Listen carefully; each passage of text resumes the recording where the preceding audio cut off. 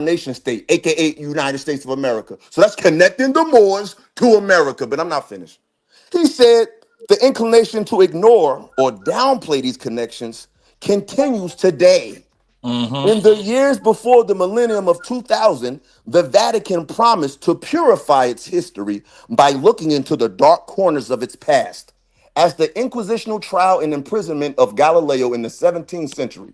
Despite this, in 2004, the Holy See announced that the Spanish Inquisition was really not as bad as it has been portrayed.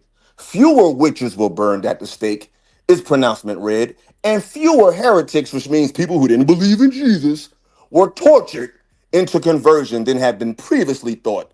Vatican downsizes the Inquisition was the headline in the New York Times. Push purifying in 1998 turned to sanitizing in 2004. What they said for the slow people is they did niggas so dirty that the fucking Pope tried to remix it and said, we didn't kill that many people who didn't believe, and we didn't kill that many people who didn't fuck with our religion. We just killed a little bit of them. Right. So, the next paragraph. It has been suggested that the three most important years in American history, I'm going to say that again, because this book is talking about the Moors. This man said it has been suggested that the three most important years in American history are 1492.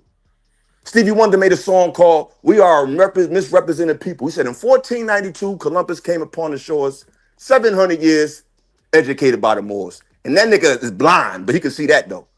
They said in 1492, they said 1492, 1776, we all know what year that is. That's why they call them the 76ers. That's the year of our independence. He said in 1865, which is the Civil War, he said of these 3 years, 1492, that's the year the Moors fell from Spain. He said of all those 3 years, 1492 goes far beyond American history. It is pivotal as well in Spanish history, in Jewish history, in Arab history, in world and church history. Indeed, it is difficult to imagine another single year in the past millennium when so many significant strands of history came together and so changed the world in one swoop.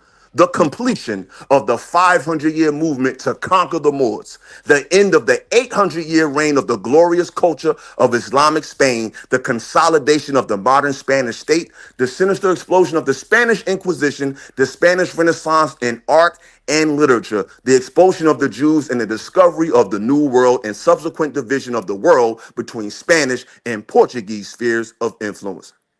See, that's what happens when you open your fucking mind and close your fucking mouth and go outside your comfort zone of what you don't know, because it's not about who knows everything. See, people who read understand one thing, that they don't know something. That's why they get out their ego and go read. See, niggas who don't read think they know every fucking thing, but obviously you don't. So that just explained what the Moors was in a small little tidbit. I got more books, but that's just a small example, ladies and gentlemen, and how you can actually open your mind and learn for yourself.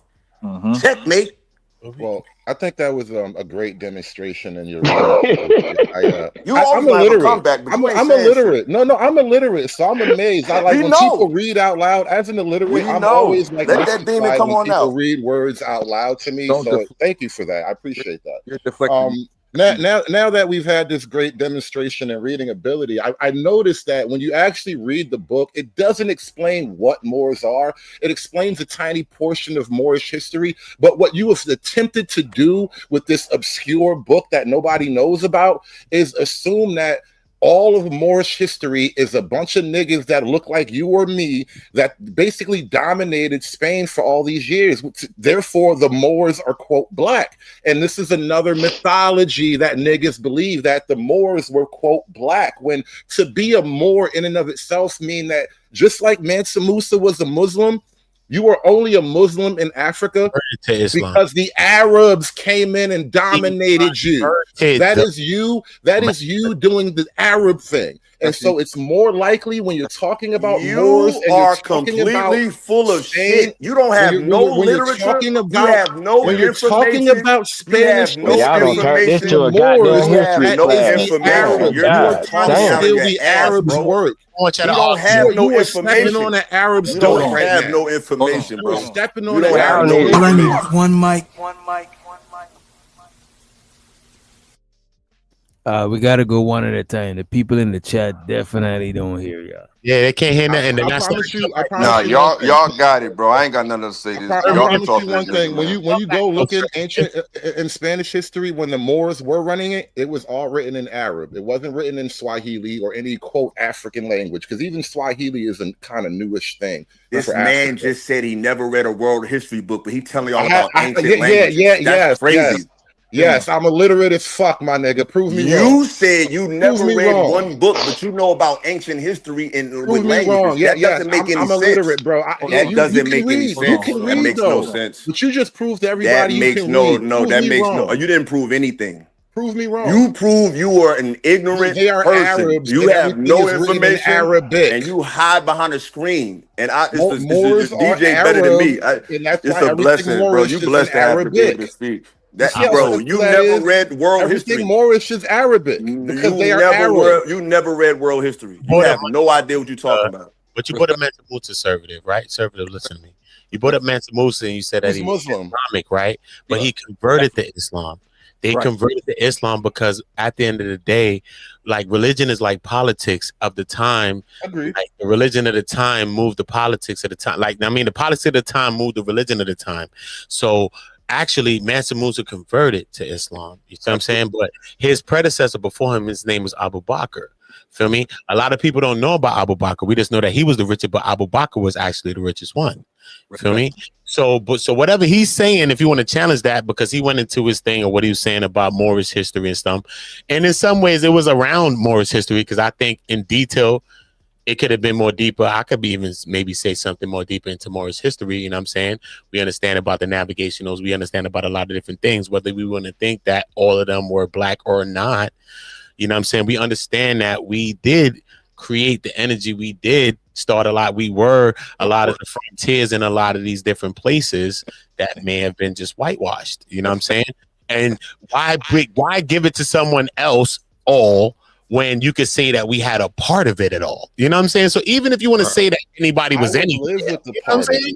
I can live with Where part does of niggas it. get their information from? Anybody can say this and say that, but they don't have no information. It's no way. It's anytime you go to an institution, I don't care if you're learning how to fix a car, I don't care if you're learning how to fix a bookshelf, HVAC, electrician, they're going to give you literature.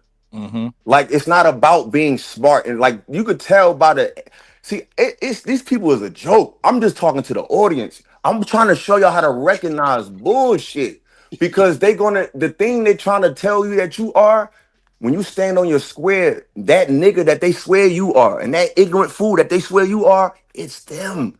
They're projecting, and they think because they can speak over you, and they're just projecting. Because if you want to know something, you're going to have to humble yourself and read again and again and again. You're going to have to cross-reference. Go ahead. Somebody trying to talk? And show so the L Nixon. He says on some Nat Turner shit. Some of y'all hate to hear that we used to rule over your white saviors and created foundations that you give them credit for, but you believe in Christopher Columbus. He also said every other group try to keep their traditions and remember their past. However, some of us are so far removed while doing everyday things, not knowing it's a ritual from our history. Facts, appreciate you, L Nixon, bro. Nick's my dog, man. Shout out to Nixon. Also the L Nix. Appreciate you for the support, bro. Appreciate it. Money counting team. Money counting team. Money counting team. You got it, Illa. You got it. Yeah. Can I read this real quick, and then I'm gonna let y'all have it. I'm about to chill out. Yo, this is another body of work, ladies and gentlemen. The Destruction of Black Civilization. Great Issues of Race from 4500 BC to 2000 AD by Chancellor Williams. Now again, this is page 207. Now again, just who were the Moors? The answer is very easy. The original Moors, like the original Egyptians, were Black Africans.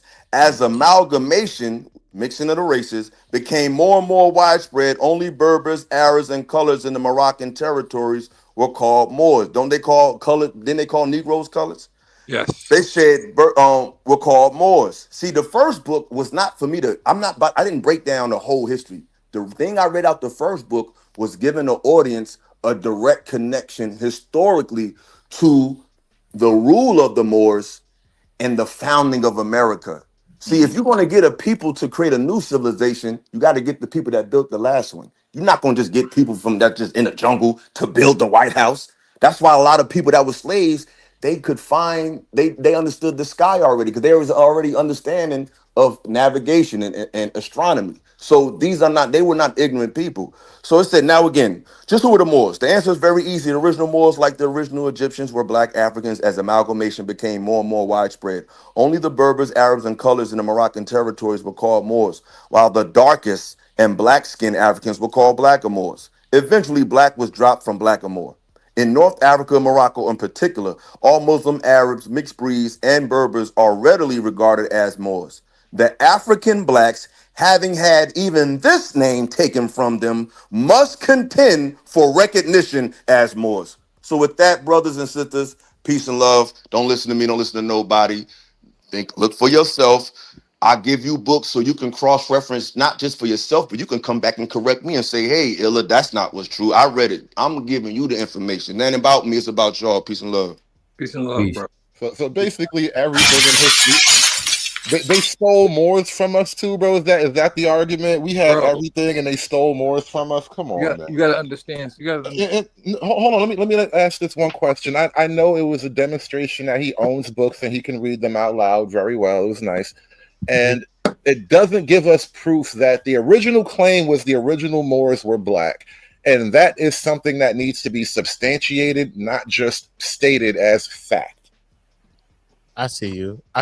So what he said too, yeah, it's parts of it. It's parts of our history too. You know what I'm saying? Whether you want to say it's Judaic, whether you want to say any part of it. So what he's saying is his history. You know what I mean? But for me, when we get to talk about history, that's why I don't really go into religion. Even when I was on my other channels, like One Community and shit like that, I don't get into religion because I seen from a kid that when we get into religion, we always push our religion on a person. You know what I mean? There's never a correlation between a religion. That's why I studied like every religion on earth. Like I've read all the books, I've read Qurans, Bibles, I've read them all. So even the people that are Bibles, they never read them. You know what I'm saying? I read these things as a kid and shit. So for me, so even to like, so when he goes on that thing, like how he said it, he's making a lot of right points, but then it becomes long and then pause, but then, and then people be like, you know what I'm saying? Well, all right, cool. Where we at with it now? You see what I'm saying? So even if you want to push whatever you believe in, you got to be able to tie this into everything or anything, you know what I'm saying? To say like, look, this is what I'm saying. Boom, boom, boom, boom. You know what I mean? Because it becomes a thing that we're just pushing our own thing on each other. You know what I mean? What he's saying, parts of it and stuff is real. It's around it. Yeah, he could have went to deeper of Moors. Yeah, the Berbers, things that look like us. It don't have to be substantiated. It's Earth. We on Earth. Trust me and believe that. Nothing else can recreate us. We can recreate a lot of different things. That's just Earth. Earth proves a lot of things. It's not about being political. It's not about being scientific. It's not about being that. God gave us every representation because we are spiritual beings and we gave everybody on earth spirituality, right? So, but God is so great, right? So the only question I'd ask you, whosoever it is, if you believe in God, but I ain't gonna ask you yet, right? But I'm just saying, but God is great, right? That even though going to aspire to everything else and we always going to think about more and everything else we're going to think about, right? But every physical thing that we have, because we all aspire for the spiritual, right? But all the spiritual things that we think of in our minds, we got physical representations, you know what I'm saying, of the things. So regardless if our minds want to go out of space further, we don't have to, because even spiritually, we got representations physically, even if people believe in Jesus or not. You see what I'm saying? We got physical representations every day of the spiritual and all the other things. You know what I'm saying?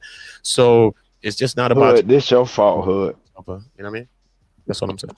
Hood, this your motherfucking fault, Hood. This your fault, Hood. Listen, a lot of things have been my fault lately, and I gotta own that shit. But it is what it is. You're not owning that, because when you challenge with a certain question, because the other day I was on a panel with you there too, and I think you was talking to, I think, a man or a woman. I don't know. I think it was a woman.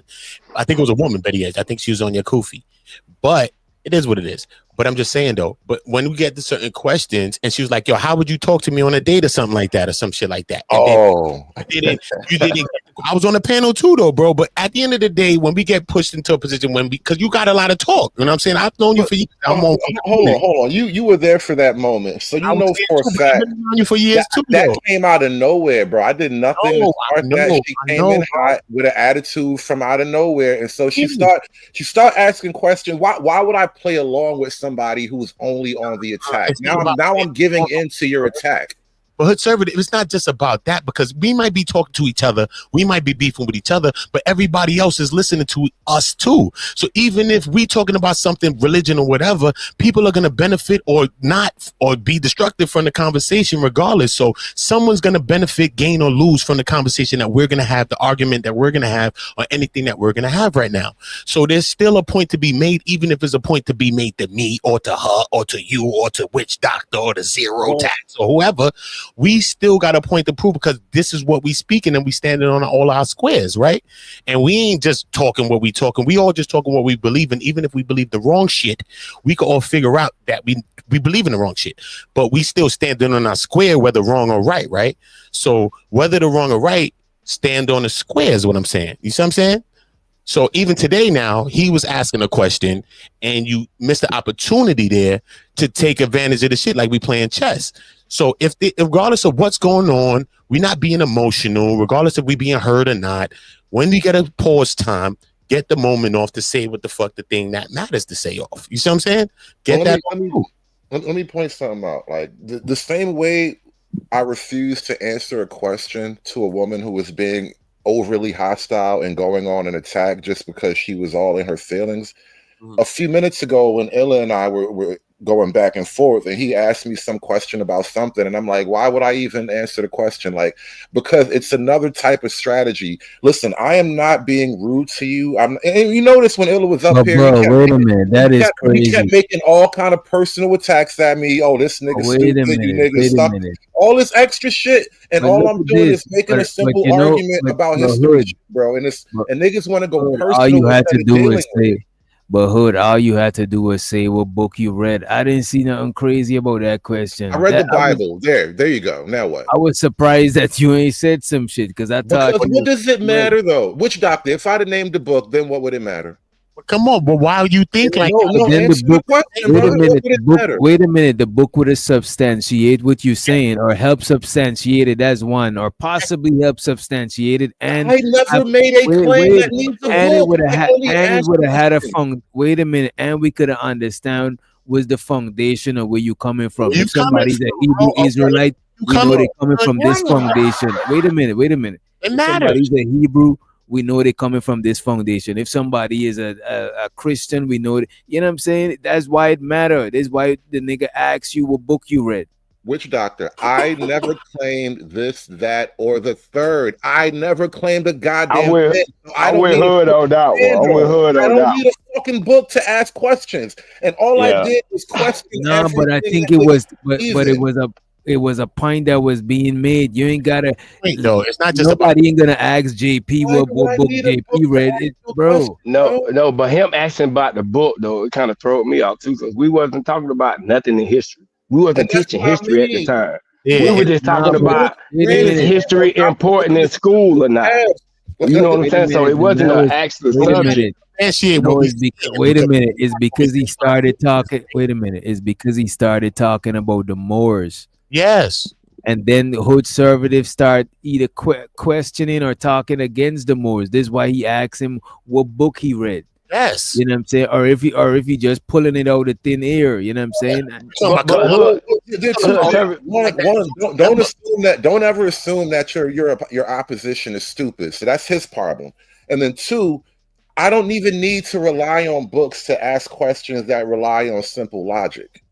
And that's the problem that's on the table right now. You want to distract with, I can read and I own all these books, but you can't fight basic logic. And that is the Black history is a mythology, bro. You can't say Black history is a mythology.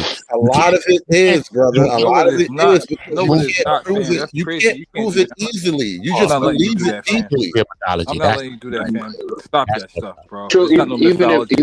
Even if he says that, say black history is Even mythology.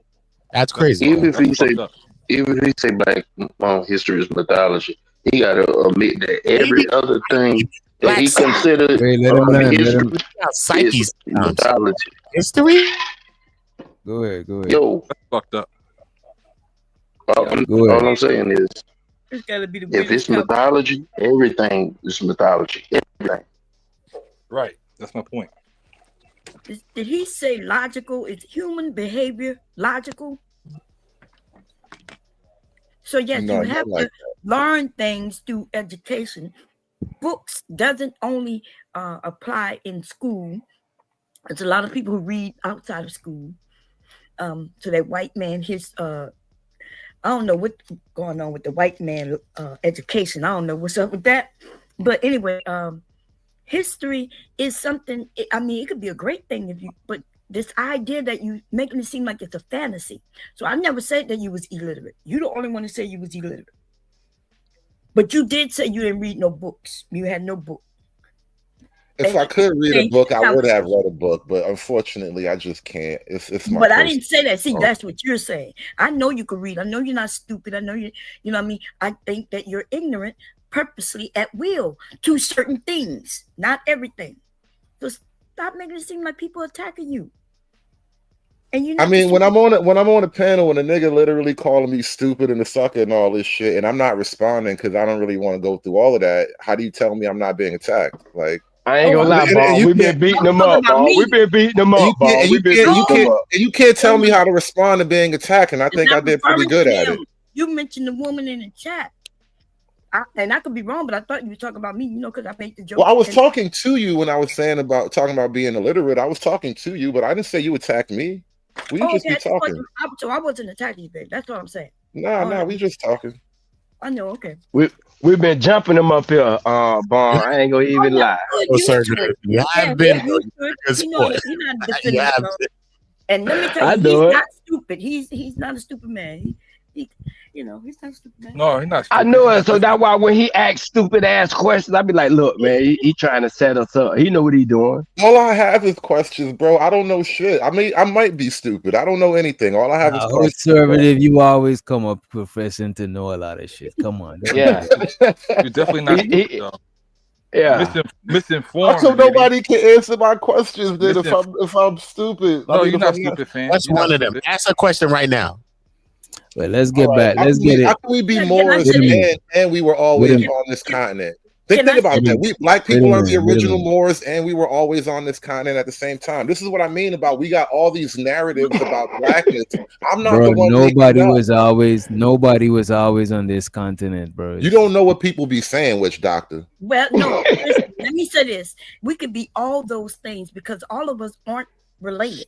Right. So I have people on one side of my family who were native to this area. They wasn't Indians, though. They were native to this area.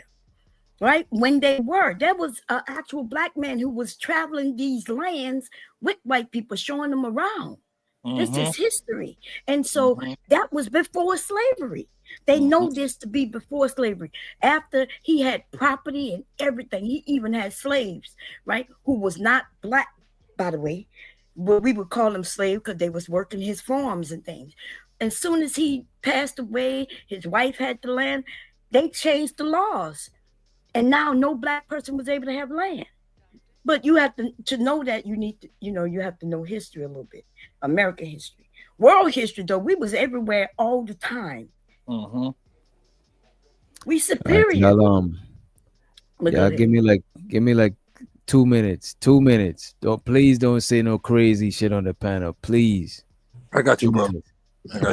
We here, broski. Hey, everybody! Free to Green. What's up, Bond Chair? Bond Chair, what's going on? I wanted to just say hello to all the brothers on the panel and the brothers and sisters in the chat. How y'all doing? Good evening, sister. Good evening. Good to hear from you. Hey, Bond Chair, I tried to tell him that we were superior when he tried to say that they had to lower the standards for black pilots to fly planes. And we ain't crashed none. And the white boy got all this knowledge and they steady crashing them bitches. Damn, we got to be superior. They are. And the World War wasn't it the black pilots who was knows that. them back Knows without any debts and No. shit. Wasn't the black He pilot? knows this. So Listen, it's I never even made an argument that black people are inferior or incapable. I wasn't even making these arguments. I'm just proving the niggas need to believe in racism. When Ilosophical, he accidentally said the obvious thing. Niggas wasn't ever interested in flying planes, bro. How many people really know? How many black people are really out there trying to be commercial pilots, bro? Don't be surprised. You can't do that. Nah, bro, don't fall for that, bro, because he is saying it, bro. He agreed with the statement Charlie Kirk made, so he is saying that. Don't fall for that. Listen to what he's saying. He agreed with Charlie Kirk when Charlie Kirk said when he look at a black pilot, he worried that if the plane is gonna crash or not. That's racist. That's racist. And why? There's no evidence of why you should worry like that if no black pilot had crashed the fucking plane. Whether they got full training, half training, DEI training, it don't matter. If they are black pilot, they haven't crashed the plane. So why are you worried? Other than being racist. And you agree with Charlie Kirk saying that. It's racist, fam. At the end of the day, it's what it is. And if you don't want to acknowledge that, it's racism, bro, you're doing yourself, you're doing your family, and you're doing everybody a disservice by not being realistic. Again, these are all emotional, heavy things. I just refuse to carry, bro. I don't whether or not it's racist is an emotional point. It's not emotional. Are what I'm caring about, and the simple fact is, the simple fact is, the accusation of DEI is that we're doing all these things to keep you out. When the simple truth is, not enough people were trying to get in to even make the argument. And then on top of that, whether it's DEI or affirmative action years before that, the whole question is, when it comes to small groups of people trying to match numbers with large groups of people, you always wind up having to lower the quality, lower the standards to get more people in. I disagree. You can't do that. You can't do that. And then you finish. Do that, bro. That's incorrect. They've been redlining. They've been keeping us down for forever. How can you not see this? It's unfortunate that you can't see what they've been doing and they still doing today. That's crazy. But even if what he's saying is true, now just take him at his word. They lowered the standard. Okay, the standard is lowered. Black people become pilot. We don't crash the plane with that lower standard, but somehow they still fucking crashing planes, whether the standard is high or low. They crash fucking planes. So we are superior in that. You should always hire black people. That's what the data show. If they fly, you're gonna get to your destination. The white boy fly, your ass may be in the mountain because he had a problem with his wine. See, you don't want to bring that up. That's the truth. I'm really not even trying to go hard on the argument because niggas be saying I'm just saying, bro, there ain't enough black pilots in the air to crash enough to make those numbers go up. Crashes, bro. I'm not even about there's about 6%. I think 4. I think in the commercial airline industry, there's about 4% of people that are black pilots. So you don't have enough niggas in the air. And so that's not true. Like if there's 100 pilots, that means only 4 of them are black. That's not true. Make up shit. That's not true. No, I don't make it up, Bomb Cherry. I did a show on this, so I pulled up numbers and I pulled up clips of that's the numbers you pulled up. That's about it. I Google stuff, so I actually did have to learn how to read real quick. Conservative, what's that numbers? But Hood, it don't matter. You saying it's not enough. So give me the threshold that we would have to pass in order for us to start crashing fucking planes. In your opinion, crashing the plane don't even matter. We're not even getting a chance to fucking fly it. Look, son, this is what I'm saying. I'm saying because Hood Service is saying that. Just because if there's not enough pilots is why we haven't crashed the plane yet. Ain't nobody which don't make no sense. Or whatever, if you're gonna crash it. Listen though, no matter who's flying it. I'm just saying though, look, even if it's DEI, right? Even if more people is inclusive, regardless out of the pool, right? You're gonna bring people that's into the pool, that's qualified people into the pool the race of the people. You're gonna bring qualified people. If I'm on a plane, bro, son, listen to me, bro. I don't care where he from, bro. That nigga could have been a midget that's flying that shit. As long as that nigga got a booster seat and he know how to, he do what he need to do. So it doesn't matter. He could have been talking about midgets or shorter people doing this thing. And it still could have been an argument. Nah, bro, I need to make sure he can see over the flight deck and all that, homie. Right? So it doesn't matter. If he's qualified, so it doesn't matter if the person is coming in from another race or whatever the case may be. It's just, is the person qualified? And if I look at a person that is a pilot, I'm going to say they're qualified. If I look at a bank teller right now, I know they about to count that cash in front of my face like they're supposed to count that cash. If you know what I'm saying? You expect certain things from certain people. But just because they're in the position, not because you know their qualifications, right? Let me put something out to you. Some credit. You was right with the percentage of pilots. It just so happened to be over 150,000 of them, though. So we would see them crashing, right? So they are willing to hire black people, right? What? They are willing to hire black people. It's 150,000 black pilots in or around the air at this moment. So I never accused them of crashing shit. Like, don't drag me into arguments I don't make, please. I'm not saying that you saying.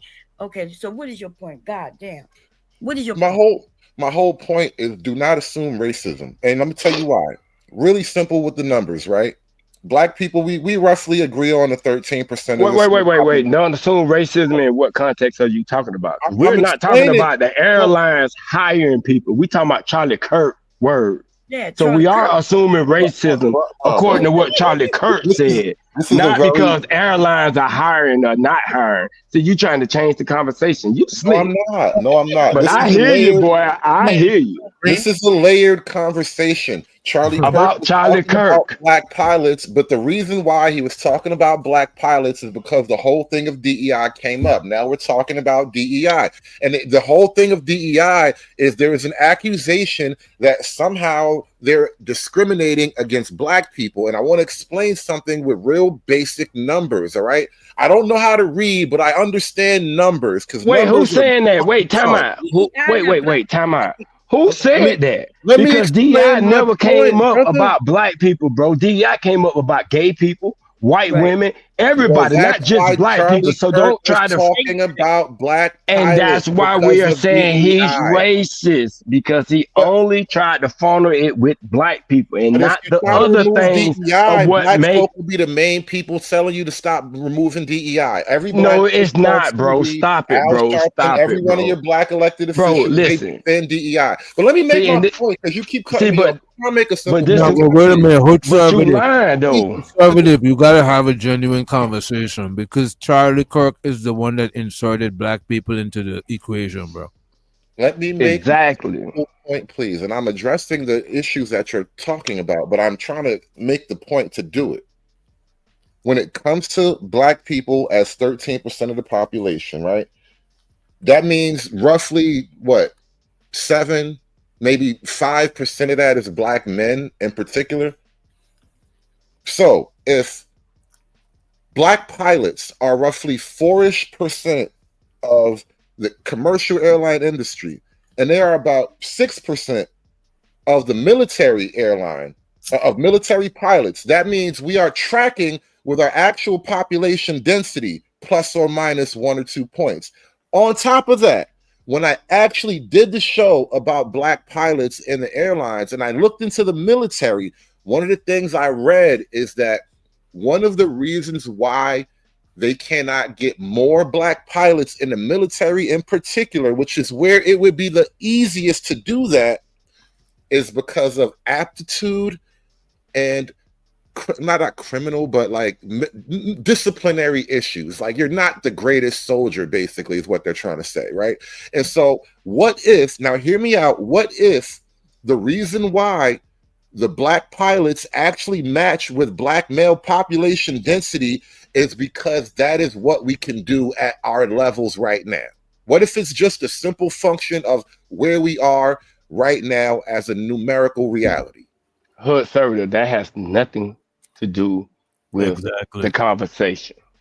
The conversation is about this white boy saying when he gets on the plane, he see a black pilot, he first thinks DEI and he doesn't have the qualification. We're not talking about if airlines or if flight pilots are interested in being pilots or what their quotum is. We brought none of that up. We're talking about how this white boy felt because he looked at a black person and thought that he didn't have qualification to fly the plane. He only got there because of DEI. And we saying by him feeling like that or thinking like that is racist. But you agree with him making a racist statement like that. How is it racist when the argument is that we are hiring the maximum amount of capable black pilots already without DEI? And so in order for you to do your DEI thing, you now have to reach down lower below the pool of your readily available capable people to the people who are less capable, less driven, and probably wouldn't even apply to this shit until you open up a DEI program. But that's false. What you're saying. Because if he would have really done his homework, why would you be frightened of a black pilot crashing the plane when they don't do it? Why would you all of a sudden be afraid? And DEI was in place for years. So that means pilots was being hired under that program. And yet still, no plane will crash. So by you not having no evidence of the thing that you say you are fearful of, that's racism in itself. White people fear us with no evidence of us doing shit to them. They use that word fear to make other white people to get mad. Yeah, I should be afraid too. Oh, fucking what? What have we done? I haven't crashed the plane, and yet you scared I'm gonna do it. Your homeboy gonna crash. Not only that, we didn't benefit from DEI like that, right? They want to make sure. I'm about to tell him. They want to make sure that they got some women, they got some gay people, you know, some trans people that qualifies though. If they don't qualify, but you know, people may not hire you because you're a woman or a black man or a gay person, and they was making sure that doesn't happen. They just had to have the ability. They didn't really got to hire you if you don't meet the qualifications. So they were not lowering standards like them people claiming. Right. And I'm just using the part of lowering standard because I'm disagreeing with them. I don't believe they did. But I'm just saying, if I use that argument, it make us look greater. Because even with the standards being lower, we still ain't fucking up. But they still is. So you ought to be afraid of them. Did you not hear about over the last couple of years, different planes having issues, landing failures and whatnot?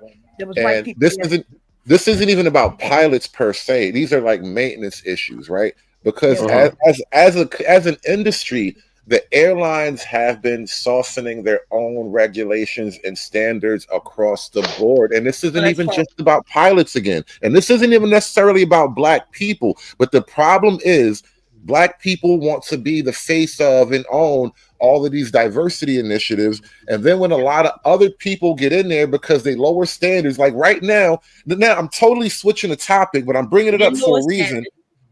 Right now, you got this whole CDL crisis where you got people getting fake CDLs in like California, New York City, right? None of this is like for black people though, but diversity, right? We just want to get other non-white people in here. And my whole point is the entire concept of it winds up just lowering the standard across the board. But what is that? And then black people become the primary face of the problem.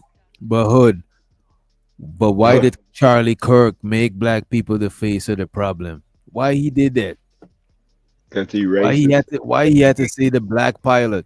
Because if you go on any television show and listen to any black people who talk on TV, they claim DEI as black territory. Even though black people are just the front man, we're the face of it. It's going to be a lot of women, a lot of non-black people. Charlie Kirk. It sounds like you're reaching for him. Well, it's not even necessarily about Charlie Kirk. It's about what's actually factual or not. Because again, black people believe in mythology. You would rather believe that the racism is after you than believe that certain things are just reality. Do you agree with his statement then? I actually made that whole statement myself because you know why? I would much rather have the black pilots from World War II when them niggas had to actually go fist to fist with white boys to fly a plane. No. I would rather that than these niggas that get in because they gay.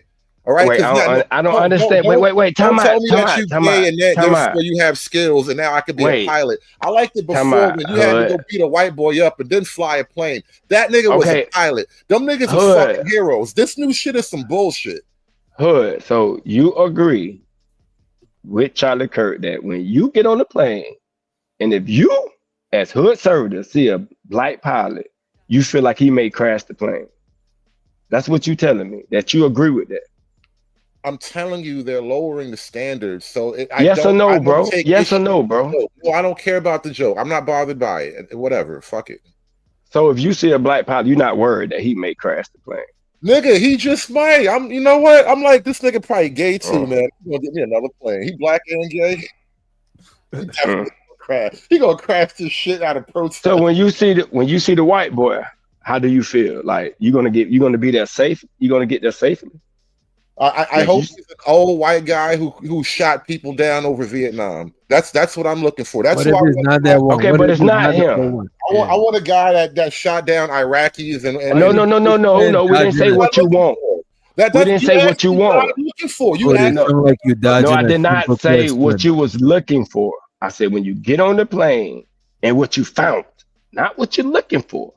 You know how the pilot stand at the goddamn front of the plane and greet you when you walking your ass in. You see a white pilot. Do you feel like you're gonna get there safe or not? There's no DEI for old white guys though. They have to they have to have bodies on their records so they can fly that. Is you gonna answer the question, bro? I just did. So when you see a young white guy, no, bro, come on, a young white guy flying the plane, are you gonna be nervous? Planes, they're mostly. Are you gonna be nervous? Whatever age white guys fly planes. Yeah, if he's a young guy, fuck yes. But mostly it's middle-aged men who fly planes. Bro. Okay, a middle-aged white man. You see him flying the plane. Are you gonna be nervous? No, because there's a good chance he came through the military, which is how most of them got there. That's why I'm saying what I'm saying. Right. So the only thing that you have is proof of why you would be nervous is lookership, right? Because the data don't tell you that. Pattern recognition. Wait. But the data of this pattern that you say you see doesn't prove why you should be fearful of a black man flying a plane. They don't crash planes. You're more safer with one of them, right? Listen, you have this fact. If that data is true, I don't know. I haven't looked it up, so I can't 100% confirm that. But if that data is true, I will never fly with you. All you think about is planes crashing. I'm just trying to ask the question, but I see. Listen, I was trying to get you off your coon train, but you love riding that bitch though. But you keep with this planes crashing shit. Like planes just don't crash every day. For one, I know it. Like, the measure isn't really planes crashing. It's what do you actually use to qualify people to get into the program in the first place. Yeah, but somehow white boys crashing planes. So that's what I'm trying to up there for the most part, bro. 4% of the commercial airlines is black. So when they count the non-crash planes, we are in that. You know, some of them are in it, but the 100% of us are in it. That's all what we can say. You know, that's the bragging right. I thought he would have been more. I thought he would have been less scared to fly with a black pilot that ain't crashed no plane. That's crazy. You want me to just trust him because he's black again? Now we back to that again. No, but now because he black because he ain't crashed no plane. You see, all you hearing is the black part, but you missing the fact that they ain't crashed no plane. Listen, but he feels safer. Listen, but he feels safer around white people that he claimed kill less people. Black people kill more people, right? He afraid of them. So he go around white people that kill less. So black people that crash less. Oh, I'm still scared of you. I'm gonna make you one caveat. If it's a middle-aged older black guy, we in good. You sure you black, bro? I think you white, bro. I think you black, bro. If it's a middle-aged older black dude, we probably in good hands. When it comes to this new shit, I'm not trusting these new niggas. Okay, but where are you getting that fear from? Because what is showing you that why you should have fear? I was just fucking with y'all. So what? Because I actually can read, and I was just fucking with y'all. No, but what I'm saying is, so you don't be fearful when you see a black pilot. You don't feel prideful Why would I feel prideful? Because of I don't. Well, you know what? Why am I supposed to take pride in another nigga climbing a fucking mountain? You're right. Don't. You're not supposed to. I just asked why you don't, but I see that you don't. You watch do you watch Sports Hood? I used to, not so much no more. This stuff, bro. I swear to God, bro. DJ, you know the crazy part is, DJ. That's something. Well, hold on. Tell me why that's a bad thing, man. Like, am I bad? DJ, it's not a bad thing. But if you never watch, so what do you watch battle rap?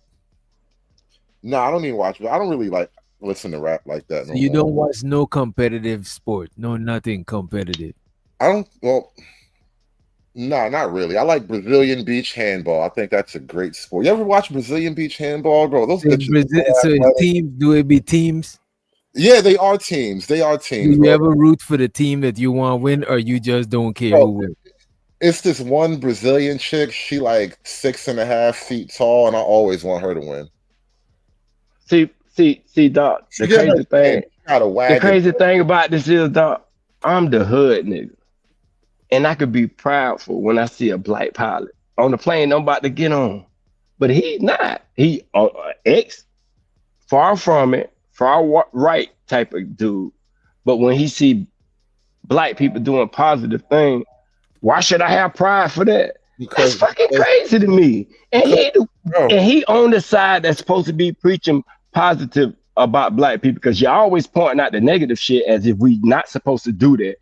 So when you see someone who's not doing it, but his logic is, why should he feel proud of something some other person do? But he watch sports. It's not just you root for your team. You know what I'm saying? You just feel proud that somebody that, or let's say you watch the Olympics and you see America, you know what I'm saying, win the relay.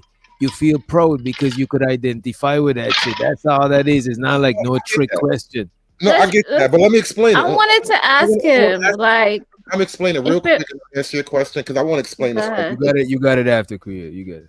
All I'm saying is, niggas been flying planes since World War II. All right? It is not that fucking special.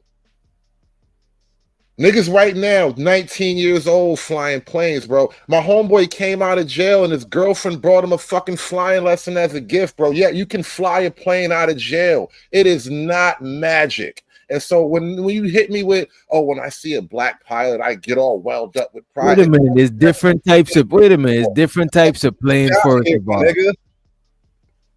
It's different types of plane. It's not the same, bro. You talking about flying them small ass niggas been flying planes since planes been in the air though, and so like to act as if, and we got official like with the World War II, like niggas was really allowed to do it. But my point is, we've been doing it for so long. Stop. He don't care, dog. Goddamn special. We got to do new special shit. Why? And you was talking about this earlier, Witch Doctor, being stuck on history. We taking all this pride in the past, but we don't. What are we moving forward into? Like, let's do. You can't move forward. You don't even see the specialness that it having a black pilot.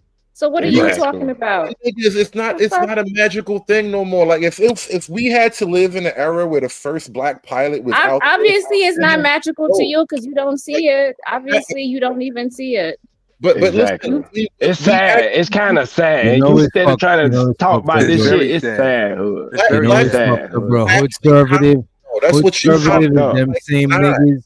Conservative is them same niggas that talk about black people getting bad imagery, you know what I'm saying? Mm-hmm.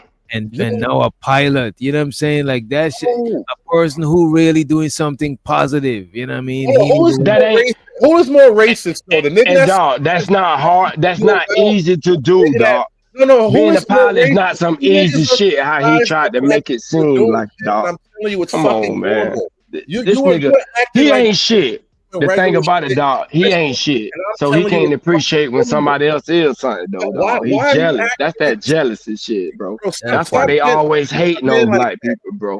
This man ain't shit. And I'm telling you, look. So he got the shit on people, bro. That's crazy. I'm telling you, black people flying is fucking normal, and you acting like it like you acting so shocked that black people flying sound like racist. So why you don't feel comfortable? So why you don't feel comfortable? We asked you multiple times.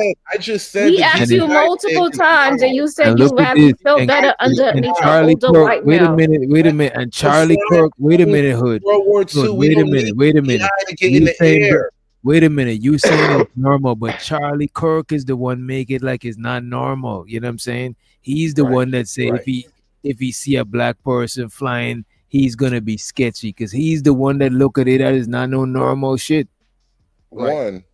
The argument is that you need. The argument is that you need DEI because of some type of racism, and I'm proving to you that we match our actual population density, so it's not no racism. It's a bunch of black pilots already. You already are the racist.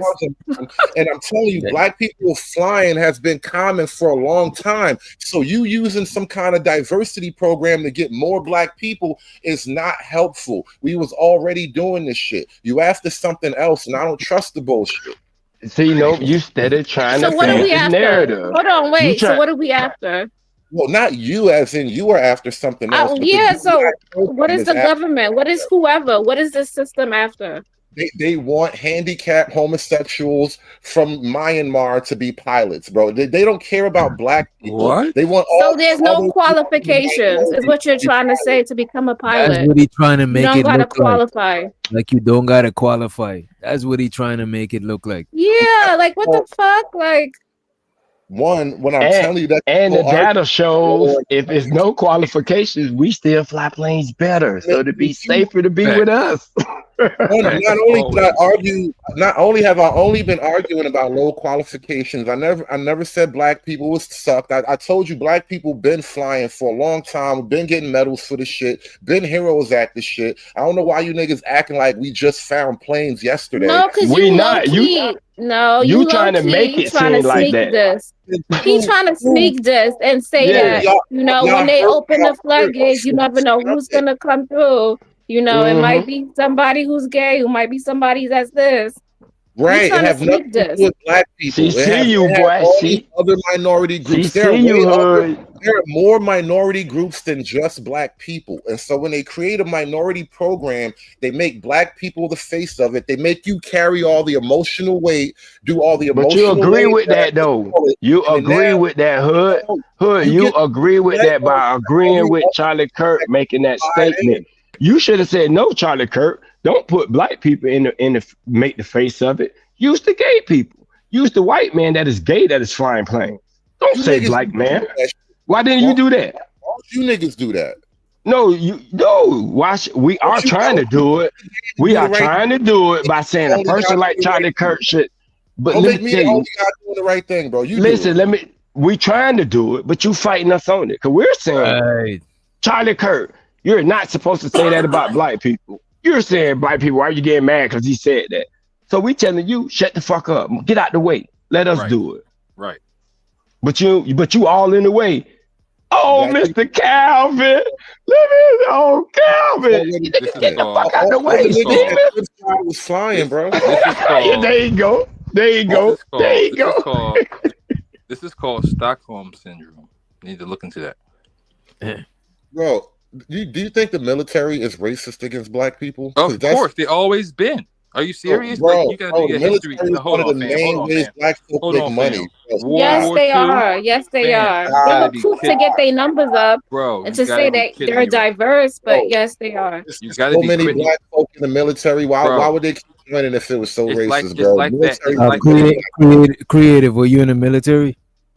Yes, and I'm telling him yes, they are, and he not listening. Like what about cool because they got to get their numbers up. Yeah, they have to show that they got their numbers, that they recruited this many black people.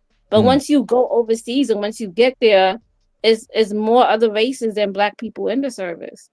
It's been like that for years. It's nothing new. We've been always pushed to the side when it came to government, when it came to the army, all that shit, bro. So I'm trying to figure out what's going on right now. I'm confused. What about you, Hood? You been in the military too, bro? I was related to the military. I never. No, he was in the street. Wow. He said he was in the streets. Remember, he said he was shooting. I want to hear this story. Brad, I lived on military for a long time. I was on base for a while. So I was around the military a lot. Hood in the streets. That's funny. That's related. I have a full life, man. I've been into a lot of shit, bro. Nigga, you shoot that niggas online, bro. All I'm Stop saying it, is bro. this, Y'all bro. playing a video game, bro. You gotta stop. I'm just trying to talk Gotta about stop, things. Y'all bro. be taking it personal and wanna No, you not a either, bad bro. person. Listen, you gotta stop. You don't know how You it gotta is, stop. man. Y'all niggas do that shit all the time. You Y'all gotta wanna stop have it- downplaying our greatness, bro. Or what you're Who doing is, downplayed it, bro? I'm saying we don't Fam. need the program. bro. Listen, Program at the end makes of the day, it look right? bad, bro. The program Hood, is the thing You're not about it aware. is, right? Why I don't believe you, bro, because I'm from the street. And I ain't never seen too many niggas from the streets that had gun battles and shit. Do a 180, what you doing, bro? Like, go from being blight to now being like, fuck these niggas. I It's a never seen turncoat. that It's before. a turncoat. I mean, if I'm here talking to you and you niggas is abusing the fuck out of me and I'm being cool with Nobody's you, abusing tell you, me bro. I'm on some fuck these niggas Fam, shit. When you want some fuck me abusing shit you. right He now. deserves Fam. all the smoke that's getting right now. Wait a minute, hood. Wait a minute. Wait a minute, y'all. He Wait a deserves minute. all Wait a the minute, smoke. y'all. Hood. Don't take this shit personal. No, Cause it's you not sound like you personal. want to It's not cry, bro. personal. No, it's not personal because I'm not Okay, gonna get offline and go like do a hate stream about that because I do this. I Okay. have these arguments all the time, but I'm trying to highlight the dynamic. Like you accusing me of being on some I hate niggas shit when I'm up here trying to just talk to niggas, right? When if I hated niggas, why would I even bother with this? The whole point of it is I'm just trying to explain the reality. Because them white boys don't want you around them, bro. We know why you over here. You come on, dog. Don't come over here like you fuck with us like that, nigga. You here to talk down on us to get some praise from some white people. Accuse me of So having don't act like you over here. That's a fucking like gift to us or some shit. I'm not Nigga, the gifting white boys don't want you around them. They kick your ass out of their circle, so you come over here. Interesting. And You come over here and you I'm- try to shame us to get back in their circle. We know And what I'm you about to doing. play that full I'm about to play the full Charlie Kirk clip. We got it up here, right? But let me show so to the let me give appreciation to the super chat. Show so the Unk be streaming. He said wait, this is not he said per capita kicks emotional niggas ass daily. Show so the AW, he said they cutting corners just to make profit, just to make more profit. Ongby streaming also said that's where it started. The conversation changed hours ago. Y'all been all over the place. Stop gaslighting, buddy. He's replying to two things said. And we got Prime. He said, can you play the full clip in context on Kirk? We got it right here. We about to play that shit. Appreciate y'all for the motherfucking super chat. Appreciate it. Money counting thing. Money counting thing. Money counting thing. Money counting thing. Hold on, DJ. Before you play the clip, I wanted to ask Frida Green a question. Go ahead. I was gonna ask Frida Green. Are you from Fort Greene in Brooklyn? Nah. I'm from Florida. Oh, okay. That was my question. Man, I could have. Man, who you know in Fort Greene? Don't worry about that. What you know about Fort Greene? Play the clip, DJ. Yeah, I'm about to say, y'all might as well just message in the private chat, man.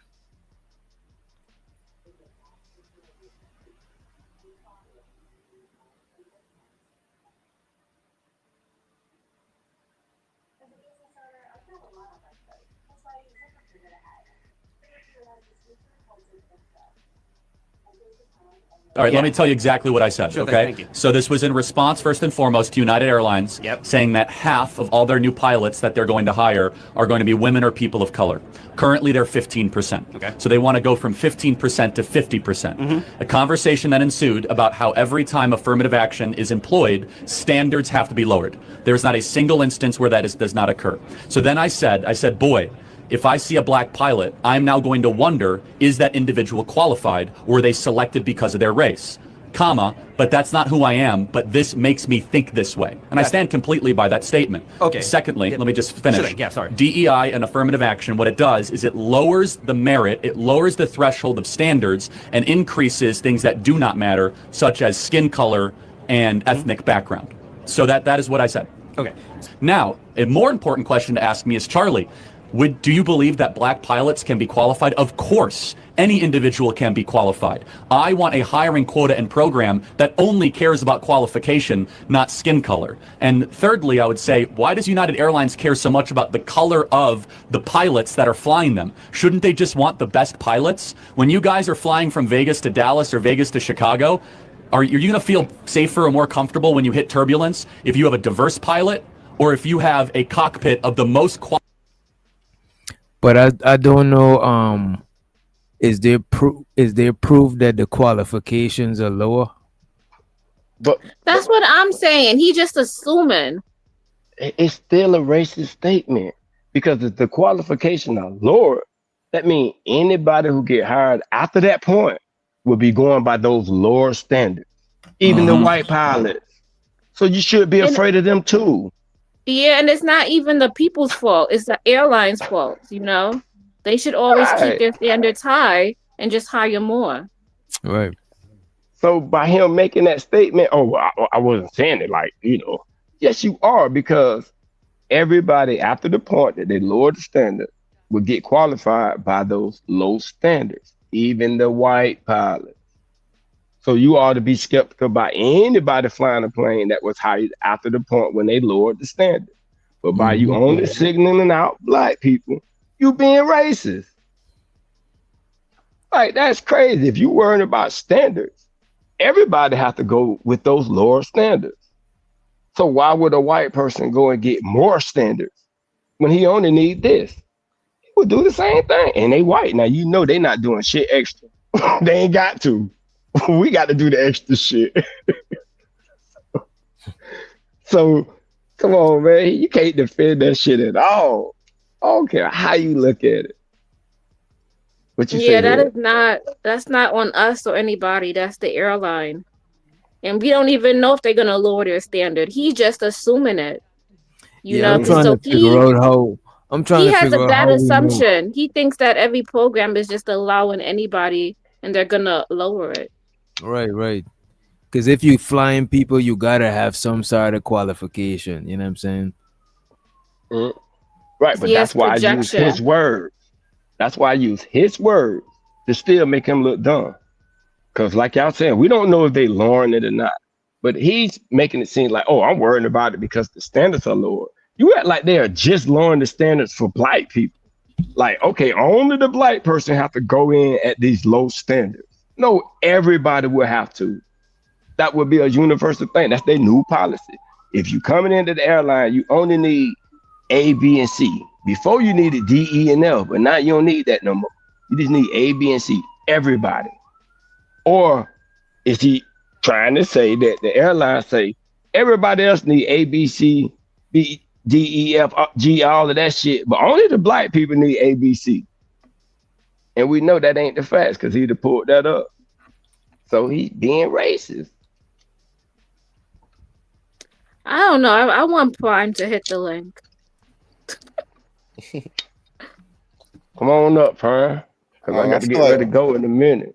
I feel like we be putting way too much emotion into whether or not this or that was racist or whatever. It becomes this whole drama.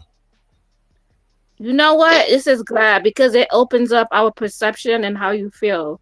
And you just showed us how you feel based on what he said. How do I feel, creative? Tell me my heart. You just said it. You went on a whole rant. You didn't even see that it was projection on his part. You used it and ran with it. Well, I don't know. So it kind of almost unrevealed, your hidden feelings about how you truly feel. I'm not as sensitive about him bringing up a quote black woman in that joke or whatever the way everybody is. I mean, and I guess if you want to be on it as much as you are, fine. But I mean, I just don't see the point of it. That video too wasn't the original video. That was the explanation, right? It was. I think this is the original video. Yeah. This is if I see a black pilot, I'm going to be like, boy, I hope he's qualified. Because of DEI, it begs the question when you see a black pilot, you wonder, you say, I hope they are qualified. If I'm dealing with somebody in customer service who's a moronic black woman. I wonder, is she there because of her excellence, or is she there because of affirmative action? It almost creates thought patterns that are not necessarily, no one really cares when it's HR managers. No one cared when it was, just kind of paper shufflers or even engineers. But now when it's like, wait, hold on a second. You're going to remove my appendix and you're a black lesbian. Charlie Kirk. I live like a capitalist every single day. I'm like, I'm sorry. So you said too much for you? Oh no, he said enough. He said a good amount, Do you want the black lesbian doing your appendix surgery? Just off chance, like. Yeah, especially if she graduated top of her class. And she qualified, why not?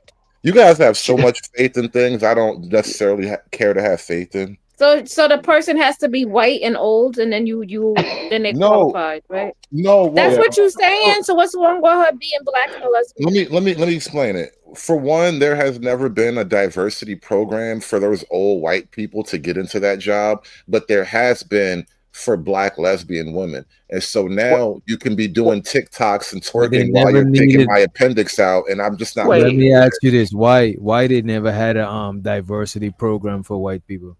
Because it was mostly white people, so they didn't need diversity. They just were hiring the class to pass the test.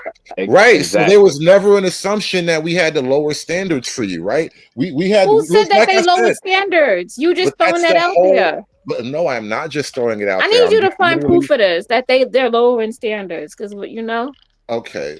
Let me. I have to go look for stuff now.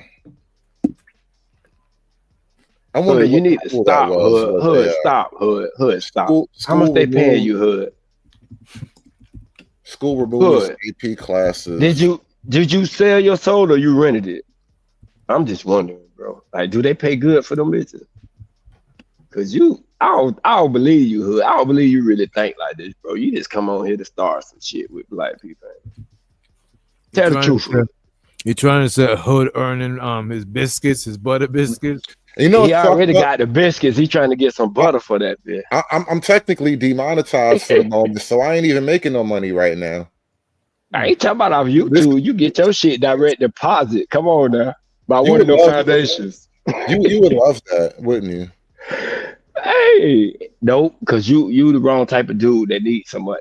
Fuck that. You on the opposite side. I'm hating on you right now, Hood. Fuck that. Hood, you need to stop that shit though, bro. Because you be sounding stupid as fuck trying to defend that boy, man. You know you're embarrassing yourself out here, right?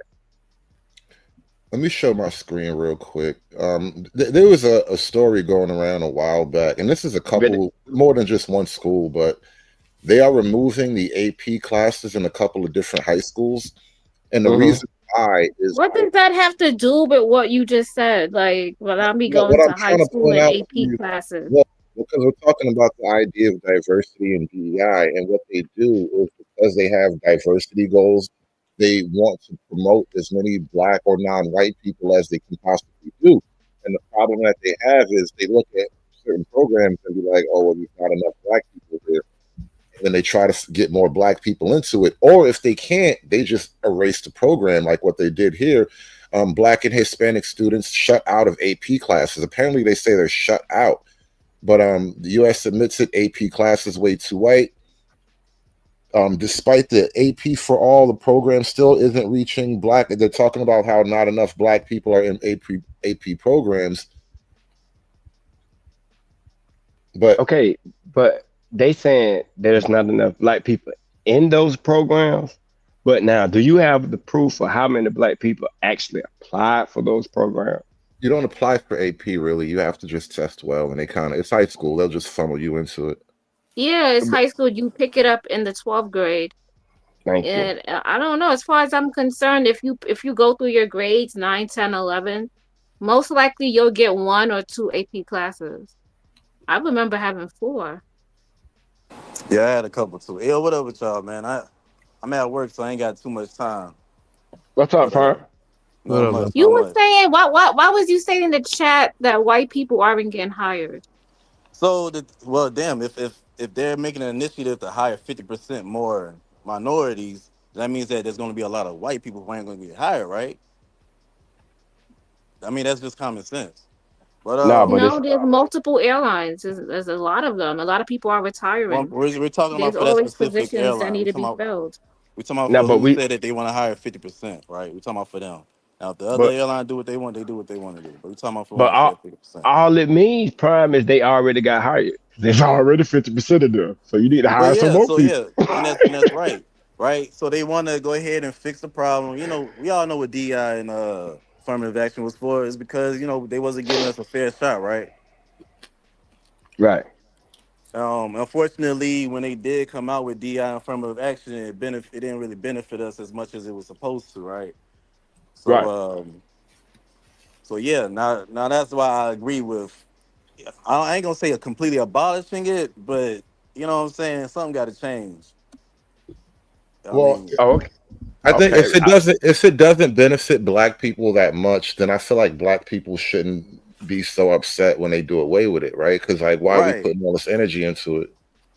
That's why but I'm that's like, why not the fuck are we boycotting Target? Like, Right. that. that's just that there's a lot of black businesses that Do business survive with and Target. thrive off of The Target. reason why you do boycott Target or talk about a Charlie Kirk is because what Hood Services been trying to say.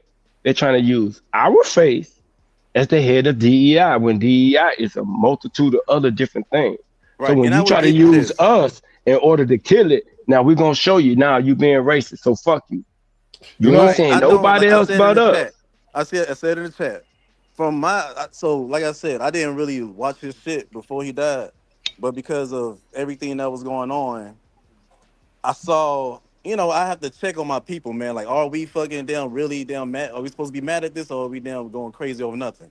Because I've seen patterns, bro. You remember Black Lives Matter when I was a was lot of police just thinking shootings. about them bitches, bro. Thank You you. you you remember when there was a lot of police shootings and shit like that? Me as somebody who's been pulled over and shit and falsely accused of this, had to spend time in jail and shit.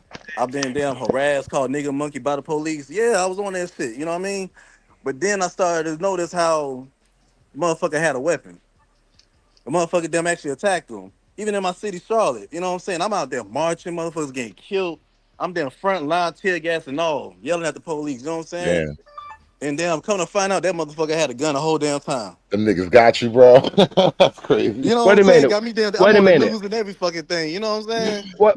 So that's Time why out. But I you have see, to that's the damn. point of it, though. They want you to get out there and crash out, and then you could be a part of the machine that they building up. And then this is what I was thinking when you said Black Lives What? Matter, bro. Wait. Remember How how we y'all? all got hustled by them bitches, bro? Hold on. How y'all Remember how get to we that all from got hustled by them DEI? 3 bitches? Where them bitches at right now? Wait, how y'all Yeah. All right. get Yeah. Let me there get back. Let from me get back to it. DEI? That's what I'm saying Y'all, about Kirk. That's what That's they what made me. always do. They always move it to Hold something on. that they Yeah, write I about. wasn't trying to, yo. But that's what made damn. me damn look at the Kirk situation, right?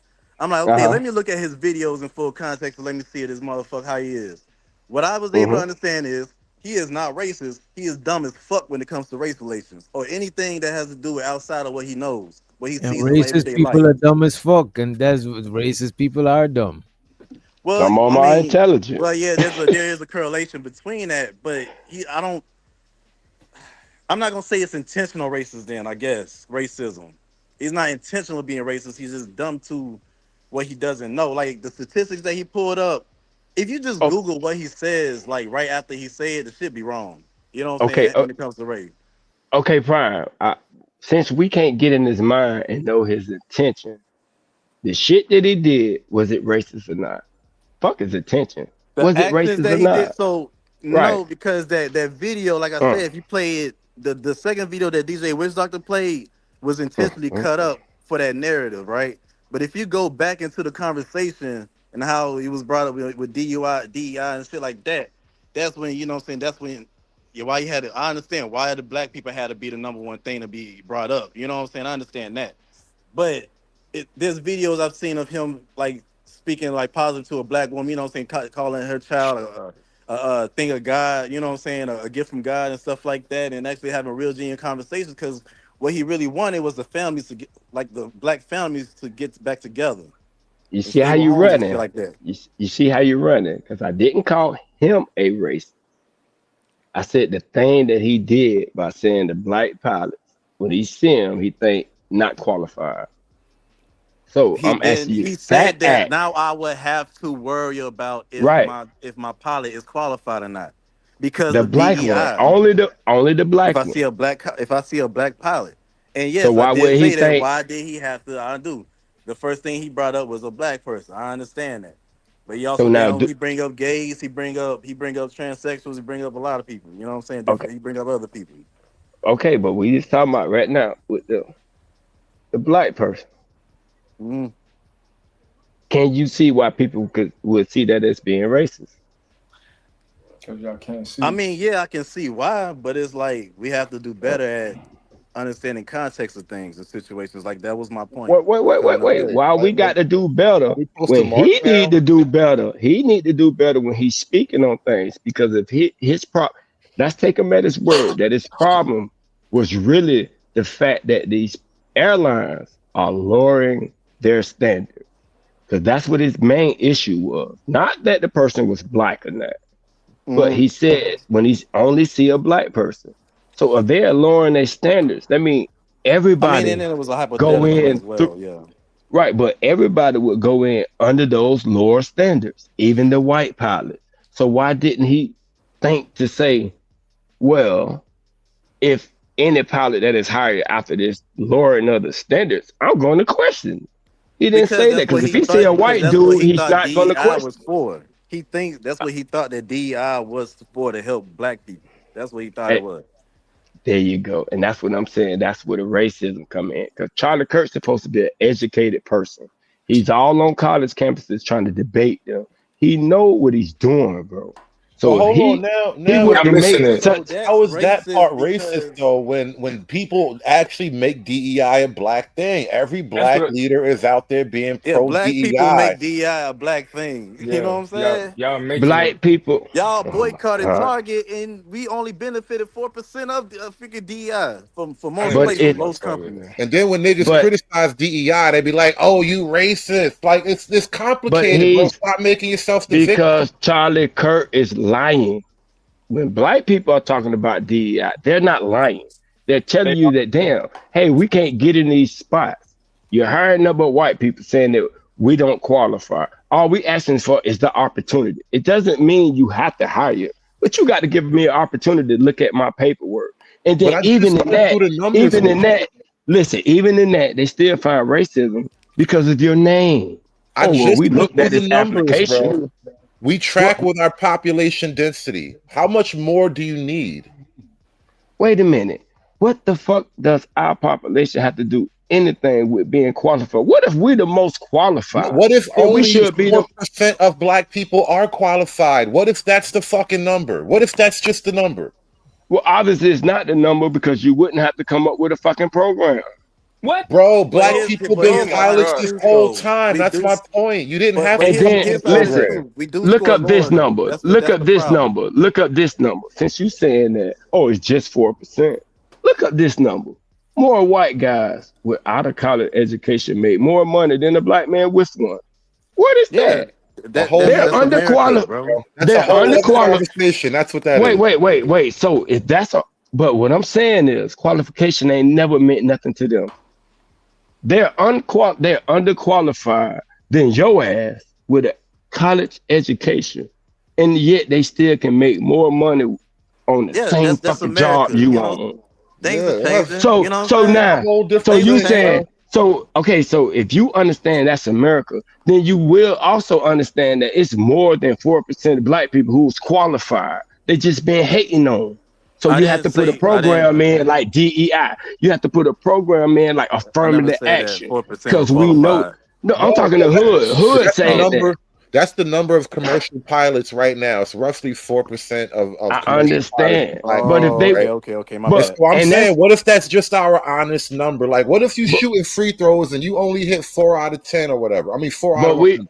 But we know that's not. What if we just didn't give a shit about shooting free throws? Like, because that's what Philosophical said earlier. Niggas didn't care about flying to begin with, and so we acting like you getting hated on for some shit you wasn't even dreaming about. You can't prove that. You can't prove your shit though. Obviously I can, because it was a need for the fucking program. It ain't no need just because they put the program in place. That bro. means Scamming every day. that bro. means a lot of stop it, bro. Niggas ain't never scammed this fucking government to create a fucking program for them. That's how this programs government work, bro. Niggas be eating off these programs. There be a nigga that graduated college in Black Studies, and he got a program to save the community, and he makes $75,000 a year giving out backpacks and milks and shit. Not even that. You can go to the NGOs, bro. We talking about is ran by Black people that's supposed to be helping Black people that be scamming. That's why the BLM movement is under investigation. And that is not a governmental program, bro. Stop I said it. NGO. You know what NGO is? We are talking about a governmental program like DEI, which the federal government will enforce. That is what I'm talking about. Not some private shit you do and call it a damn program. I don't think the federal government is enforcing the DEI. We were talking about airlines. This isn't even a federal government thing. The government forced the airlines. No, they didn't. No, they didn't. So why would? Because they're fucking gay and retarded. That's why.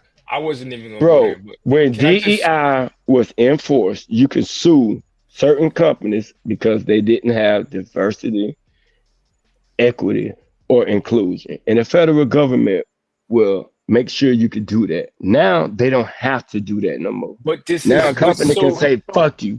But let me just get in here. Yo, shout out to everybody. What's up, bro? You know it's been a minute. What's happening, bro? My bad. No, you good. What's up, Freddie Green, Prime, everybody? You know what I'm saying? Hood, you know what it is. Creative. Yeah. This is my first time chopping up with you.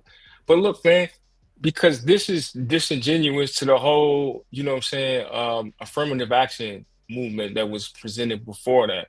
That everybody said the same thing. Oh, that primarily benefited white women when they wanted to get into the workforce. Now you fast forward, and now it's some new thing, this DEI stuff, and it didn't necessarily benefit Black men, right? And I worked in DC for almost 20 years, right? And I seen it, and it was like, okay, sisters is getting laid off mostly because they ran the government for the most part while I was up there. It was primarily like sisters, but these programs, when they created DEI, it was like the white women, they was already there. But affirmative action, to me, it's disrespectful to affirmative action when we talk about DEI was created because Black people didn't have opportunity. That's a whole lie. Because I was there in PG County, it's full of, you know what I'm saying, high level, successful Black people that work in the federal government. So they were already there before DEI. That was just, to me, another ploy. But that's not even what I want to argue. What I want to say is, wasn't it? Didn't they fire like Black men in masses and replace them with the Black women that are there? But that's a whole other thing. That's before like all that other stuff. I didn't even want to go there. What I we didn't even get our time to shine, bro. Right. What I wanted to go to was, to me, this is just my perspective. The problem is when we look at these programs, the standard is the standard. So if we're saying that we can't compete with whatever the standard is, that they have to implement these programs, I get what you're saying, Freddie Green, right? Yes, absolutely. Black people want an opportunity. I'm not disagreeing with that. But like when it comes to the standard is the standard, on one side of the DEI, and specifically speaking to DEI, y'all follow me? Specifically speaking to DEI, it's presented as if on one side it's saying that, okay, we have these Black people that are qualified, that can compete with what the standard is, but they're not getting the fair opportunities because of the fact that they're Black. This is 2025, right? And we've seen successful Black people. We've had a Black president. We didn't have Black people in high office in the government or whatever. So nobody's really buying that. So then when you try to slide the DEI in after, you know what I'm saying, the civil rights and all the other stuff, the different movements, affirmative action that was put in place, it kind of takes away from that. That's why people are questioning it. Because it's like, well, wait a minute, hold on. Y'all had affirmative action. They're trying to get rid of that because then when the Asian cats came in and was getting into Harvard, they was trying to say, oh, no, y'all discriminating against the white people. You know what I'm saying? So, like, this is why I say bird eye view. People be focusing so much on just whatever's popular right now. Like the DEI joint was a ploy, man. It didn't have anything really to do with you having this skill.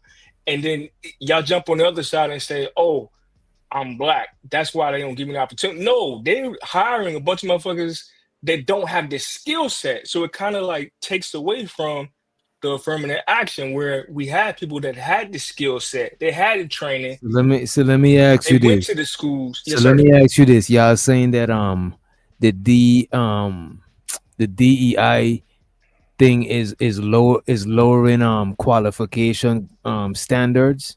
The people that support it are lowering it because they're looking at it like, oh, y'all don't want to hire me because I'm this, or y'all firing me because of this, because now everybody's getting fired behind that. And then they went from like, yo, what does your sexuality have to do with your job qualifications? Like, why is that included in DEI? You know what I'm saying? If you're gay, trans, or how you identify, he, she, them, whatever you put on your LinkedIn profile, you get the fuck out of here with that. That ain't got nothing to do with whether you're qualified to do the job. Affirmative action was already in place. There were agencies to make sure that discrimination, even today, like you fill out applications, they got that EEO, you know what I'm saying, the equal opportunity and all that other stuff. So it's just all convoluted. And only reason I'm speaking out is because I keep seeing too many of our folk jumping on the side of, instead of being able to say like, yo, listen, I'm skilled enough to compete. I don't need any of that. When you jump on that, like, oh, okay, I support this, whatever program they put in place to get an opportunity, it seems like you kind of like. But I don't think that's the average black person. I think that's some. I don't think the average black person be jumping to these things. I think it's like more political black people that's on some like left wing shit, or you know what I'm saying. Even the average black person I know fucks with Black Lives Matter, the hashtag versus the actual company or them people. Like most people don't even know that deep about that shit. That the average person is not really supporting these type of shit. That's like people who got political agendas. It's not like regular. Oh, okay, I get what you're saying. No. That television. The average black person follows the story. But they have right to, because what Lil Homie said was, "Oh, I have the skill, so I know." No, you did. Somebody else got to give you the job. And I just told you, you can look up the statistics that a white man with a high school education have a better chance of getting a job than you with a college education, meaning you will have more skills, more knowledge on the thing that you're working on. But that's yet, like some 1975 Jim Crow shit, bro. That's not today. That is today. Look it up for today. See what I mean? Not as much as in a Jim Crow, but it's still pretty prevalent today. Look it up. I want to believe that, bro. Right? Why you want to believe that? Okay. You know what? You right. Because you know what? And niggas like y'all don't want to believe it. And you don't want to believe it. Remember when I said that black pilots not you don't want to believe it. No, we have this image. You accuse me of looking down on black people, but I literally told you black pilots are not special to me because I've been seeing niggas do so much shit for a long time. And it's like we have this belief that black folk are not doing all these things, but they have been quietly grinding away, doing all kind of shit. And you know what? When we brought up that lady who allegedly started the internet, nobody knows about that, right? What nobody I'm saying is, that shit. Nobody celebrates like the nigga that invented the super soaker, right? What I'm saying is, childhood black memories. people, A black man is responsible for your childhood memories, right? Nobody makes him a hero. You want to talk about a nigga that couldn't sit on a fucking bus at one point in time and then call that your black celebration? Like this shit is bad. But Hood, ain't nobody do that, Hood. See, you be adding shit in and trying to say that's what nobody talked about Rosa Parks. What I'm trying to tell you is black people have always been qualified for jobs. It always been looked over for them. So now the government got to step in and put shit in place like affirmative action. Because they know there's way more qualified black people who apply for these jobs. And yet instead of you picking them, because we know they qualify because they went to they got higher education, and yet you skipped stop Hood. You skipped them and got this white boy who fresh out of high school, who had regular grades. He didn't even graduate at the top of his class. You give him more money and you get him the job. Matter of fact, the black guy with the college education, you're gonna train this white boy how to do this job. And when he learns, you're gonna be under him. This is why I get frustrated, because I've seen more successful black people than white people. And I served in the military. I grew up in a black neighborhood, lived in white neighborhoods. I Asian neighborhoods. The Asian cats is killing everybody. And then it's the Africans, the Nigerians is killing it quietly. It's the niggas that be out here thinking that the white man is holding everybody down. And y'all niggas make me sick with this, because y'all still think that the white boys out here getting it. Yo, when they come to my crib or they come to my other people's cribs, they be like, what the fuck is y'all doing? So like, y'all make me sick when y'all be online talking like the white man is like doing so much better than brothers. Well, you better go get some medicine, because I'm gonna have your ass sick all night. Hey, go get some medicine, because I'm gonna have you sick all night. So you don't believe you don't have still exists. You don't believe your mindset. No, it's your mindset. So you don't believe they don't believe racism don't exist. Right, because they don't believe that black people are qualified. No. Yes. That's what you said. Black people are part of the system. Hood, let me get it. I don't believe that no man is better than me. I don't walk around thinking. See, that's that selfish shit. We don't want to hear that selfish shit. When we talking about group things, and you want to talk about yourself. Get out of here, bro. That's what I'm saying. I'm only as strong as the weakest link. You are the weakest link, bro. If you get up every morning and you think that the white man's gonna stop you from getting out here getting it, you can't be on my team. I can't fuck with you. Because you weak. Because another man's better Nobody than you. Even brought up a white man. And nobody brought up a white man doing that. That's what we've been talking about the whole time. I've been listening. I've been talking about facts. Bro. I've been talking about facts. What facts? I don't want you to walk with me. Nigga, walk on the other side of the sidewalk. Nigga, I'm straight over here. Nigga, you act like a nigga needs you to walk with them. Bye. Nigga don't need you to walk with them, nigga. I've been walking pretty fine by my goddamn self with my other home. Who cool? Hi. If you think like that, though, the way you think, you let a white boy tell you not qualified to be a fucking pilot when you flying planes and ain't crashed nothing. Nigga, you agree with him? I don't think that way. I don't see that. If I see a brother, you agree with him though. I don't agree with that. I don't think that way. You how you going against me? I'm saying the white boy wrong for saying it. You saying I'm wrong for him saying he's wrong. You think I'm wrong going against you because I'm black and you black. That's what I'm trying to get you to see. I ain't brought none of that up. You've been going against black people. The whole time you've been telling me, you've been trying to tell me black people doing something wrong. I've been saying white people are doing something wrong. The whole time you saying black people doing something wrong. I'm saying white people are doing something wrong. No, they not. Bro. You doing something wrong. Nigga, you're the one who been going against black people. Nigga, not me. I'm not going against black people. Wrong, I'm going against your mentality. I'm going against your mentality. Yeah, my mentality is saying that. What? Still. How? You think that the white man holds you back? You think that? And I mean, they can't stop us from doing what we want to fucking do. You know what I'm saying? But when did I say they could? You know what I'm saying? Have y'all been recently denied a job because of your race? You act like just any of y'all been recently you will be denied a job if you can't speak Spanish, my nigga. Facts. Well, I'm gonna be honest, bro. I was denied a job because of my motherfucking race. Motherfucker damn came out. Look, he said my name. He rolled his fucking eyes. He barely even gave me a chance to interview. It ain't even about being. Do you have like a ghetto stereotypical DeMarquavius type name? And he was just like, oh, I got the whitest name on earth. Okay, all right. That's even if you thought it was somebody else. See, and look, that's funny because a nigga name, but you ain't say shit about the nigga's skills. What if he the most skillful person with DeQuavis or whatever? We didn't get to that part of the conversation. But you saying it's all right for a white boy to hate on you because of your name is different. Nobody said it was all right ever. You just kick when he made that joke.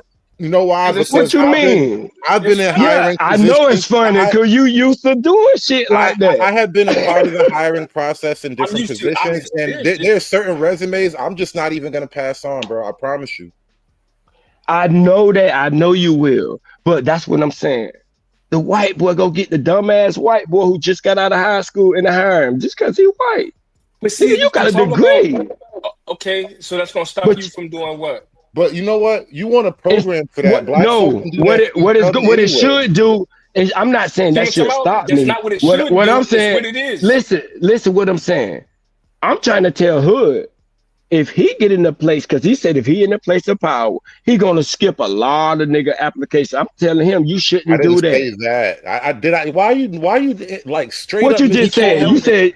What you just said. I said there are certain applications I'm just not gonna pass over, and I was directly talking about the whole crazy name shit. Because sometimes you read an application right away. Oh yeah, we're not hiring this crazy bitch. Like you look at the name right away. Oh, this is a ghetto and that's name. what I said. And that's me through the door. And that's what I said. No, that's why I asked you the question, because I know having a clean, like crispy sounding name quote. But that's what I said you was gonna do, and you just said that I put words in your mouth. Because you don't even understand the job. Like I said, when you're in that position, that's just one of the quiet things you look at. Because who wants to breathe? Listen, who wants to like just? I'm bring hearing you. It's gonna be a problem. Listen, so you look at that like you can be black all you want, bro, but like I don't want some nigga shit. I understand what you saying, Hood. I'm hearing you. I'm saying you wrong for doing that. But this other dude is trying to tell me that who's going to stop you from doing something? I can be qualified, but because of my name, you're going to pass me over. That's crazy. Bro, that's life, bro. Stop but like that. Okay, I'm not saying it's not life, but when I bring it up, the other dude saying, why are you crying? You act like somebody's stopping you. You actually are stopping me because of my fucking name. No, but look, you didn't look at my qualifications. You looked at my name. Not the shit I had to go through to get these goddamn qualifications. You ain't look at none of that. You looked at my name and passed me over. Nobody cares what anybody has to go through, and nobody owes you that. They just want you to show up the job. I agree with you, but then the other homeboy can't say somebody. Oh, there ain't nobody trying to stop you when you are literally saying you would stop somebody just because of their name. What the fuck? I'm not saying nothing crazy. Damn, bro. I hear you. I hear you. All right. Let me. Can I summarize a little bit? Let me put it in a little bit more context. He's a part of destruction.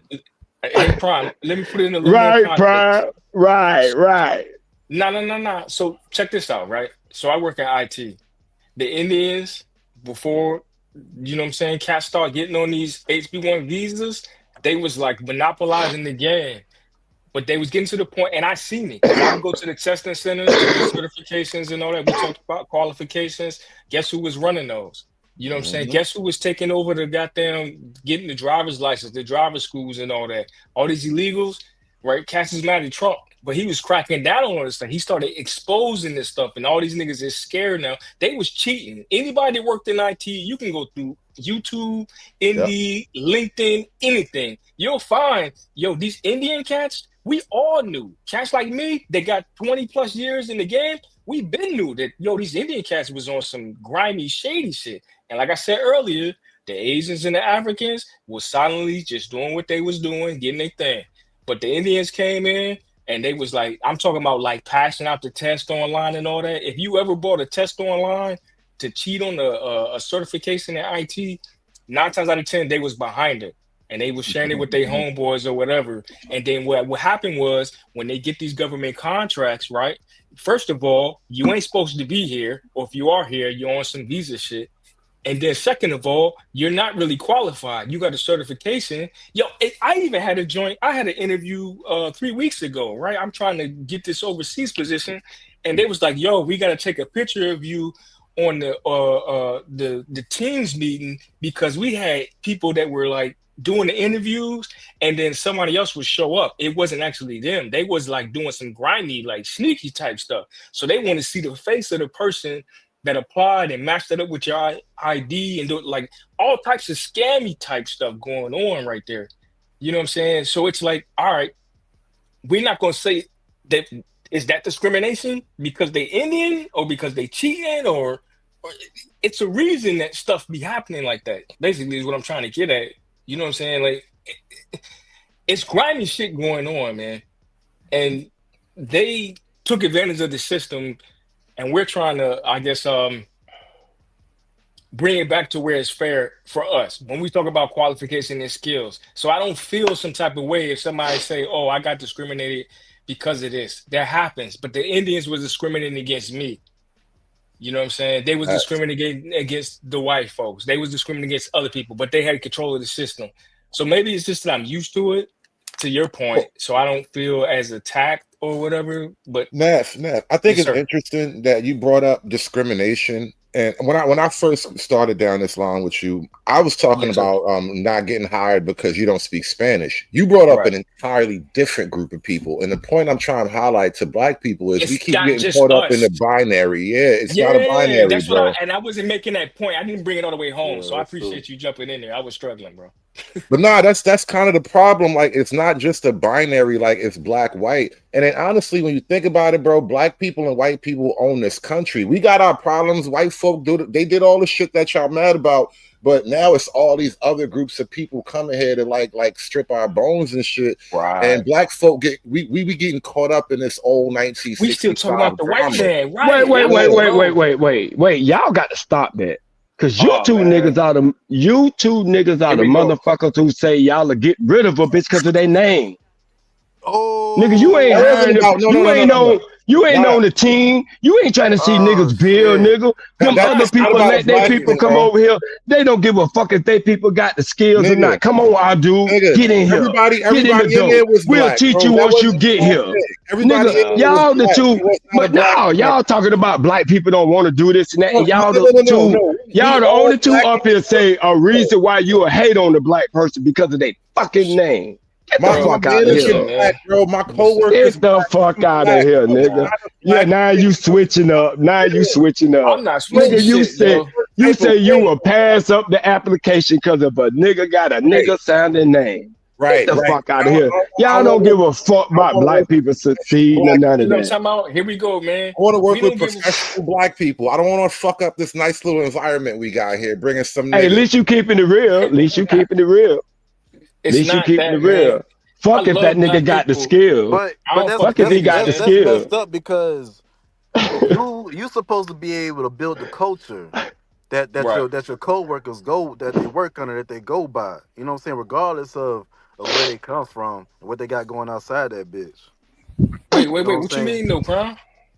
Like that's like your ethos, like your you know, I think I get what you're saying. Like, yes, sir. Man, these niggas want some white boy ass niggas around them, man. See, look, see what I'm talking about. That's all what y'all want. So white boy ass niggas around you. You don't want just Black people. You want some white boy ass niggas. So you could go back to the white boy and be like, hey man, we did good, didn't we? Here we go. Yeah, that's what you do. So that's not true. The culture that is built by the managers and supervisors. You know what I'm saying? That's not true. That's not all my last supervisors. They all been Black. I had a whole Black team. No, I'm talking about when you have like a bad culture, like when what conservatives is talking about. Yeah. Like cats don't want to involve that in. Like it's like, oh man, you know what I'm saying? Such and such. He got a good job. He work with us, but he's selling dope on the side, or he trying to finesse and do. Like nobody want to be associated with that shit. But then Freddie Green would be like, "Oh, y'all don't fuck with Black people. Y'all don't fuck with Black people." No, that's not what I'm saying. No. Before you even know if he doing that or not, just because of his name, he don't even get a chance or opportunity. You don't go past his name. You don't go past his name. Who said that? Yeah. I said that, and you kind of getting stuck on it, but that's kind of like it's like okay. So wait. So if you didn't go past his, you want to go for certain types of people, and if you go past his name, bro, hood. The man ain't have no choice of what the fuck his name was. His mama gave him that name, but he still went to college. He still made a 4.0. But damn, you punishing him for some shit his mom and daddy did. It's gonna be on his resume. Like that. You want it to be like that, but the reality is when nobody's looking at you and you just looking at a blind resume, some things jump out at you and some things don't. And that's why people should have the training to know and be educated not to look at, just go by the name. That's why they needed a Don't do that. Don't program. No. That is why DEI had to be in place. Fuck out of No, here. I'm not. Listen. I'm gonna keep it 1,000. I'm gonna keep it 1,000, bro. Because the niggas like y'all, man. If your mom named you some exotic, some exotic crazy shit, Juan Montavious, get out of here, 9 times out of 10, you don't need to be working here because, like, that exotic crazy name comes with the exotic crazy mom and the lifestyle she cursed you. And I'm just running some numbers, and it's not even like raw numbers, bro. I live this shit. What do you mean? I know niggas. There's politicians. But just that is like literally called, that is literally called prejudice, bro. That's when you just hell yeah, what the fuck? but check it though. Check it though. Politicians right now with the most ghettoest names, bro. And doing but Prime, not only that though, Prime. Just by a name, he already formed some type of, negative stereotype about a person just because of a name, something that he couldn't even control, right? Yep. Same way we couldn't control our skin color. We can't control our skin color, and some people hate us just because of that, bro. They look at our skin color and all kind of negative shit come in their head. Not everybody, but a large number of them do. And if he can do that just with a name, how is it so surprising somebody would do that with your fucking skin color? Well, we got records in history of that shit happening. Motherfucker tell you, yeah, you're black. They ain't shy. Shit, no fucking secret. Bro, hey, but Doc, bro, I told you the story before, man. Like when I would come back home, right? And I remember you saying it. You was like, yo, them niggas will look at him like food. So check this out. I left, right? Relocated. I'm back down to where I came from. I gotta go, y'all. Appreciate it. All right, bro. All right, bro. Yo, right, bro, Brian, the take way it they easy, look bro. at me different. I told you, bro, I go into the 7-Eleven or whatever, be like, yo, let me get some wine, Black and Miles or whatever. You know what I'm saying? I get my smoke on or whatever. Them niggas, first of all, they always reach for the wraps. I be like, yo, I don't smoke. Like, I'm looking for the wine joint. I'm trying to get my little cigar on. You know what I'm saying? And then they looking at me like I'm going to steal something, right? Because it's a different culture down here from, you know what I'm saying, where I was at up north.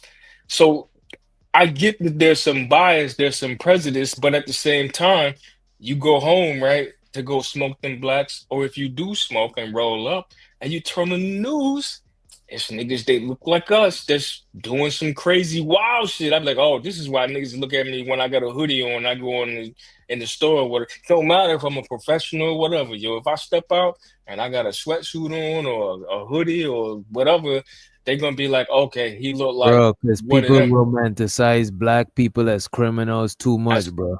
When you in the white area, bro. Yeah. Well, no. Down white here people is mostly when you in the white area is more, and I'm not even I never even been around a rich white area. The only white areas I know is Trailer Park, the Boondocks, the Sticks. I'm out here in the country, right? Yeah, bro.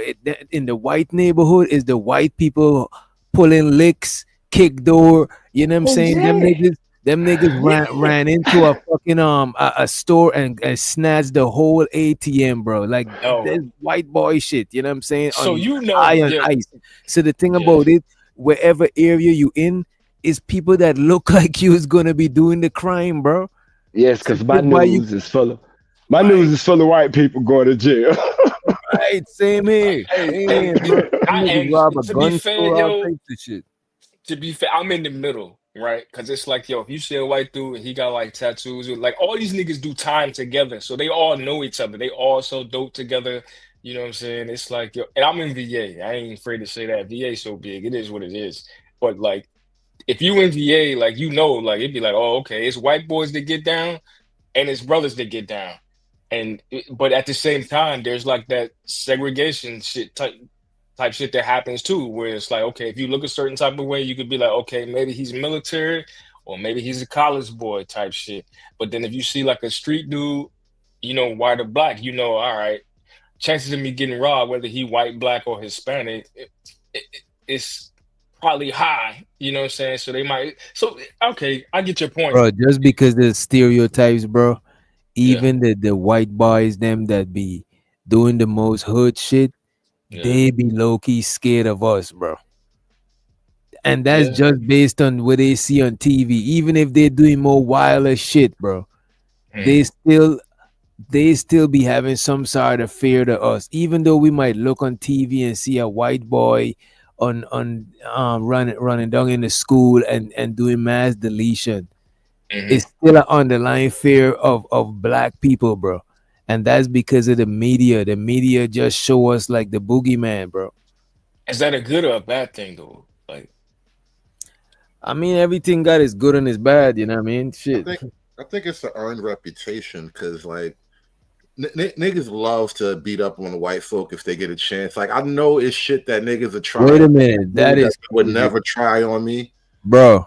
A white person walking in a strange neighborhood is more safer than a black person sometimes walking in the wrong neighborhood. Wait a minute. Sometimes, bro, sometimes if niggas see a white person walking through the neighborhood, they think he's a fiend or the fucking police, and niggas is not gonna mess with buddy. They got whole places called Downtown.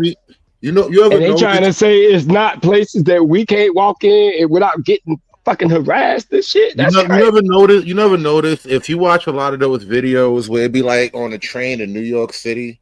And I used to ride them trains a lot, so I know exactly. I've seen this shit a bunch of times, but most of the time when somebody be getting done dirty on a train in New York City, it'd be random white people or some crazy nigga, it'd be a homeless nigga, some shit like that. And so like all I'm trying to say is like I get why they be on some I don't know which one of you niggas might do something to me type shit. Nah, that's just the media, bro. Ever since the first movie, The Birth of a Nation, and you supposed to know this. I just learned about this shit like from moving up here, right? Even The Birth of a Nation, that shit was some propaganda shit to create the black boogeyman, bro. Like the media, even in a lot of old cartoons, the villains is darker and the heroes is lighter. It's just like a certain image. Even black people, we scared of each other more than we scared of other people, and other people are scared of us more than they scared of their own kind. Since everybody more scared of us, you know what I'm saying? You don't think the incredibly high black murder rate is the reason why we are scared of each other more than other people? Like that's the reason why when you make money, you move away from the poor black neighborhood. Even when you try to move to a wealthy black neighborhood like PG. They literally niggas ruin PG County, bro. Yeah. Most black people don't move away from black people because they're afraid. They move away from black people because of the opportunities that's in the other area, bro. It's not because you're afraid of black people. Stop that. What you mean? You get a better school. If you could make a better school, $100,000 it's probably closer to your job. Come on, bro. You can't make $100,000 a year and live in the hood that you grew up in, bro. You can't live in a trailer park either. But see, so go move in a trailer park. That's around white people. Go move in a trailer park. That's away from black people. Why you won't move there? Same problem, goes to right? the ultimate point, man. The ultimate point and this is where I can see the argument. Hood, you can ride or not, but I always can see the argument at classism, right? Because I'm definitely against like. I literally started there, Nath. I'm sure you did, bro. We've been chopping it up for a long time, man. But I typically, you know what I'm saying, get accused of like, oh, you don't fuck with black people. I love black people. I rock with black people. I speak up and I get chastised. See, here we go. But the fact is, I don't support nigga shit, fuck shit. Like I grew up on some nigga shit, fuck shit, and I got away from it. I tried to mentor cats. I tried to talk to cats like, yo, listen, for me, ideally, all black people can get along and like we could like make money and create and do all types of dope shit and take over shit, but we can't do it because we don't want to separate from niggas, right? You know what I'm saying? Niggas that want to be out here doing fuck shit, trying to get on and get up, and it's like, yo, bro, you don't have to be out here in these streets. You know you can do this, man. Fuck that, bro. I'm gonna get. You know, there's a minority of black people. I know, but they have the biggest voice, and that's what's always projected on the TV show. What happens and that's the jealousy. That's the jealousy, because you ain't around these niggas. You already separated from these niggas. Tell you the game why I started out with the fuck? He said, I'm jealous of niggas out here. I want y'all niggas to go to jail because I want to be able to go to the yeah, but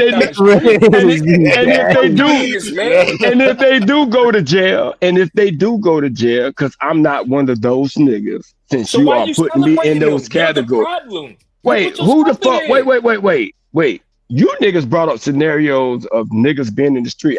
I've been talking about pilots, motherfuckers with jobs. Right. I haven't talked about the streets yet. Y'all brought the streets up. Well, you and accused you them of saying being I'm jealous, celebrating them? You accused See them of that? being jealous. See that hating shit? See that hating shit again? You know what I'm talking about? Now we hate, bro. Because you putting me defending somebody when I wasn't. There. You niggas did that. Bro, y'all brought them up the whole time. I was trying to defend black people with jobs. I said a pilot was something to be proud of. The nigga who you say ain't hood, the one you hang with, say why would he be proud of a pilot? Nobody said that's the nigga hood servitor said it. Your partner, the nigga who called you. Yeah, no, I said that. Why should I? Both feel of y'all special getting because sprayed right see a now. Black pilot, bro. Them niggas is regular. That's regular shit. See, right? but We don't homie, look at it like that. but homie, the nigga that you say in the hood, that you put in the hood, that you made the street niggas. Now I was like you said you was. We both was ex street niggas. So, but now we not, because you claimed you was. Maybe you were lying. You know what I'm saying? But you claim you was. I was too, but I am not now. But you put me in them streets just because I defend black people. Just because you want to hate on black people. Because you want to separate black people. Because you don't like can't niggas. Make the separation. You can't make You the separation did. though. You say you want to get away from And I niggas, will always, which are black make that people. separation. No, I refuse to accept that, bro. That's our problem. And you stupid ass Okay, niggas I can't see that understand. shit. I No other culture understand, does but that. you making it seem like I lied on you when I said you was making a separation. You just agreed that you was. So I didn't lie on you. So I didn't you say trying to you make lied it on seem me. like, wait, you said no, I didn't. Like I was hating on you. I was lying and said you weren't trying to make it like you were trying to bring people together. No, you actually said you want to separate. Not let me turn these niggas into black people, something positive. Fuck them. They all Because you should go to can't. jail. You see what I'm talking about? Now you What you mean you can't? Wait. How in the fuck you say you can't when you used to be one? How you got turned? Uh-oh. I made a decision. I made a choice. And they can Everybody make has a decision. choice. Something influenced you to make those decisions and choices. bro. You save No, yourself, that's not how bro. that That's shit step works, one. bro. That's not Yeah, how that you shit right. works. First, bro. You right. That's not how that. No, this is the problem, man. Y'all want to always be. Y'all like this. Is why they say they like that. They look at black people, black men like females because y'all want to play both sides. A man, he makes the decision. He's I'm gonna trying to choose make- A or choose B. Like niggas that be want to play both sides. Oh, I can't be a black man, and this is what it stands for. But at Nah, the same time, nigga. also a black man got to be this. Nah, He got to nigga. be You know able to we be ain't blah, blah, blah, doing blah. that. That's what women Nah, do. Y'all want to nigga. be able to Nah, play both nigga. sides, yo. Make a I'm decision. saying you got a second chance, my nigga. But before Bro. somebody else can get a second chance, you trying to push them over the That's fucking not cliff. true. I didn't That's say what that. you said. You said they all should be in fucking jail. I said the niggas that's out here doing fuck shit. Like when you was doing fuck shit. bro. Like When when I you was wasn't, doing bro, fuck when I shit. say, but see, we can define that. My fuck shit is not what these niggas is doing. It I ain't don't never matter. shot You up said you see was what I'm doing talking about? fuck shit. Nah, it You don't still matter. Nah, it So, don't no, matter. wait a minute. fuck shit. Wait a minute. What Free is saying is instead of saying that, instead of your first instinct is to say, I want these niggas to turn their life around, they say you want them to go to jail because you Nah, turned your life that's not around. true. That's not true though. But hold on, That's why, what why you- do we have? Why do we have to drag dead weight and then call it blackness, bro? That's Wait, my wait. issue. According to what y'all saying, nigga, they dragging your ass, nigga, because everybody see Wow. them. They don't see you. Nigga, you niggas invisible to the world. See, They don't what even I'm know. saying is, They don't you know want- nothing Now, when I about said- you. You're now, when putting I that said responsibility on us to do celebrating for fuck them. shit, that's that nigga. Celebrating Yeah, fuck shit, glorifying, yeah, that's that right. nigga. Yeah, right now I am. But Facts. that's what you do. That's what you I'm doing it right. Yeah, no, right now I am, because I ain't talking about no jobs. I'm not talking about. I'm talking about no job, bro. Right now I'm not. Before I was when you tried to put me in it, but now I am going to glorify it to show your jealousy, because you mad. See, The why? people can be on fuck shit That's and female get shit, promoted. bro. There's nothing. Why would I be? I'm Yeah, never that's jealous, man bro. shit, because they ain't caring That's about not. you. You worrying about them. This nigga. Why? Because if they represent the community that we supposed to represent, y'all niggas are in the way, bro. You fucking But up you what we trying to do. separating. You separate. You're not even in that community no more, nigga. You left. But you said Remember? I'm jealous. Wait. Oh You my left. God, bro. So why in the fuck is you trying to run some shit you don't left? Nigga, run the one you in. I ain't left nothing. I'm trying to get you niggas out the way. Wait, you Y'all saying niggas you is fucking it up. you in a better community, right? Or you still in the hood? Hood services, you out, right? I ain't been in the hood in over 30 years, bro. And I ain't going Okay, back. so you not in the hood. So now you saying that they the face of the community. Yeah, that community. But not the face of your community where you live at, right? It's another face there. And it don't look like yours. It's kind of lighter. Okay. Your face ain't nowhere in the hood. Your face ain't there, or the community you live in now. You's a You got ghost. it. You got it, right? PG County is all black. One of the richest. You got it though. You know what I'm saying? But we got niggas like you in the community too. Exactly. We trying to get rid of y'all. But you can't though. And that's fine. It is what it is. And we'll move on. Hey, but you can keep trying though. Nah, it's cool. But You know? I want to point out though, there's a difference. That's why I believe in like, yo, Cash got separated. Cause y'all don't want to let that shit go. Y'all think that being successful, not being on But- some fuck shit means that you trying to be white. You ain't trying, you know what I'm saying? You trying to, And- you a bootlicker, you this, you that. You know what I'm saying? Yo, bro, you got niggas that grew up, ain't want for nothing, and want to go out here and rob niggas on four-wheelers. Niggas ain't have no four-wheelers. You know what I'm saying? These niggas got so much money that they got four-wheelers to ride around illegally on the fucking streets because we got dirt paths behind these $500,000 houses that y'all got, but y'all want to go out here and rob niggas because that shit's cool. Y'all think it's cute, right? Who is y'all? Get the fuck out of here, man. I'm just talking about it's a culture though. It's a cultural thing, right? Your parents Right. work hard, they got money, you know what I'm saying? They work for the government or they did what they had to do. You got a nice life, you went to a nice school. Oh, you talking ain't about have where to you sell live no at? dope. I'm You talking about where you live at?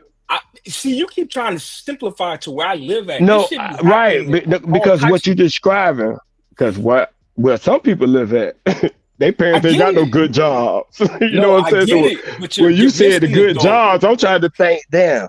So you mean to tell me it's kids that got parents that got great jobs, education, and they They've been still be married for fucking 20 up? years, 30 years, and still out here on some fuck shit, robbing niggas, running Yeah, their that's houses. crazy. I can But it's agree with not. you. That's crazy, bro. That is. I can agree with you. You That gotta is be crazy. talking about kids. Kids be doing dumb shit when they kids and shit. Ah, come on, man. Like, but when do we stop making Bro. excuses for the No, but I'm culture saying Are they of? it's kids? just, Yeah, Are but they then kids? bro, they come on, teens. bro. They Oh man, teens. you got to stop, man. Them teens, man. Come on, bro. You can't do But that. this is what I'm talking about. But then, like, we allow this, and No, we but we expect. are. It's not that we making an excuse.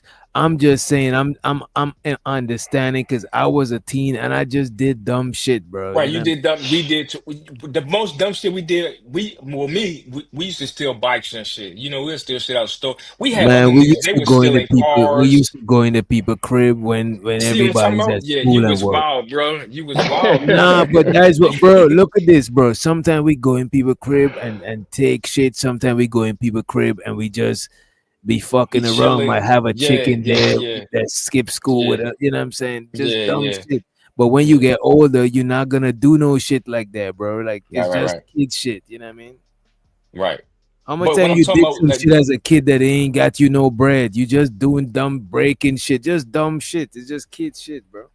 I'm not against that. What I'm talking about is the culture that I've seen. And again, maybe it is to the area, you know what I'm saying? I've been like, well, it's like, damn, yo, you can't even go out. Niggas is shooting up shit, running up. I ain't never ran up on nobody with a pistol, you know what I'm saying? 14 years old, like, yo, I need that, yo. Put it out to 18. Like, these niggas is just different. They wild. And then be like, all right, this is our community. We got to support this shit. I'd be like, yo, this is unacceptable to me. Like, y'all niggas is wild. What you stealing for? Go ask your parents for some money. You know they got it. But that shit's fun, though. It's like, nah, bro, I got to do this. You know what I'm saying? I got to get them because this shit's fun. Stealing cars. And that's just crazy. Like, It is. I agree with you, bro. That's fucking crazy. But that's what's happening. And like all I'm saying is when I speak out against it, that's just one aspect. It gets taken as, oh, he don't like black people. He don't support black people. I don't support fuck shit. Cause I be the same one talking about, yo, why y'all niggas not running for office? Why everybody in this nice ass neighborhood don't know each other's names? Why y'all don't know each other? You know what I'm saying? Oh, this is the Williams family. You know, like the old days and shit, you knew whose house was who. Hey, that's goddamn the Witch Doctor family. That's them. You know, everybody over there that stay in their house or whatever, you don't have to fuck with them, or you can fuck with, oh yeah, they do this, they do that. Like, it was a community. It's separated now. It's just wild niggas doing wild shit. But when I speak up against that, like, yo, y'all got these motherfuckers out here robbing. He ain't do nothing. She ain't do nothing. I'm like, yo, they out here stealing and robbing and shooting motherfuckers. We see them on the news. You're not even embarrassed. You're mad at everybody else for calling that shit out. And then they be like, yo, this is a bad neighborhood. That's how your shit get branded. It's like, but Yo, Hood, that's you again, bro. Yeah, But, bro, I gotta get on my phone now. Yeah, somebody tried to corn bomb the channel just now too. Damn, like, you be catching that shit. I don't be seeing it. Like, nah, I wouldn't. He caught it good. He caught it good. I keep seeing the joint pop up. They be following Hood around. I just switched off my laptop, but Hood, you be having them weirdos following you around corn bombing shit, bro. No, I just wanted to be clear, man. I ain't got no problem. Hateful shit. Yeah, I definitely don't got no problem with black folk. I love black folk, and I get frustrated because like I was telling Witch Doctor last time we was chopping it up, bro. I get mad when I do come back to the crib and you try to put niggas on, hey, bro, I'm in this IT shit. I can put you on to this, that, and the other. They like, oh, word? All right, that's what's up. But where you gonna be at tonight, though? Them niggas want to set me up for the I be like, word? Bro, say like, feet gay. They be like, yo, where you gonna be at tonight, though? I be like, oh, yeah, I'm about to head back to the crib, but I'm gonna send you, what's your email? I send you an email, though. I ain't gonna hold you, bro. If I'm going back home, the last time I went back home, bro, I ain't tell nobody I was coming back home. I heard you when you said that shit. I learned that, bro. Hey, dog, them jits be like, hey, yo, dog, that nigga coming through. What nigga? You know the nigga that always be talking shit about we robbing and shit? Yeah, he coming through. He on the play. We finna get this nigga. Nigga try to get you. Nigga try to get you drinking. Nigga try to. Yeah, yo, I got you, bro. Yes, it's good to see you. Get a nigga to hug and shit, put a track on you or something. Like, yeah, yo, this nigga at. Yeah. You know what they doing now? My little cousin that told me niggas is dropping their phones in your car and in shit. Your car, yeah. Some movie shit. Some movie shit. Nah, you just gotta need an air tag. The phone is too big, bro. Just leave the air tag in. No, but the thing about the air tag is it'll come up on your phone that the air tag is near. Okay. But they can clone your shit. Like, bro, man, I started getting to this hacking shit, bro. There's so much shit out here, bro. They can clone your shit, drop an air tag, and they can see everything you see. You know what I'm saying? Like, they got the joints. They were talking about 7-Eleven, Walmart, whatever. The little what's them joints they put on top of when you swipe your card? I don't even use a card. I ain't used a card in like 2 years, yo. I tap my phone and shit because you swipe your card. They got the card readers. The card readers, yeah. Yeah, And then the they write your skimmers. shit to a blank. Bro, that shit is so good. I had a dude try to. That's what I'm saying, bro. It's so much stuff. As much shit as I talk, and I be on some nerdy IT stuff, but I came from some street shit. Nigga tried to hit me with a play earlier. He was like, "Hey, yo, you got cash out?" I'm looking at this. I just trying to buy some chips. Bro, I swear to God, I ain't gonna hold you, bro. In New York, bro. I didn't even get it out. Y'all knew what time it was. Go ahead. A lot of niggas that used to be on the block, bro, is just swiping, bro. Or not even swiping. Them niggas got other type of scam. Them niggas got the CPs. Them niggas got all types of shit going on.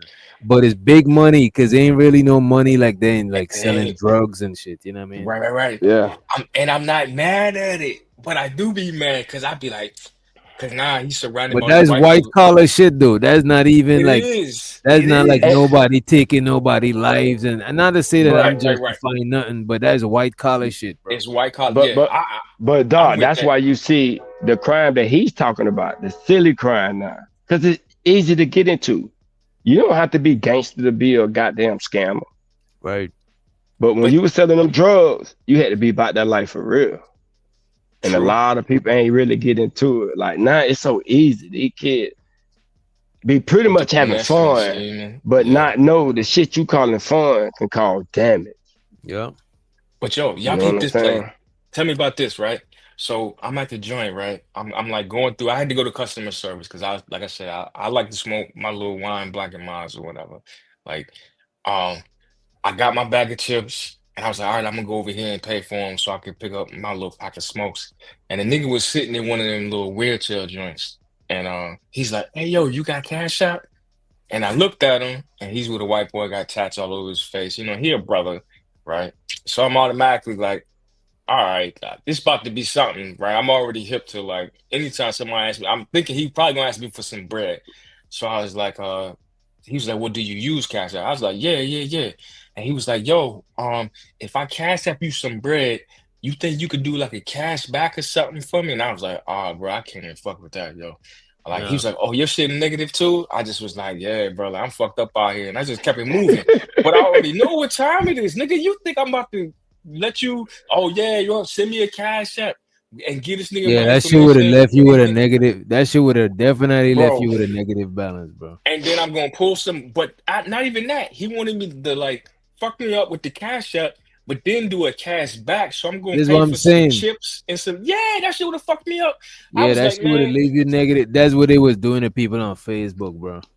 But that's what I'm saying. But he was sitting here, and like this nigga had like 3 managers around him in the little store that I'm at. Like, yo, like they wouldn't get this nigga up out of here. He kept trying to explain to everybody, yo, I got money. I lost my wallet, whatever. I'm looking, this nigga got a phone with his wallet attached to it the whole time. But I'm just like, hey, bro, I can't even fuck with it, bro. I just like, nah, like, but I feel bad. But this the type of shit we talking about. Like, bro, why you out here doing this fuck shit? Like, you scamming, you scheming. I get it. Go ahead. Let me ask you. You felt bad because he was black? Because if it was a little white boy doing that shit, would you feel bad? I would have told him to kiss my ass too, but I wouldn't have felt as bad. But I did feel bad because I was like, damn, why I gotta be, you know what I'm saying, one of my folk out here on this? Because I knew what time it was. The reason why I asked that is because, like, we be playing on that shit to ourselves. That's why I'm so kind of like, nah, you're not gonna black tax me. It's always the victim type shit, and it just. But why? And then I felt wait a minute. I was mad. Why the nigga ask me? Ain't he that asked much? No white people. Why he asked ain't me? That much white? Ain't that much black people doing? Black people is new to this whole scamming shit because we late. There's other people that been doing that phishing shit when them niggas send you a email for you to try to log into your shit, and then them niggas get your password. It's been mad sophisticated shit. What like the niggas start getting hip to that shit on the dark web and shit. As a matter of fact, I don't even know if people still be using that shit, bro. Yeah, we late to the game. It's true. Yeah, we extra late, yo. That's how we get caught with a lot of shit. All this. I just be like looking at it because we always be the face. So to your point, Free Degree, you're not wrong. And maybe I do go a little hard on the brothers, but it's because I have the understanding that, yo, you know, anything you do, it's going to be like magnified times 10. So I be thinking like motherfuckers should know this by now. So when you do some shit, you can be like, but the white boys do it too. Yeah, nigga. But they're gonna be like, oh, look at them. See, there they go. That's what they do. So but the only reason I would say some shit like that is to say that criminality is not exclusively a black thing. And the thing about it, even certain black people, black conservative people, try to paint this shit to look like that, bro. The majority of black people ain't even on no type of crime at all, bro. I know that, and I agree with you 100%.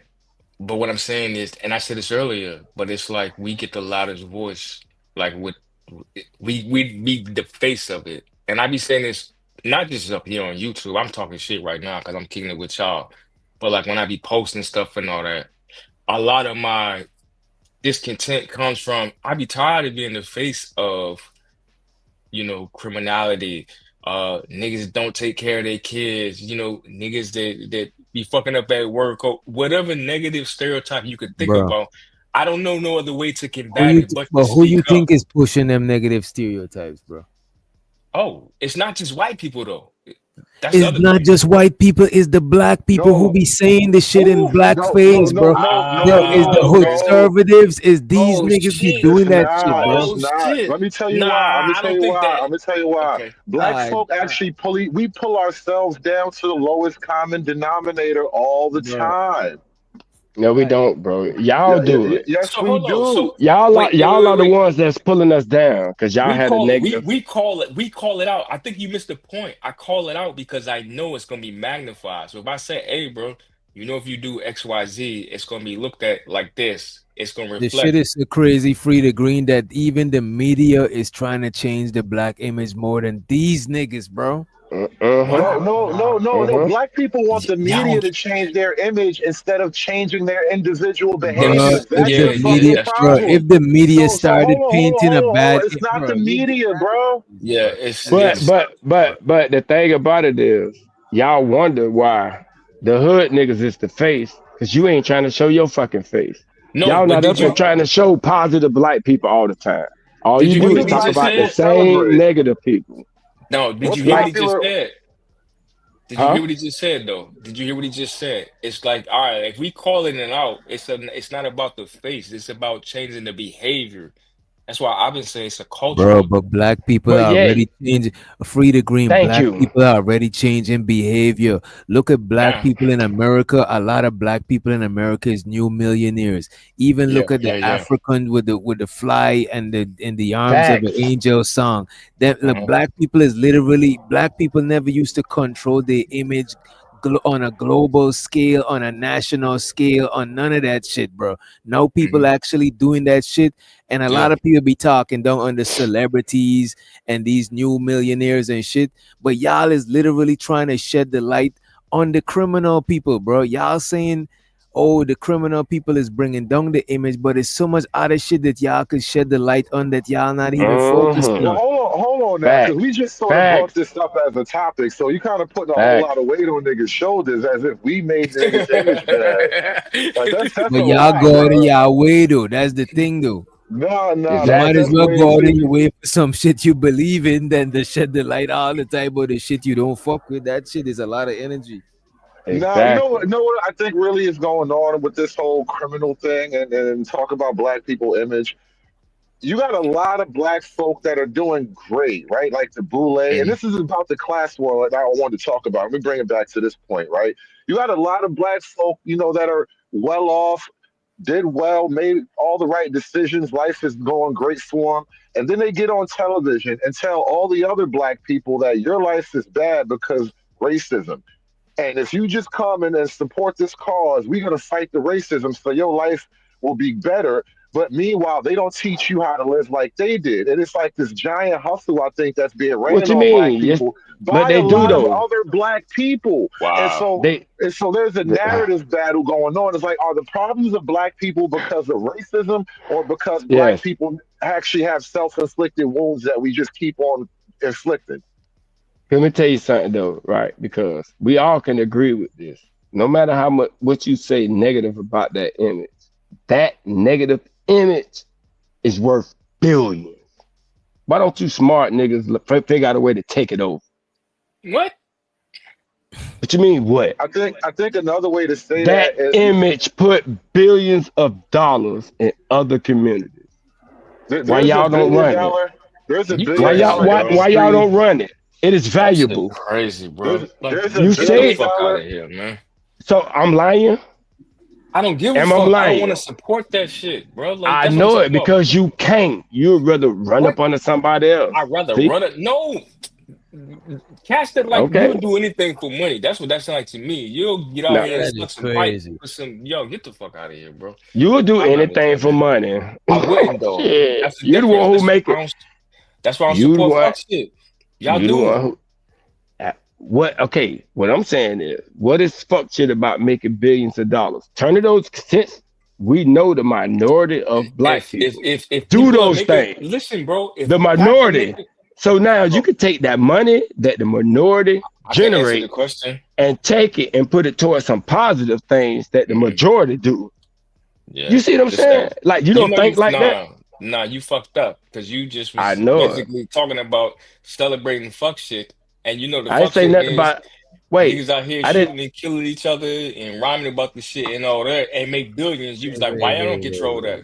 Because we don't Right. I support said, that. why you don't control that image? Because other I don't support it. That's why. I understand a lot. The other people that make money off of it don't support it either, but they still getting that money off of it.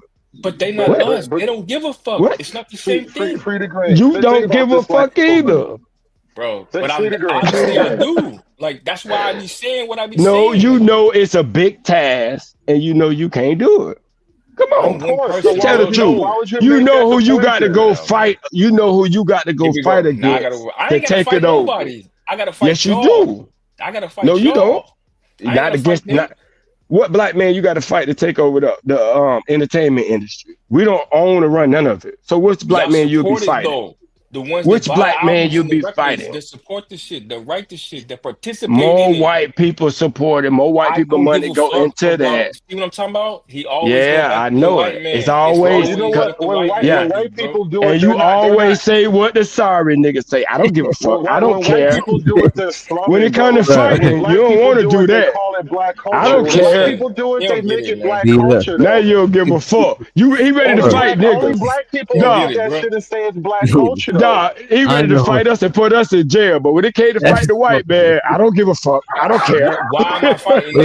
Wait a minute. Why is B Love calling you Slave the Green? That's he is, yo, shit, because he don't get it. Because she mixed with white. She half white, so of course. You stuck in like the slave morality. That's what niggas like. Exactly. We can see the backwards. Wait a minute. How am I stuck in the slave mentality? How am I stuck with the slave mentality when I'm telling you to take over $1 billion industry, but you say no? Because that's a slave's fantasy. Wait a minute. Yeah, but if you take it over, if you take it over, then you can change it. But you got to take it over first in order to change it. But you can't think on that level. You got to think a nigga like me a slave. That's crazy. For the Roxy, right? She said, "Nice vibes tonight, fellas. Must be learn some things to talk about at the grown folks spade table, right? Appreciate you, Roxy." And she also the A-Dub. He says, selling, stealing, robbing, racism are all distraction to keep the father out of the home. Need to bring back the father into the home. I appreciate you, A-Dub. Appreciate you, Roxy, for the super. Appreciate it. Money counting thing. Money counting thing.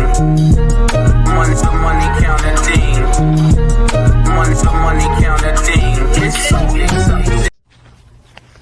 Always remember to stack that bread, neighbor.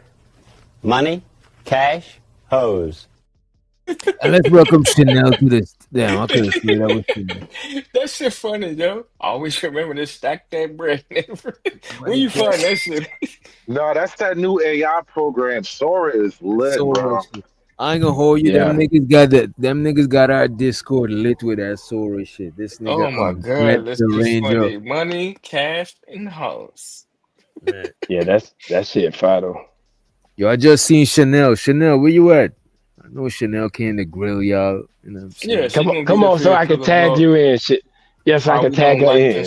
Yeah, they ain't want no issues with Chanel. They ain't want no issues. She don't want no issues with us. That's why she dropped off. She know better. Goddamn, it been up here spanking ass all night. Man, Chanel gonna beat both y'all up. You know what I don't understand about this? You know what's so funny about black men? This is why he mentioned that weird feminine reputation black men get. Because we literally act like we're supposed to be scared of the women. Well, they are though. What do you mean, bro? You in-house niggas, man. Y'all, you know what I'm saying? With the just because we just said that about Chanel, bro, niggas. Let me let you know this shit, hood, right? Niggas who's not intimidated by women don't feel that they gotta have to keep their foot on women's neck, bro. Like that's what y'all niggas be having to do. I don't gotta do that. Now, which doctor? when I talk to the women that come around here, am I anything but nice and pleasant? Like, I don't try to go all crazy on the women. I can talk to them and I then ain't gonna deal with hold the you conversation. when you hollering when you dealing with the women. I look away so you could mac on your own. So I ain't got Nah. But let's keep it up. You don't want to watch me work. That's fucking crazy. I don't like doing that. I like giving breathing space. But can we keep it a buck though? Because I done seen how JP talk to some of these chicks on this channel, bruh. Hood don't. I ain't never seen Hood in the 5-6 years that I didn't been on panels with him. I ain't never seen him call a chick out her name and like really go crazy. Like I ain't gonna hold you, bro. I'm about to change that up a little bit. The thing about it is, I just don't be wanting the women to use me as the weapon so they could do niggas greasy and then hide behind me. I don't want to do that shit. But however, I cringe when niggas gotta call women out their name and get out of pocket unnecessarily. Because if it was my mom's or my auntie or some shit, I'll punch one of y'all niggas in I'll take off on one of y'all. You know what I realized? And this is the thing about profanity. If you let yourself just get stuck in profanity, it limit your creativity. And so if you make yourself have to really think, you can hurt so many feelings by just making yourself think about the right thing to say. And that's kind of what wound up happening is I don't have to come off, calling women out their name, but I will bring up a point of view, a subject, a topic, and next thing I know, like, you fucking hate me. And I didn't say nothing bad to you. I ain't gonna hold you. I see you get under people's skin, but I can't remember you. I'm trying to remember, but I can't remember you just calling women out their name just crazy. He don't do that, bro. But here's the other thing, though, right? The anytime that I've seen a cat really get out of pocket outside of JP, the chick was being disrespectful initially, right? Will always be the case, though. And look at this. No, I agree. Sometimes I get it. Women will be a little passive aggressive, right? There we go. See, this is but that don't mean you gotta scorch earth and jeopardize the channel, no. Because when you seen all of that crazy shit, it's like they finding a way to do their shit within the confines of the channel, but you can't do that shit. And it's showing like they got more control than you, and they more intelligent than you, because they dissing you in a smart way, but you scarred the earth, and we got to private the stream and shit. They ain't got to get it. They ain't got to get in nigga mode. They are jumping in nigga mode when it's time to beat up a woman. They get nigga out. Listen. You keep throwing that around, but I promise you don't have real evidence of me being like that, bro. I swear to God. Hey, I don't want to say nobody's name. If she have a conversation with you, you go get like that. She be on a certain person. I'm not ride with Gracie. Listen. Chicks come up and bring shit up with me, and I try my Hood, best. You don't do nothing wrong, Hood. Hood, you so innocent, Hood. You no, I'm not innocent. I am not just innocent. I'm not innocent, but when it comes to like going on the attack and messing up the term of service and using crazy language, like I know how to hold my fire and aim targets. Like I'm not just gonna go crazy. Hood, but Doc, it ain't. Sometimes. Oh, go ahead, bro. My bad. I was gonna say, Doc, I went on record. This is my first time on the panel with Free the Green. I was fucking with Free the Green before. I still fuck with you. But I was fucking with him before I got on the panel. I used to watch y'all, you know what I'm saying, from the clouds. What you about to say no, you don't. No, I ain't got to say nothing. He don't put me on the other side of the sidewalk. I'm on the other sidewalk. I just wanted to go on record that I ain't had no problem with. I still don't have no problem with this brother. We agree and disagree on some things. I still fuck with him, but this the first. I wasn't expecting it. Is all I'm saying. Like it caught me off guard a little bit. I'm like, God damn, this is the same thing I was watching on the panel. That was not he, you know what I'm saying? Talking about your Uncle Tom ass nigga. And this I'm like, wait a minute. Goddamn. Like, but it is what it is, you know. You know what? But, that's what it's all good, bro. Bro, yeah, I don't hate nobody on here, bro. I like to go at it back and forth. Cause me and Hood fight all the time. And I fuck with Hood. I think because every time I get on with Hood, man, then because I be like agreeing with him, and then everybody jump on my ass too. But I ain't extreme. But I be like, wait a minute. But we agreed to a lot of stuff, man. We used to be on Ty City shit and all that, man. I don't know if y'all still. They probably don't know about Ty. I know y'all. Yeah, I know about Ty City. I know about all. I know how, because he kind of conservative too, believe it or not. But like, think common sense type shit to see common sense, and it be like niggas be like, nah, we be like, nope, nigga, if you got pulled over in the car, you got a pistol on you, nigga, you got a pistol on you. You be like, oh, yo, fuck with nigga because he's black, and you ain't got there catch this charge, you bitch ass white ass. You like, what, nigga? That's your pistol. What you talking about? You did that dumb ass shit. We told you leave that hole, and then now all of a sudden we don't like black people. That shit be so stupid, bro. Like, but I digress, man. No, that's the thing I was trying to say. Like when I said earlier, black folk be pulling each other down to the lowest common denominator. That's what I was talking about. Like we always trying to assume the worst when a nigga break with the crowd. Like this shit is. That's have the habit of bringing you down. Hood, don't nobody believe you, Hood, because the minute I tried to praise a black pilot by saying that if I seen one when I was getting on the plane to fly, I would feel proud. You were like, for what? The fuck I should feel proud about. You did that. I was uplifting black people and not a fucking gang member. A fucking pilot. A pilot. That is crazy. You told me down. And he said anybody could be a pilot. He tried to admit it. No. Why would you feel proud? Would you feel proud if you pulled up at this fucking stoplight and a nigga in the Benz pulled up next to you? Like a nigga got a Benz. That make you proud?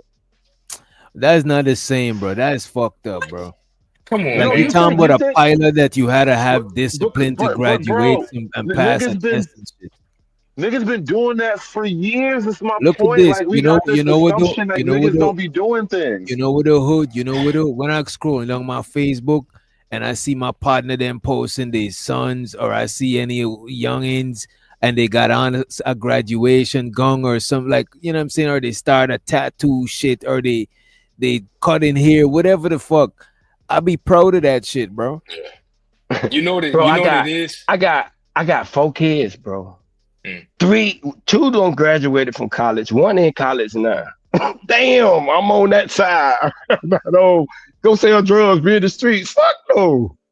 That's some proud shit, yeah. But I think what it is, and this is where I can agree with Hood. Like, we look at it like, why isn't that normalized in our community? We shouldn't be like, that's the exception. That's normal. That should be normal, right? Like, hell yeah, because we are them folk, right? We talk about being the chosen people and all that. Like, I'm not saying that we want some Israelite type that shit. you shouldn't be proud of seeing another black man, bro. No. I'm not saying that. You can still be That's proud. What Hood is but saying. Hood is saying, why be proud of a next man accomplishment? if you see a black, well, I think in that particular situation, he was saying like, all right, if I see a black pilot, his thought is like, oh, that's what's up. Like, at least if I see a black, because I remember the first time in the military, yo, and again, this ain't no flexing, no, but I was young cat in the Pentagon, and I saw, this was the second general I saw that was black. First one, she was a 3-star female. This dude, 4-star general, I'm pretty sure this nigga's on the wall somewhere or something. And I walked past him, and I was like literally starstruck. And I like wanted to stop him and shake his hand and introduce myself. I just looked at him, but he saw that I saw him, and he looked at me, and he kind of was like waiting for me to say something, but I was just so shook. I just kind of like looked off to the side, like, oh my God, like, yo, this is a 4-star black general. So I understand the sense of being proud, bro. Like, I ain't never felt nothing like that yet to this day. I didn't met celebrities and stars, but you meet a black 4-star general? What? Get the fuck out of here. So I get that sense of pride, but what I'm talking about is like, that shit right there is not normal. Going to college, you know what I'm saying, starting a business, like, I'm talking about regular stuff that we should be able to be like, that's what we do, nigga. Shit, bro, niggas be complaining about, yeah, when a nigga graduate from high school, ain't that much celebration, but when a nigga come home from prison, they want to, or they say free my nigga, and when a nigga come home from prison, people put a paper in his hand and shit like that, and know when a nigga becoming a fucking pilot, bro. Okay. Oh, he's not a niggas, bro. Why you gotta do it like that though? Cause you can't win, bro. You can't win for shit, bro. That's not the same thing, bro. You know it. I should take that attitude and fuck it. Then I'm celebrating Pookie and Ray Ray. I can't celebrate a goddamn pilot with damn nigga Pookie. Boy, that goddamn Chevy a little hard with that paint on there. You don't see how my man just told the story about a 4-star general. Like, that's an actual achievement versus like this nigga. Being a pilot of the airline is like driving a bus in the sky, bro. It's No, not it's not, exactly bro. the same thing. That's more It's only attainable. That's more attainable than being a 4-star general in the middle. I promise you, bro. Like, this nigga was yes, like chief of staff for something, like true, chief of because it staff ain't for the that Air Force many. or some shit. Like, It's but not that's that what I'm many saying. 4-star generals though. Oh It my ain't that God, many bro. positions. But we only got but Even what 20,000 fucking pilots out of how many millions of us? Come on, man. 100 something. We looked it up earlier. It was 100 something pilots, which is like not a bad number technically. Which is why I said earlier, if you And only that's got 4%, what if that's just what we generated? Niggas don't really care about flying that much anyway. So like, wait. why can't we take this But number was and that just number move? was that number like active now or 100,000 throughout Okay, history? I think we No, failed to. currently it was currently through the commercial pilot industry. Hey, But Hood. And that's first, still a but small number though. first he was That ain't saying a is lot. but that's what he was saying first. It was such a small number. Y'all So talking about the that numbers, small right? number Right. is something special. You know what I'm saying? Exactly. It's Okay. like he's changing it when it's convenient. This nigga is So Doc, let me ask you this. I think what we missing is, and I failed to make this point earlier, right? So if you go on a plane, right? You know what I'm saying? Let's say you fly 3 times a week for whatever reason. You see white pilots, and you know they always come and speak to you. When you go out of your way and you shake every pilot hand when you get off the plane. I'm not saying that always happens. Sometimes you might, sometimes you don't. But if you see the brother and you like shaking his hand and you dapping him when you doing extra special stuff because he's black, you don't think that sends a signal to everybody else that sees that? Not necessarily just like, oh, he made it, but it's almost like if they used to seeing white pilots, I get it, right?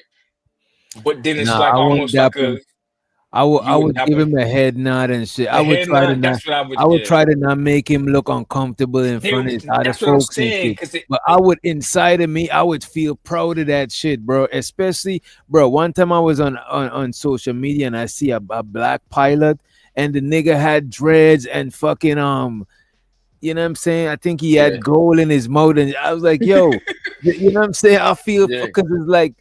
It's not, bro, I feel proud, especially when it's not an old black person, because it's like they excel fast, you know what I'm saying? Because an old black person, they probably was struggling for a minute to get there. But when I see a young black person, I feel even more like, because it's closer to me, it make me feel like it's just something in you, make you feel like it's more possible. You know what I'm saying? It's possibilities for people that look like you and shit. You know what I mean? Dog, let me tell you something though. It ain't got to be a pilot, bro. I could see a young cat that I knew was in the streets and he get a job. I'll let him know, bro. I'm proud of you, bro. Yeah. I'm glad you left them streets alone. You out here trying to get it right way. I'm proud of you. What's wrong with that? Nothing. Hood ain't gonna never do that though. Bro, you could be all right, bro. Bro, you all right, bro. You ain't as scream as Hood. So I ain't go. I gave you a name. Coon or whatever, you not that. You not that. Why is there some type of Hood fucked up? Like, is there some type of pilot right measure into have to be black? Hold up. Yeah, I saw this before. I don't like my pilots looking like rappers, bro. I didn't care for the look. Hey, I'm glad he went in, but I don't care for the look. Okay, well, you can wait in the terminal while we leave. We about to go to Hawaii. Nigga. Stay in the terminal. my only thing is, absolutely be proud. Like I said, I was proud of that general. I've seen black pilots. I was proud. I guess my pushback is I don't want them to be looked at any different than anybody else of success. And that's the fight that I've been fighting as an engineer, you know what I'm saying? Where it's not a whole lot of, this was the first time that I was like on a team full of black engineers, you know what I'm saying? It's always been white boys and then there'd be like a couple brothers sprinkled throughout the team or whatever, you know what I'm saying? So it's like I have a sense of, I don't want that separation when it comes to skill set.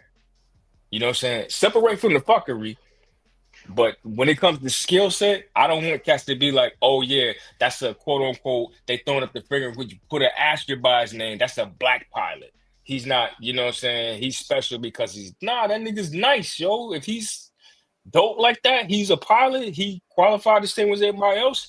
He's just a pilot. Why does he have to be a? Now we internally, I think that's where we disconnect. But bro, so you're saying that you're saying that they shouldn't distinguish themselves as a black pilot. They should just be excellent as a pilot. Yeah, if we want to celebrate him because he's bro, black, that's cool. But a lot of people don't face the same, what you might call it, obstacles. You know what I mean? And I do think it's good to celebrate that. If people gonna, is no way to complain about the bad imagery, and in the same breath you don't. All right, you saying, oh, they only show bad shit about black people. Well, goddamn, why can't you celebrate the good shit? You know what I'm saying? That is crazy to me. Yeah. No. Nobody's saying not sell. Okay, I get what you're saying. How that could be perceived that way. As far as representation, at least celebrate them and get them a little bit of, you know what I'm saying? Sure, they're just a pilot, but they're a black pilot, and we already know that black people be having a bad press. So why not show some positive shit? I got you. Right. So we can change it.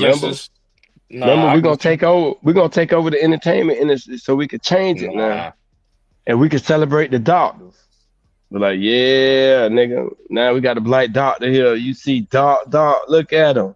Okay, Doc got the big eyes. Okay, if Doc wanted all the change, he can go bound, but he didn't. He wanted to put his shit in the Roth IRA, all that bullshit. Yeah, but if we don't try to at least take it over, it's gonna stay that way because we ain't the one pushing it. You got no choice of being in the front. We don't control that at all. All of us can get off of TikTok, whatever. That shit still gonna be on BET. It's still gonna be on for real though. Like, and it don't take that many people to do it. You can just if we don't buy now albums, they still gonna get rich because all the little white kids, Chinese kids, people all overseas buying their music. So we don't even have to support it. That money's still gonna be there. Cause most of them cats, bro, ain't really from the streets. They make them into them characters. Damn. Yo, Doc, that shit fucked me up, Doc. I ain't gonna hold you. I'm still stuck on that shit. Yeah, it's like it's like a lot of people minimize. Can't win for losing, right? It's a lot of people minimize when black people do good shit. Oh, why it gotta be a black? And it's mostly, and the fucked up thing, it mostly be a lot of the black, like conservative, like hood conservative. You know what I'm saying? A lot of it. I mean, be like, I'm guilty of it too. I'll take that because I'll be like, damn, like why we can't be, you know what I'm saying? Just be like seen as. Because that's how I look at it. I don't want to be looked at like, oh, okay, you know, Nath he's good at XYZ.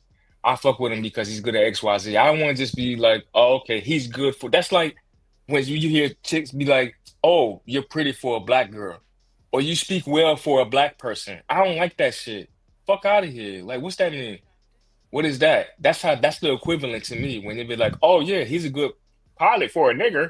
Like, fuck, that's what that but if they already, but that example is not for them, it's for you and people like you, because they already, younger people already seen a certain type of image. The image is not just for them, it's for you too, bro. The image is not a proof to nobody else. It's not always to show other people or to prove them wrong. It's the image is for younger people, bro, so they could see some other shit.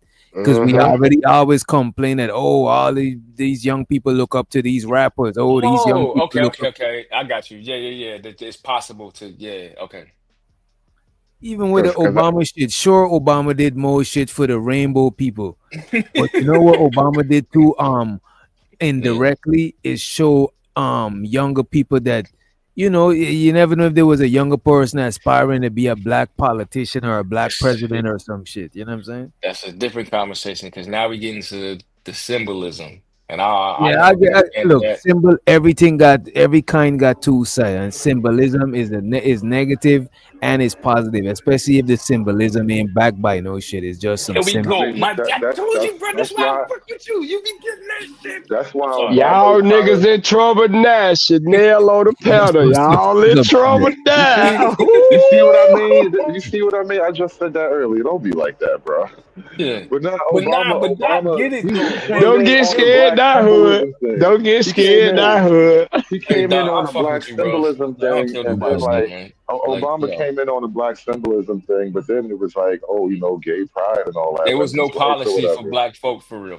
Like, If But Obama was a symbol, then the rest of them symbols too. But you gotta remember, is that community that helped put Obama in power too, because a lot of them people voted for him. You know what I mean? Yeah. Well, it was a mix. It was a mix. Not only that, but Obama put in the healthcare program that because they want to cut that healthcare program, the goddamn government shut down now. Right now. So that's what Obama did. No, that's Obama did shit that lasted. Shit that they hate because it say Obama name. But when you say the proper name, the Affordable Care Act, oh, they love that.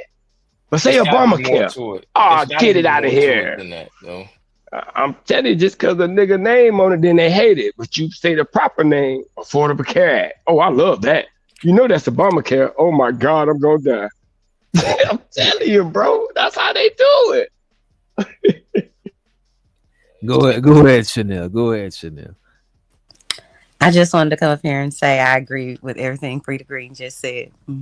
That was it. Boo! We're not tomatoes, Y'all better duck. Oh, she don't reload my guns. I agree with him. I think, and I wasn't listening to the whole entire conversation, but it is amazing to me how people can throw away all of their value system. Everything I won't say but all of the things that our forefathers and whomever else came before us to keep things from becoming the way they are, they're just taking the safety belts off of everything and just doing whatever the hell they want in the government. And that's bad. So I think you gotta have a government for the people, of the people, by the people. And right now that's not what's going on. It's government by that Trump man. Is it? And a lot of people think that it's not gonna change. It's not going to bother me. It's a slippery slope. It's a very slippery slope, and it's on the down. It's not on the up. I mean, when you can have one man come in and just write executive order after executive order, just dismantling the government, it's crazy to me. And people be like, well, he was a businessman. Okay. So I wouldn't want him to be no businessman over my business. Can I ask you this? Go ahead. So, all right. Again, I said it earlier. I worked for the government for a long time, nearly 20 years, right? In the military and then as a contractor. And I get it, people losing their jobs, they cutting, but I saw firsthand like how it was like when cats talk about it's oversaturated, it literally is. It's people that go there, they show up, they do nothing. Your taxpayer dollars is like somebody was sitting in. I worked in IT. At one point in time, y'all don't know this. It was motherfuckers sitting up in the office. They was watching Netflix, and then we was part of the team that started like cutting all that shit off. You don't have access to Netflix. You don't have access to Gmail, right? Because niggas was checking their personal Yahoo, all this other stuff. They remember we was talking about. You were on the Doge team? No, man, way before. Okay. No, I'm just saying, but like working for different agencies, and like a lot of these government agencies was getting hacked because they had access to the same shit that they had at home. So all they would do was get up, brush their teeth, wash their ass, come to work, and sit and do nothing. But they was making $125,000 a year. They was doing nothing, and this went on for years. So like, we talk about these rich counties up there, and I'm not trying to hate on nobody. I'm not shitting on nobody. But it's somebody that was like, we actually like got to do work for real. And you see all these management positions, GS 12, 13, 14, whatever that shit means. It's like, well, what do you do? What's your job? Right? Because you're not doing anything. You go to meetings, you don't contribute anything. You got some degree in communications, but now you got this, you're the director of some cybersecurity program or something that you don't, that's beside the point. My point is, there definitely was some oversaturation in the government. Do I agree with how stuff is happening now? No. But do I know if there was another way or a better way they can do it? I don't. Do I think there's something needed to be done because everybody pays for it? Yeah. You know what I'm saying? Because I seen it. Like I said, I literally seen it for years. Like, it's so much red tape. And imagine going to work every day and you got 6 different people you got to answer to. You're the one that does the work. 6 different people. They don't do shit. they can't go to the meeting. They can't answer nothing unless you tell them, oh yeah, well this is, can you go ahead and fill out this report and send it to me? And they send it to their boss, and then they change a few words so they can sign their name on it. And it goes up the chain of all these different people. It just got to a point to where now it's like, yo, we're such and such $1 billion in the hole because we have all this. And they kept growing these departments out and out and out and out. I know Department of Education is one of the bigger ones, but I worked at USAID. I actually worked at that building, the Reagan building, where they pulled it. And then the Department of Education was around the corner. I used to walk around. I saw on D Street. I used to walk around the corner to go over there. I was like, damn, you know what I'm saying? My big sis used to work over there. The point is, there's definitely a lot of waste. And we're not going to talk about the contracting companies that are in there getting millions and millions of dollars. And then there's a lot of mid-management up there that don't do nothing. You know what I'm saying? And these cats are making hundreds of thousands of dollars a year for doing nothing. But we pay for it, right? The taxpayers. So, I mean, yeah, people is kind of fucked up and they shut down the government. You know what I'm saying? Behind it, it's extreme.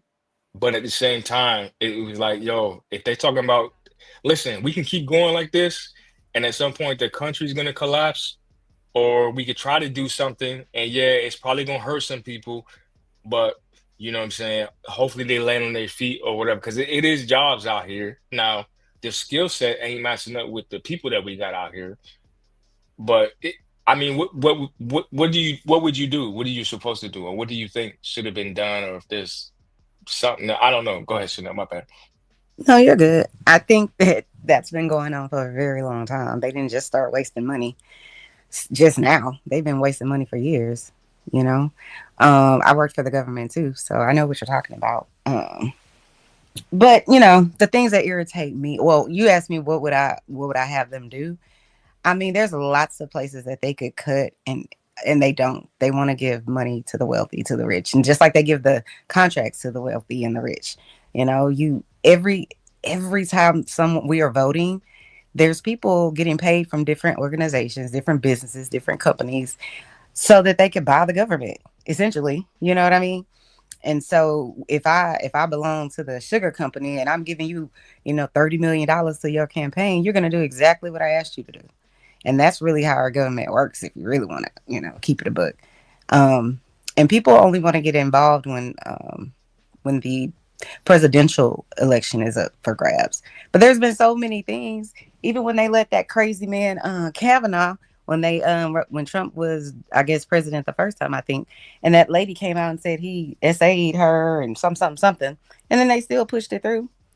So that's why I say these people can be bought. So it doesn't really matter, what could we do differently when the people that are in the positions of power only care about themselves and their constituents. And I'm not saying us as their constituents. I'm talking about the people that's giving them money to do exactly what they want them to do. And now it just seems like they've just taken all the, safeguards off of everything. And it's like a free for all. You can put a whole ass felon in the White House and act like that's okay.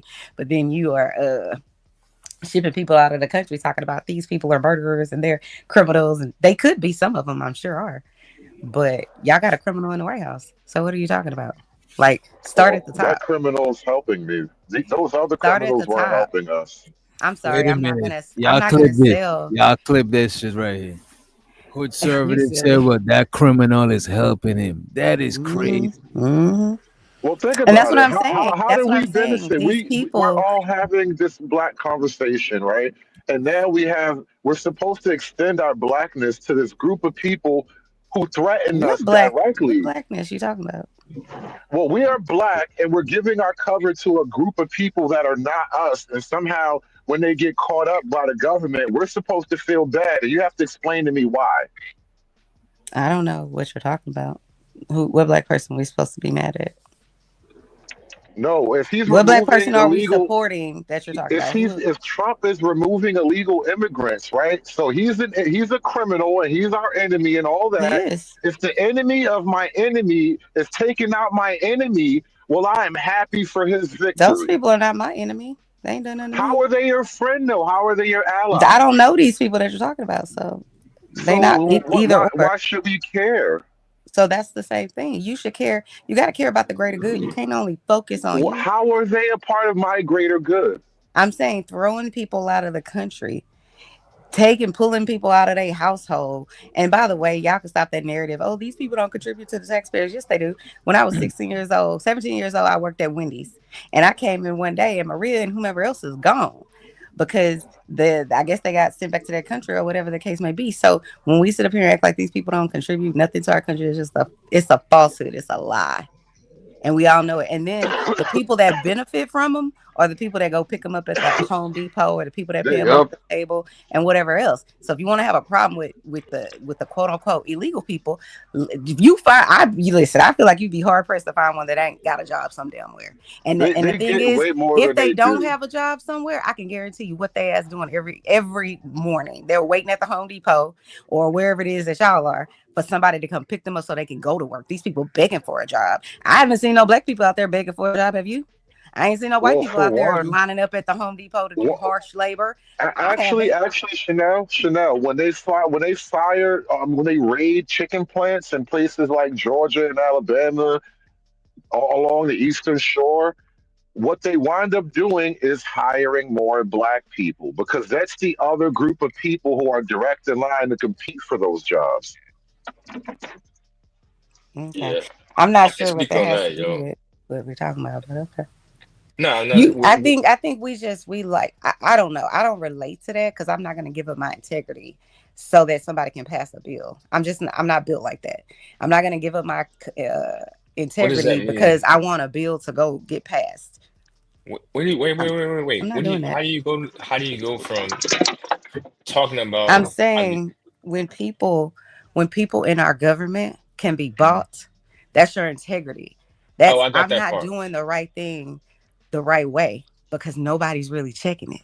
So I could take campaign donations up to a certain amount. Now I could take, like I said, the sugar company, who else? The cola company, the big pharma, whoever else.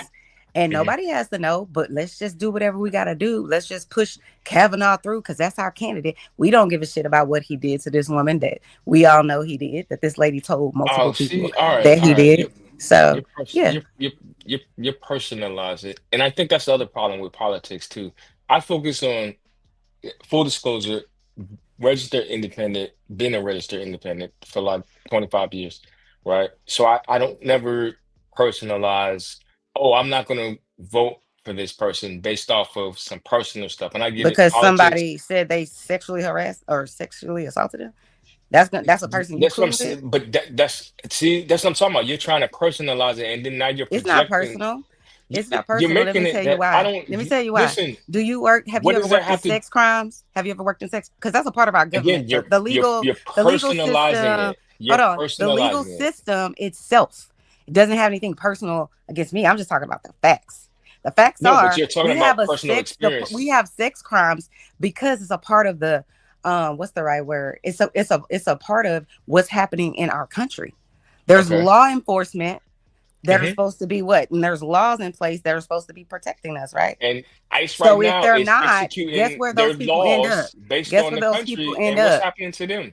So but guess where those people end up? They end up in my couch talking to me about their trauma. Okay, but the Kavanaugh thing was never even investigated by the sex crime whole social problem because I work in that sector. You can't just say, "Well, we're going to ignore it just because it's something around the people you advocate for." I'm not. I'm saying you can't. I'm not saying you personally. I'm saying in general, you can't say, "Well, we can't talk about that because you're personalizing it." Yeah, it's personal because of the people that come to sit on my couch. Okay, because of the thousands of women and young adults that have been SA'd. So yeah, it's personal. You made a very valid These are all my sisters and brothers, and that's who I'm going to fight for. The people that's in the government, I shouldn't have to be on this. No, because she know the people in the government. Those are the people that should be handling it. But since they are not, people have trauma, and then they have to come sit on Chanel's couch. That's all not I'm the saying. People in the government because that's a local or state issue. Yes, it is. You can't deal with local. Law enforcement isn't a part of the government. The justice system isn't on a part of the government. Ma'am, there are levels to it. I know that. Some crime that happens in some small towns is not going to No, be this is not prosecuted on a crime that's federal happening in level. small towns. Go read the You know what I'm statistics. saying? 1 in 4 women would be sexually assaulted in her lifetime. It's a fact. See what I'm talking about? That has nothing to do with. It You has not gonna get everything. me with The law you has say, to be. listen, Hold on. Pause. There was a law that was passed in 1996 by what's his name? That Clinton guy, President Clinton. It's called the Violence Against Women Act. If there wasn't a social problem, why would we have a law for it? Nobody's saying that it's not. So don't sit up here and make it personal. Don't say that's because it's personal for you. It was personal for all of humanity. No, y'all been doing this. This isn't something I'm pulling out of my ass. It's the facts. It is because so, you're gonna. But play anyway, that, go ahead. What's your question? Yeah, you're gonna play the. Okay, I'm gonna go back to because you tried to play that card, right? What card? You have a responsibility. You talk about law Which and order. Card? The justice and the law and sexual Which assault card am I and all playing? that. I'm telling you right now. That's not a card. These are facts. Okay, those are facts. It's facts that there are illegals in the country and ICE is doing their job. So they're wrong? Okay. I don't know. I'm asking a question. I'm asking a question. I don't know. I don't work with people in the law enforcement so industry. now, I don't know. Where's all that? I know what I know. I'm not going to talk about what I don't know, right? Okay. No, but you was just. No, I'm talking about what I know. I'm not talking about. It would be. What about all the children that get sex trafficked across the border? Say that again. What about all the children that get sex trafficked across the border? There's millions of people that are getting we're not doing that anymore? Be clear. There are millions of people that are being, or I don't know, now we want the right word. I would say at least thousands of people isn't it good that on that's I-10 in Texas that are being sex trafficked. That's why we have all these signs away. I see signs in the Chili's. I see signs in the Chili's bathroom. If you're being trafficked. But wait. Hold on, Hood, because you just he just mentioned children. You had more fire and emphasis for women being sexually assaulted than you did for. You didn't hear what I said, did you? What did I say? You played it off, kind of like. Did you hear what I said? You said there are many people. What did I say? Yeah. What did I say? You turned it to something people. on I-10. You shifted it. I said millions, but then I said no. I'm not gonna say millions. I said that there's tons of people being trafficked all over Texas, specifically off of I-10. I know this. It doesn't look that way. Doesn't look that way, but it's definitely happening. So what I was saying is, it's not. I know about that population of people too. That's all I was getting at. It's nothing new to me that people, because he was saying people are being trafficked in Mexico. No, and that's I'm not saying, no, I said across the border. Across the border. I'm sorry. Which border are you talking It about? was Canada or specifically, I was Mexico? talking about across the Which Texas border? and Canada Mexico, or Mexico? the American Mexican border. That's been a huge issue with specifically with the illegal immigrants trafficking children. They disappear. Children are being God knows trafficked where. in this country. Apparently, they wound up on pot farms in California growing weeds for some rich dude. But they wound up wherever, and we put a stop to that. And then we're now to pretend like that's a bad thing. Who said it was bad? I would just point out that she had a lot of smoke for women, quote unquote, being sexually assaulted. And we all know that happens. But when you mentioned children, she immediately switched it from children to, there's plenty of people. Be clear. My first professional job was working at Child Protective Services. So don't do that. Let's not play that rule. You really don't want to play that game with me. I didn't do anything. I pointed out something that's wrong in our government. What are you talking about? But you heavily focused it on women. So now I'm heavily focused on children and families. So now what? I have the experience for both. So what else? Those are the only ones that matter? I didn't say that. That's what you're asking, but no, I didn't say that. But guess what? I'm one Chanel, taking on all kinds of different jobs, and over the years, I can't save everybody. That's why you have something that everybody has a skill at something. Everybody has a passion. Well, some people don't. They're psychopaths.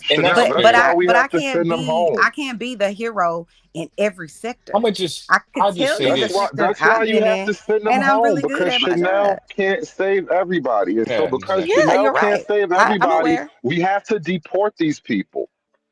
I'm gonna just say this, yo. Like, as a disabled veteran, what's gonna happen when y'all deport the people? When the people get if they all got deported today, I'm asking. I'm gonna throw a hypothetical. Let's say all of the people that you guys are talking about that are out here doing whatever it is that you say that they're doing, so they deport all of them now. Tomorrow they gone. So now what? What does that world look like for y'all?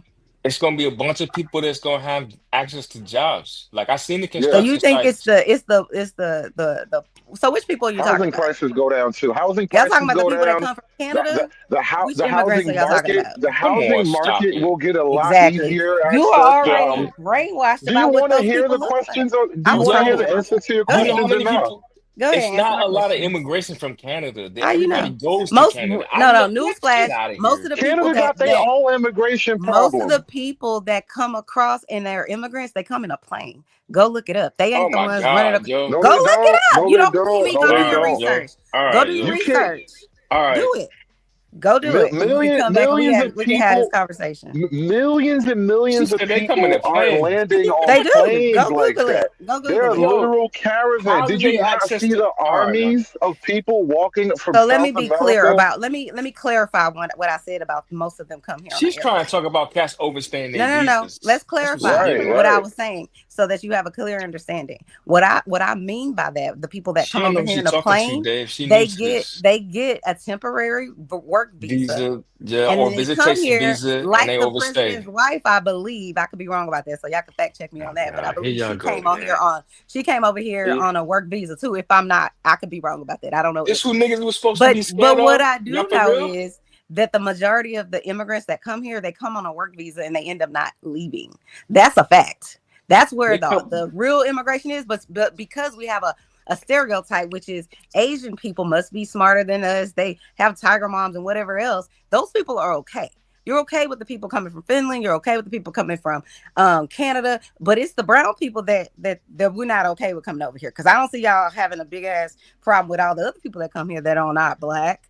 That I don't see y'all talking about, oh, these people are still in our jobs too. Be clear. What did I say a few nights ago, or maybe it was last week when Why'd I you said say brown right people? before COVID happened, my husband's company basically was shutting down their operations. They got bought out by another company. I told y'all, I said all of those 2,000 or 4,000 people, I forget how many worked for my husband's company, they got shipped over there to Manila.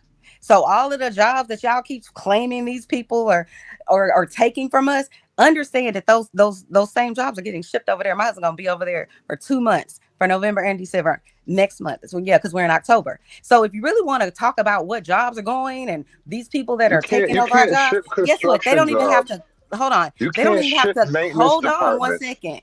They don't even have to come to America to take the jobs. They just did. We're gonna lay off all of these people, and then we're gonna hire people in Manila and pay them $12 an hour to do your same job. They So the already ones been that you doing really that. need to be worried about are not the ones that are here in America. You need to be That's worried about not them true. jobs over there because you're not gonna get one over there. Be clear. They let go of everybody except my husband and another executive. So that was 4,000 jobs that disappeared during COVID, and they was already starting that before C-19 even started.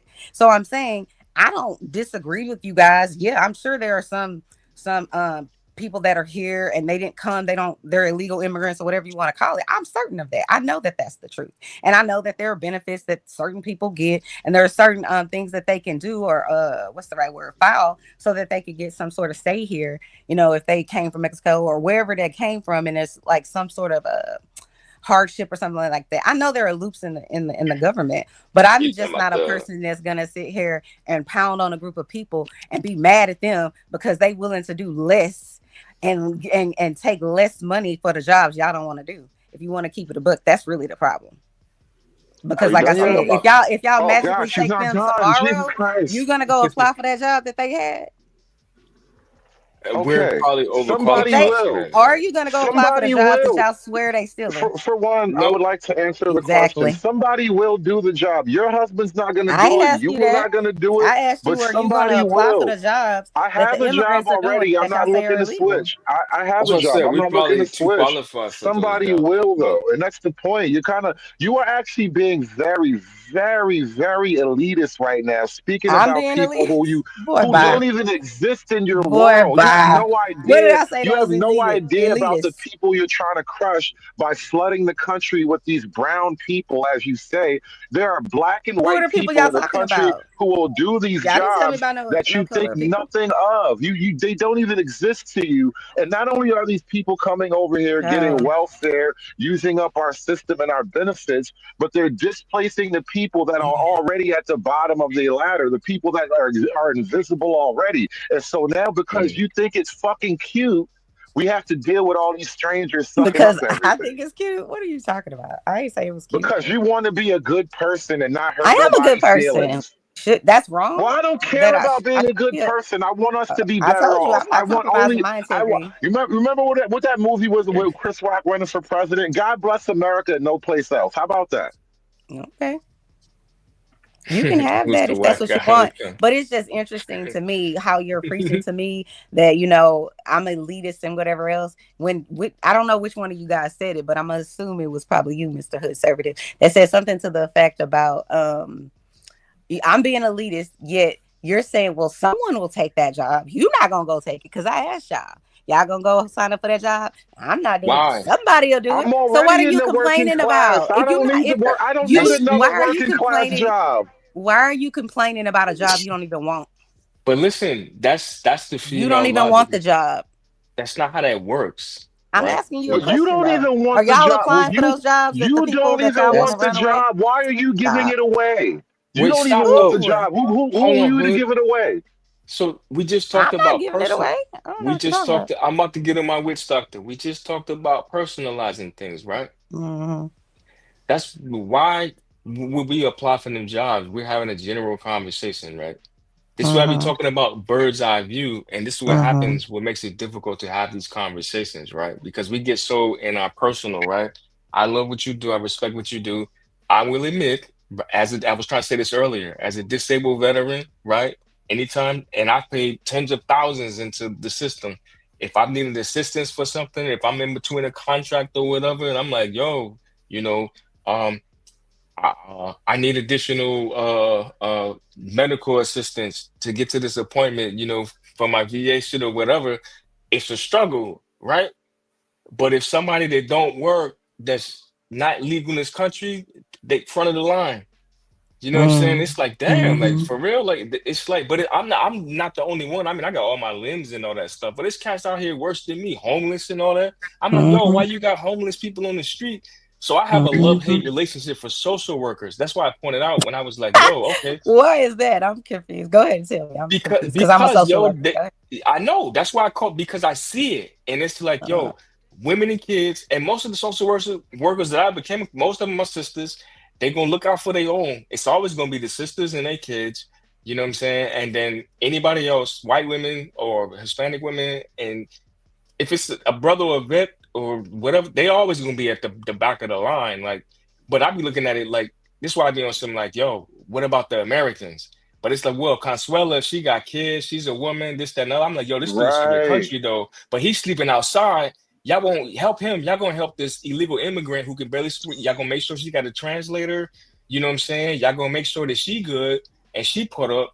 But the dude that, you know what I'm saying, out here going through it, he got weight. He a man though.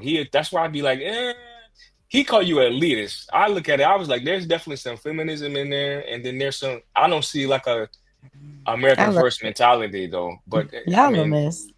Well, respect to you for being in the I guess armed forces. I appreciate that, but look out for the vets though. That's all I'm saying. Y'all just be looking at people that make bad decisions and they're illegal. Like, come on, think about the thing. Think about what we've been talking about all day. Like I first, and then you came up, and then Prime was up here a little bit too. But we get accused of hating Black people, even though the things that we believe in would be overall positive and beneficial for Black people. Yeah, that's true. And then now we have a sister in place here who work part of the government. Like I always said, women are the government. So I hate when Black women act like the government be oppressing them. And then a Black woman who works in the government giving her care and her attention to a group of people who are not us. And then y'all would look at me, the Black man, bad at this shit as I'm the problem here. And I'm like, bro, we be doing this shit to ourselves, and then we wonder what happened. I mean, listen, I've only heard her talk to you on this panel, so I don't know you. Why you don't love Black men, Chanel? Why you hate us? I've never said those things about y'all, so but it's fine. You can have your opinion. You know, I'm not saying in general. Yeah, I don't think I never heard her. I never heard her hate on black men. You know I'm fucking with it, Doc. I'm sorry. Yeah, I got it. You were being tongue cheek. Oh Lord, isn't here, yo? He come up, I'm gone, man. Why? I'm not fucking with that nigga, man. He's a clown, bro. I can't take it. I love him. He's funny as hell. You can't take that from him. But I'll say this. I'm always going to argue my point because I've worked in so many different parts of the system that we call America.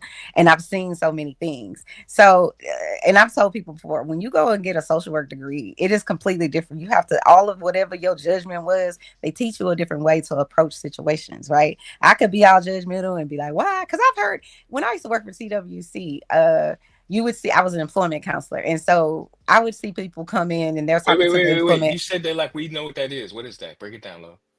What? CWC? Texas Workforce Commission? Oh, TWC. Yeah, TWC. So, okay. But I worked in the work. I don't know what y'all have because I don't know where y'all are. But here in Houston or in Texas, it's called what is it called? It's not DFS. It'll come to me later. But basically, when people need help for employment, when they need SNAP benefits, which is like food stamps, those type of things, they would come to us. And I was an employment counselor. So the people that were around me, we're trying to help them get a job or whatever. But I would hear black man after black man. And this isn't shots at black men. I'm just telling you what I would see and hear over here because I'm not even talking to them. But they would be like, these same thing y'all saying, they are taking our jobs and blah, blah, blah, blah, blah. And I'm like, listen, these people, well, yeah, they'll take all of the jobs because they're willing to sit out in the sun. They're willing to do anything so that they can get some money. So I'm not going to knock these people who are really willing to do almost anything. That's why I was bringing up the people at the Home Depot. Y'all know exactly what I'm talking about. Now I ain't even in y'all see their state. And those people, so I can't be mad at them that they're willing to come here, risk their life, risk their limbs to come here. I don't think it's right. I don't think they should do it that way. But it is their way. And But let's stop right there. I don't think they're all criminals like that. So no. But let's feeling or emotion at all though. But listen, Mr. Conservative, we know you don't have no emotions, but I have some, and that's okay. That's because I'm a normal human being. It's not normal to have no emotions. So I'm not saying you have no emotions. Go ahead, man. Is it fair, right? If you got, let's say you got brother that, you know what I'm saying, he went through the U.S. education system.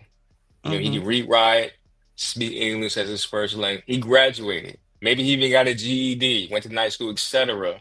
And now you're telling him he has to compete for a decent job because in most cases, you should at least be able to get into like some type of trade program or get some skill. Like we used to, I don't know how y'all was, and when y'all went to school, but we had cats, they like went to vocab. You know what I'm saying? If they didn't go finish regular high school, they went to vocab and then like they graduated from there. It was like a different thing. You know what I'm saying? But they was able to get a skill set. Now you're an electrician or you're a plumber or an HVAC tech or whatever. So are you saying that these brothers who went through the U.S. education system should play second or fall second to some cat that's willing to come in and do whatever job y'all willing to give him and he's wrong for complaining about it? Like he did it. He's like, yo, I'm from here. You gonna give this other cat a better job than me? You want me to go sit out there and do some bullshit? Like, what's up? I'm just asking, like, is he wrong for complaining about something? No, I mean, you're never, I can't tell you you're wrong for being upset or angry or happy or sad. These are all natural human emotions. You know what I'm saying? So I can't tell you to be mad about it. But I would say this, because I've had many people come and sit at my desk and literally, as much as Mr. Hood Servant is talking about, we're not talking about your feelings. I've sat at a desk and gave someone my shoes so they can go on the interview. You know what I'm saying? I'm that type of person. I'm her.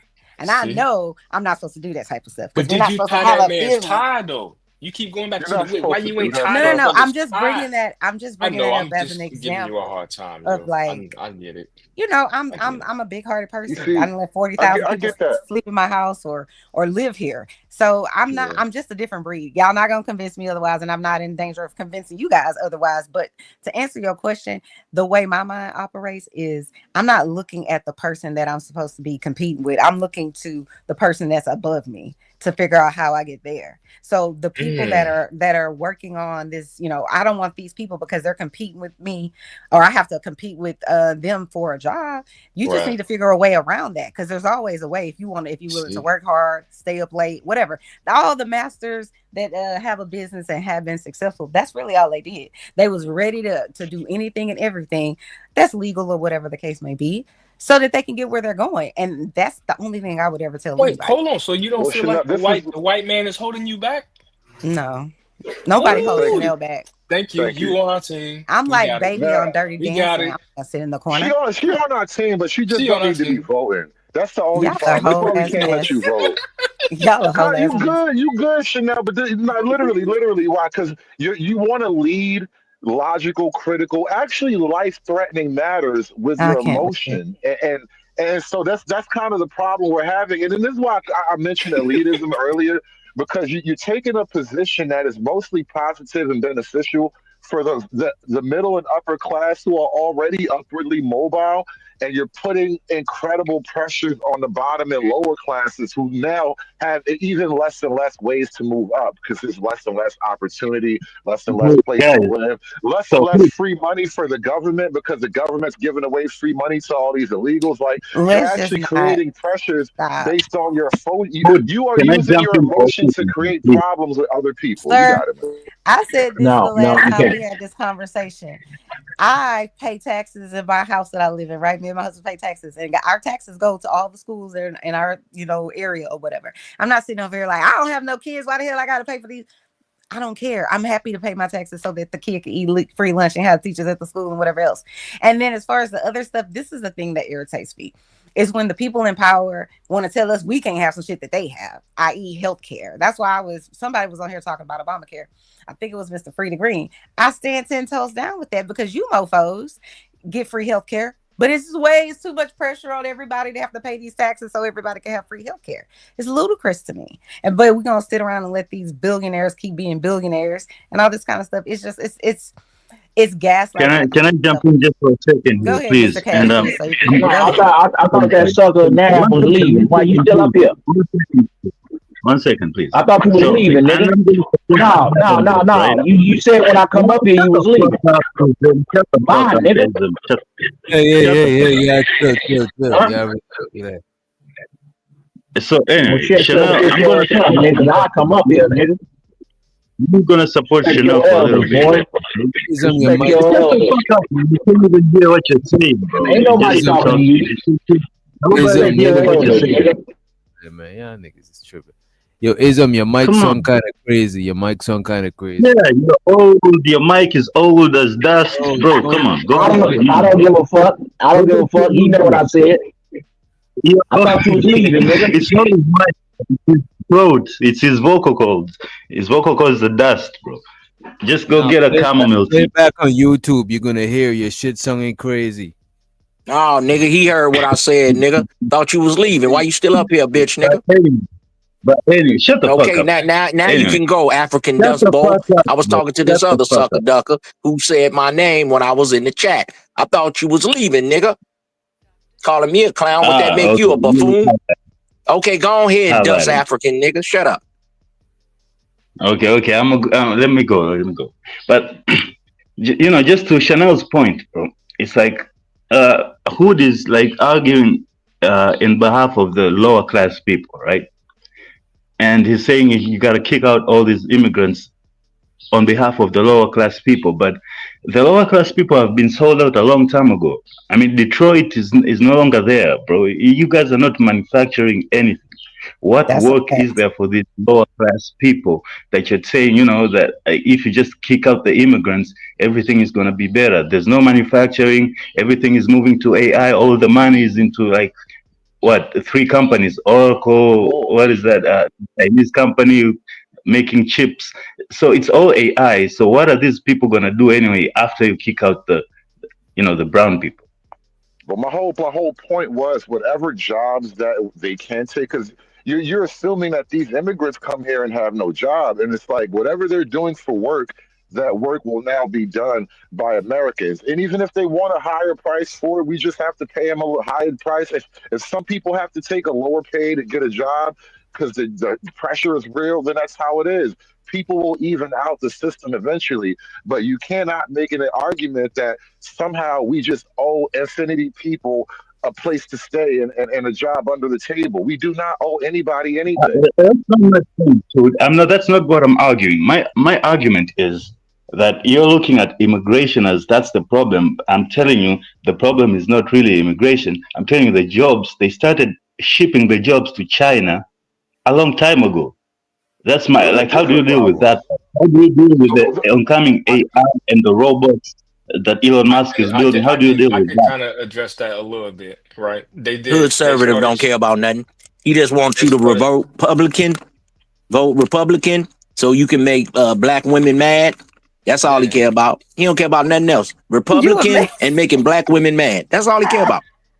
So they started shipping the low wage jobs, you know what I'm saying? And so a lot of the skilled labor, I'll give you that, like with a lot of the factories, you know, shutting. Everybody knows the Motor City, Detroit, how it's a bunch of cities like that, you know what I'm saying, that got sent overseas. However, right, there are still like tens of thousands of jobs. What America's problem is, we have a lack of skilled labor.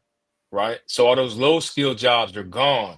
And then in the education system, we're not teaching these cats. Everybody keep talking about AI. AI is only as smart as the person that programs it.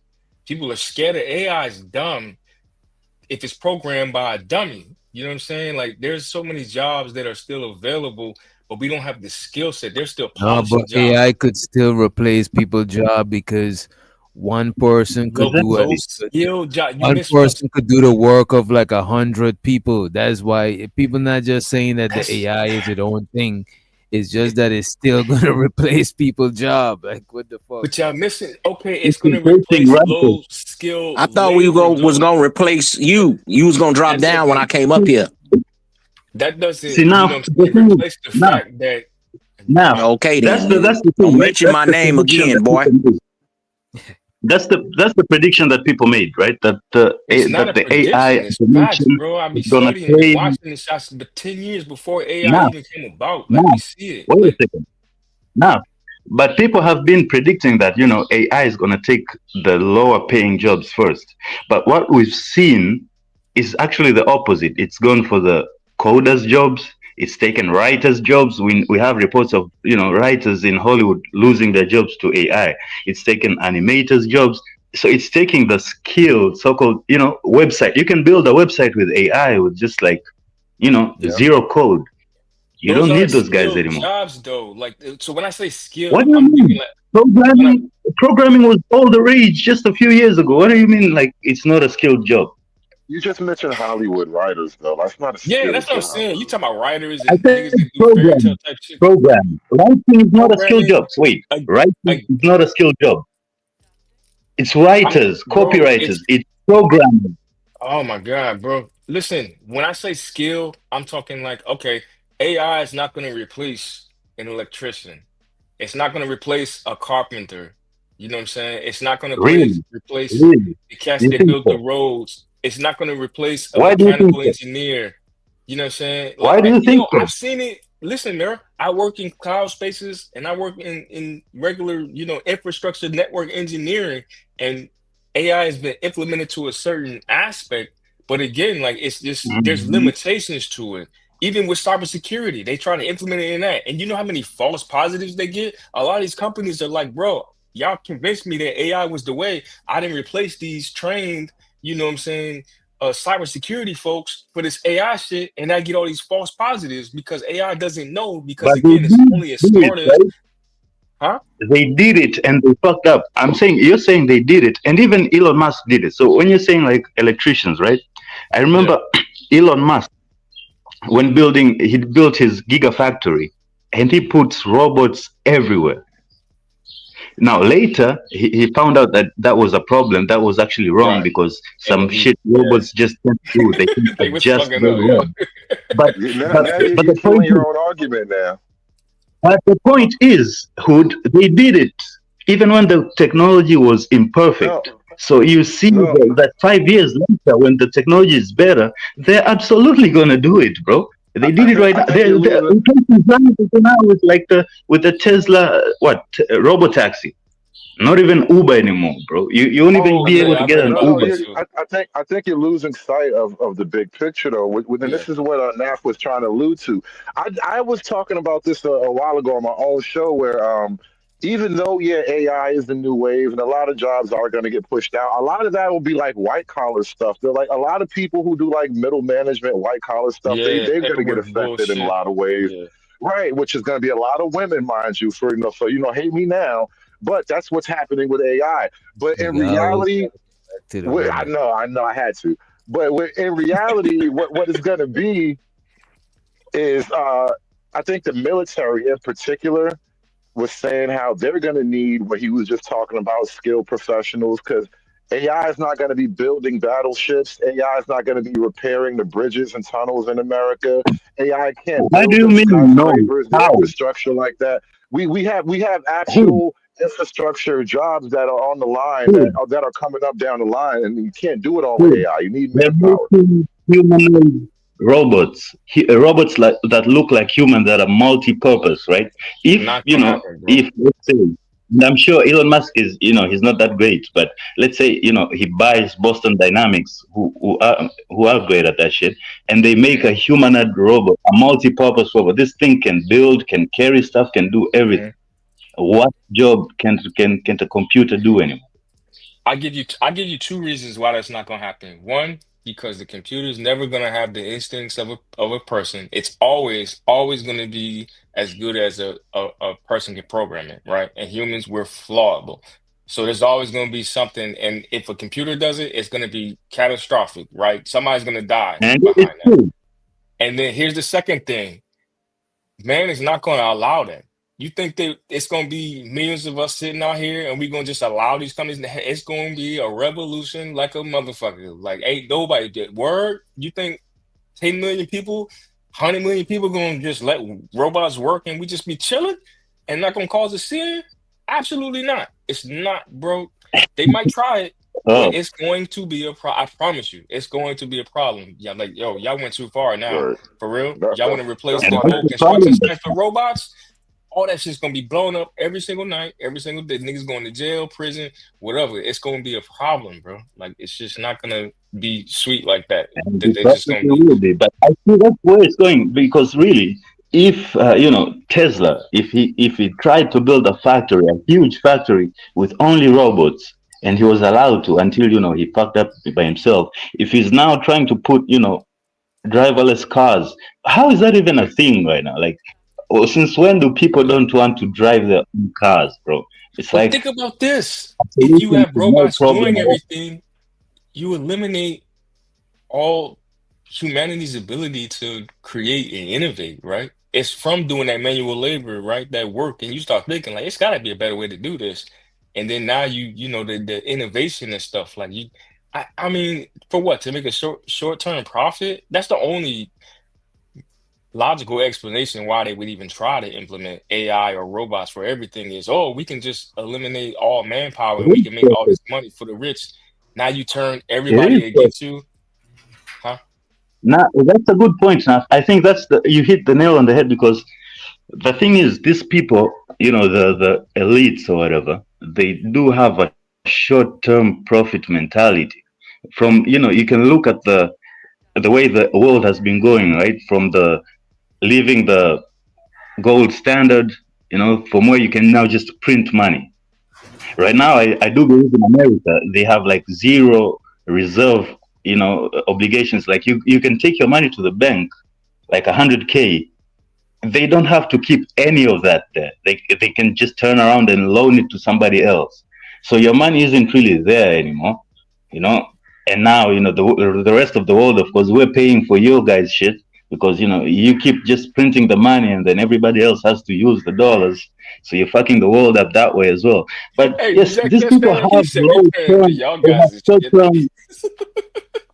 No, man, you guys are fucking up everything for real this time. Like, because you don't make anything ever anymore. Like, America doesn't make anything, but still the dollar is powerful. She's giving away all the money to the people in the streets. Nah, man. You guys, that's not really the issue. It's not the people in this. That's just the symptom of something deeper, man. That's my point. I think you're a little too far away to tell us what the issue really is at the heart of the matter. Like I'm here, I'm down at the ground view. I'm telling you what the problem is. I can see it everywhere. Like the change is everywhere, bro. Wait, give me again your prognosis of the problem. What do you think is the problem with America? Well, for one, there is no one problem. It's so multi-layered, and a lot of things are kind of tied together. Some things are old problems, some things are new problems. But we were talking about immigration as a big problem just for America in terms of the lower class people that they're ultimately replacing, and then also there's like this identity problem of America. Like America was basically black and white people for the longest time. It was a bunch of white folk and a handful of black folk, and there was a little bit of Spanish and a little bit of Asians later on. And then now we have this issue of demographic replacement because we keep talking about like the Latinos. We haven't even talked about the Muslims. Like, here's the thing. I noticed Trump is really good at deporting wayward Latinos and whatnot, but he hasn't deported any of those Muslims from like Dearborn or anywhere in Minnesota. And I just know they scamming too. They love scamming. I know they scamming the system. I know a lot of them got bad paperwork. You ain't deporting none of the Muslims. So I'm like, there's a lot going on here. We have a bunch of problems. So it's not just the one thing, but we were talking about immigration in particular, bro. Okay, but what I'm hearing is But what I'm hearing is identity politics, and you're saying immigration is the problem again. So you're saying immigration is the biggest problem that is impacting the lower class citizens. Am I right in that? I would say that. Yeah. I would say that's true. And I'm saying that's okay, and I'll give you that. I'm away, I'm far from there, but I would say it's really not. I'm saying your policies have been pushing it this way. This is the only logical conclusion, bro. It's like you raise the door, you print money, that nobody works for, so people have this money to use, and nobody in America wants to work for that. Nobody wants those lower paying jobs because the money isn't worth anything. It's only worth outside your country. So the people there outside your country come to your country to get those dollars to go spend them outside your country. You see, it's your policy shipping jobs. I'm saying the problem with America is that it's no longer a manufacturing powerhouse. It's no longer a creative. It's no longer the number one producer of the world. I'm saying that's the problem. I think that is all true. But here's what I think needs to be some elaboration, because I don't even want to start out like I'm disagreeing with you at all. Those are all accurate descriptions, and things happen over time. So sometimes things get like jumbled up, and some things don't. Like one thing doesn't always have to do with the other. But when it comes to immigration and policy, what happened wasn't just a natural progression of a country's life cycle. These were decisions made by like the corporate interest and global interest and other interests that, may not have an actual name, but, people have all this Illuminati conspiracy stuff. And people made decisions that altered the course of America's like actual identity and the nature of what America was. So like, we didn't have to go to China. Like Nixon didn't have to go to China and then open up trade relations. We didn't have to start moving jobs to the third world just because. These were decisions that were made for the betterment of one group of people against another group of people, which would be the average American citizen. Yeah, I'm agreeing with you there, and I think that's the heart of it. I think that's the heart of it more than I think the immigration is just the symptoms. It's just the observable symptoms, and now the people are actually feeling it, but if you actually trace it to the root, it's these decisions that were made with not the American citizen in mind, really, and you went with it. And so now it's like, if you're saying immigration, I'm saying solving immigration, kicking the people out, what does that solve? Do you really think that solves anything? I mean, could I add on quickly, Chanel, before you jump in? Well, it definitely does solve things, but go ahead, you got it. No, just real quick, because Cash Kid made a good point when he said America doesn't make anything. And if you step back and look, I think what it's kind of shifting to is, if people are familiar with software as a service, infrastructure as a service, I think America is slowly kind of shifting more to like a service-based economy. We could provide something to include entertainment, I right? don't think it's slowly. I think it's Listen to there, what I'm but saying, right? you get Like it. they're outsourcing, you know what I'm saying? It's the reason all of the NFL games be going overseas, NBA games is going overseas, you know what I'm saying? Like entertainment, the music goes overseas. Everything that we're doing now, it's they already sent the shipping and manufacturing overseas. But now, like to your point, we don't make anything, but it's almost like if you want to be a social media celebrity content creator, like I just got on TikTok 2 weeks ago and I've been looking on it. And at first I thought it was dope, but now I be looking on it and there's so many cats up there. They come on, yo, hit the joint. Like these cats is begging and they like slaves to this joint. Like they gotta do so much hours and to get so many points and or they lose rankings, and like that joint is crazy, yo. That's why they get this shaking ass and doing whatever to get attention. I was like, yo, this joint, wow, like.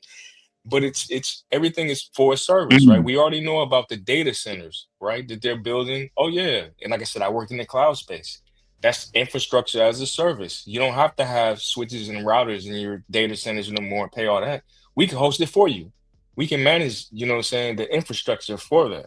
Now, what it might require as far as the neighborhoods it affects, and I know about that stuff intimately too, because you have neighborhoods that are having town hall meetings about, we don't want this data center here because it's going to affect our water, or it's going to affect, the electrical grid, or the pollution with the air, or the noise, or traffic, etc. Like all of these things go into play, but it's going to benefit some company overseas, right? Because America can host your stuff, and everybody's like, well, it's going to be safe. We can host our information over here, or we can host our websites over here. And then this is the last thing I'll say, Cash Kid, and to you too, well, to anybody really. Is it true? I heard something about internet starting there. The continent, some country in the continent of Africa starting their own internet service and like not messing with Google and all that. Is that a true thing, or was that some BS?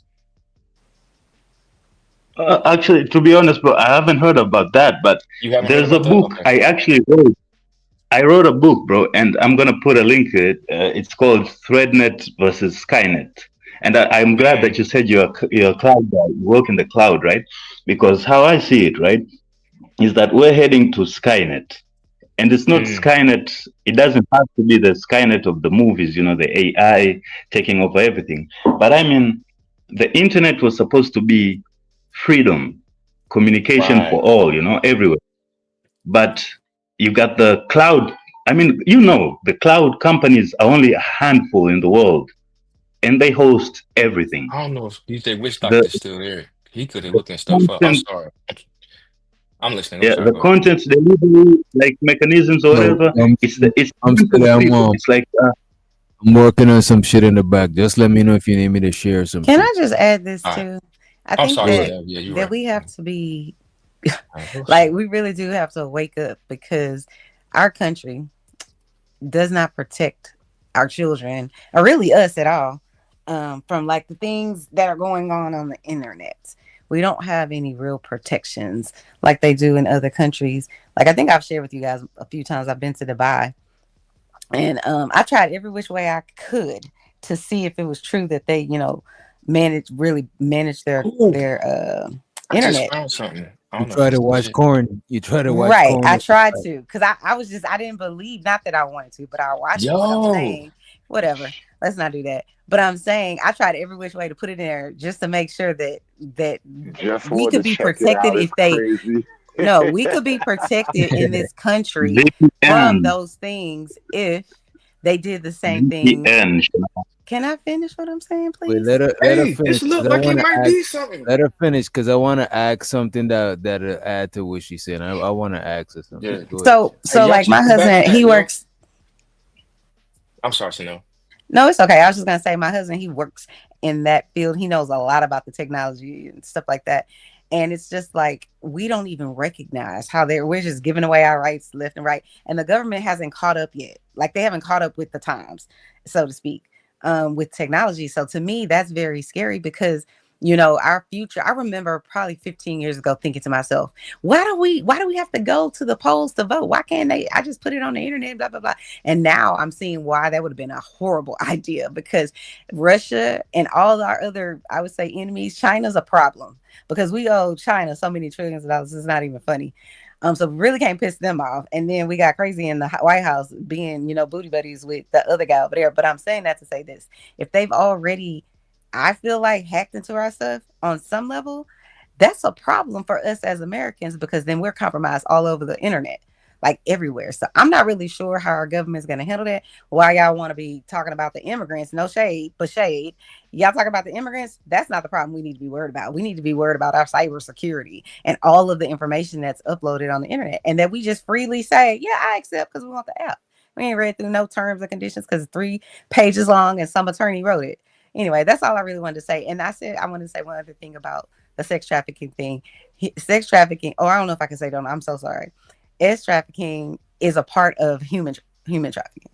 So it's just a component. Human trafficking, the forced labor, is way more than it is the SCX. So that was all I wanted to say. Okay, Have I been talking this whole time and nobody heard me? What the hell's going on?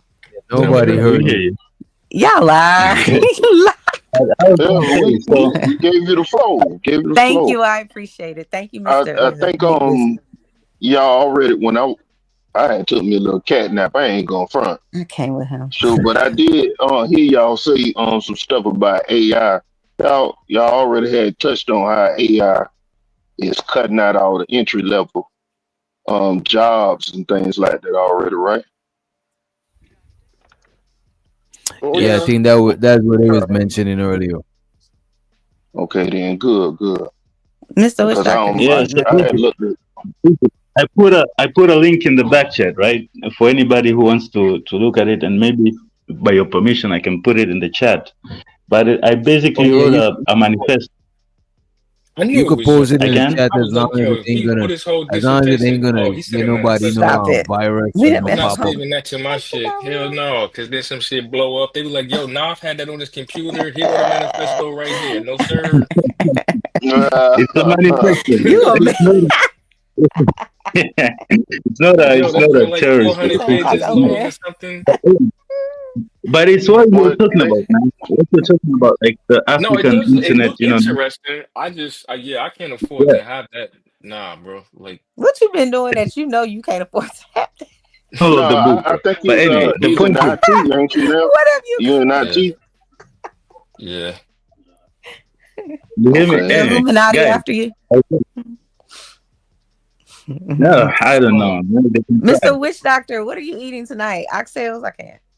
Right? Oh man, she said, like Naf was saying internet about because last time he was eating jerk chicken with macaroni. Why you all in my place? You eat some ass? Oh my God, what's happening? What the hell? What the hell? I cannot. I get that right. Niggas lost focus. You said you taking a break in the bed. Nah, he had been real.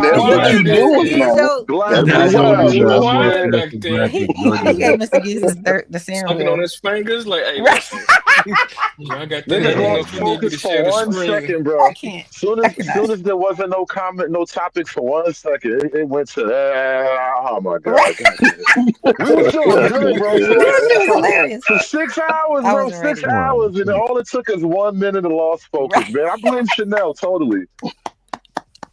That was Chanel doing that. Go down. Chanel does though. Yeah, real funny. Quick. Hey, shout out to the 18th letter, man. It's a pleasure to be up here with this brother too, because I've heard him speak a bunch of times. I think he's dope. But yeah, he's dope as shit. What up, bro? Okay, Chanel. All right. Chanel. You know, no, I was just gonna ask. I was In about to ask America. about the African internet joint because I pulled up I heard it somewhere before. Like, I be scouring the web and I pulled up these different articles. It's a legit thing. Like they separating. This is as of September that they created their own But what internet. does that mean, though? There's no such thing as an But African. you know what I didn't. You wouldn't do But it. you know what I didn't Meaning like, notice. Wait a minute. Remember when they had that TikTok shit when they was about to ban TikTok over here? That's the first time. That's the first time I knew that in other countries they don't see the they same started. shit on YouTube. They don't see the same algorithm we see. I didn't even know that shit. I thought everybody You see don't the have same.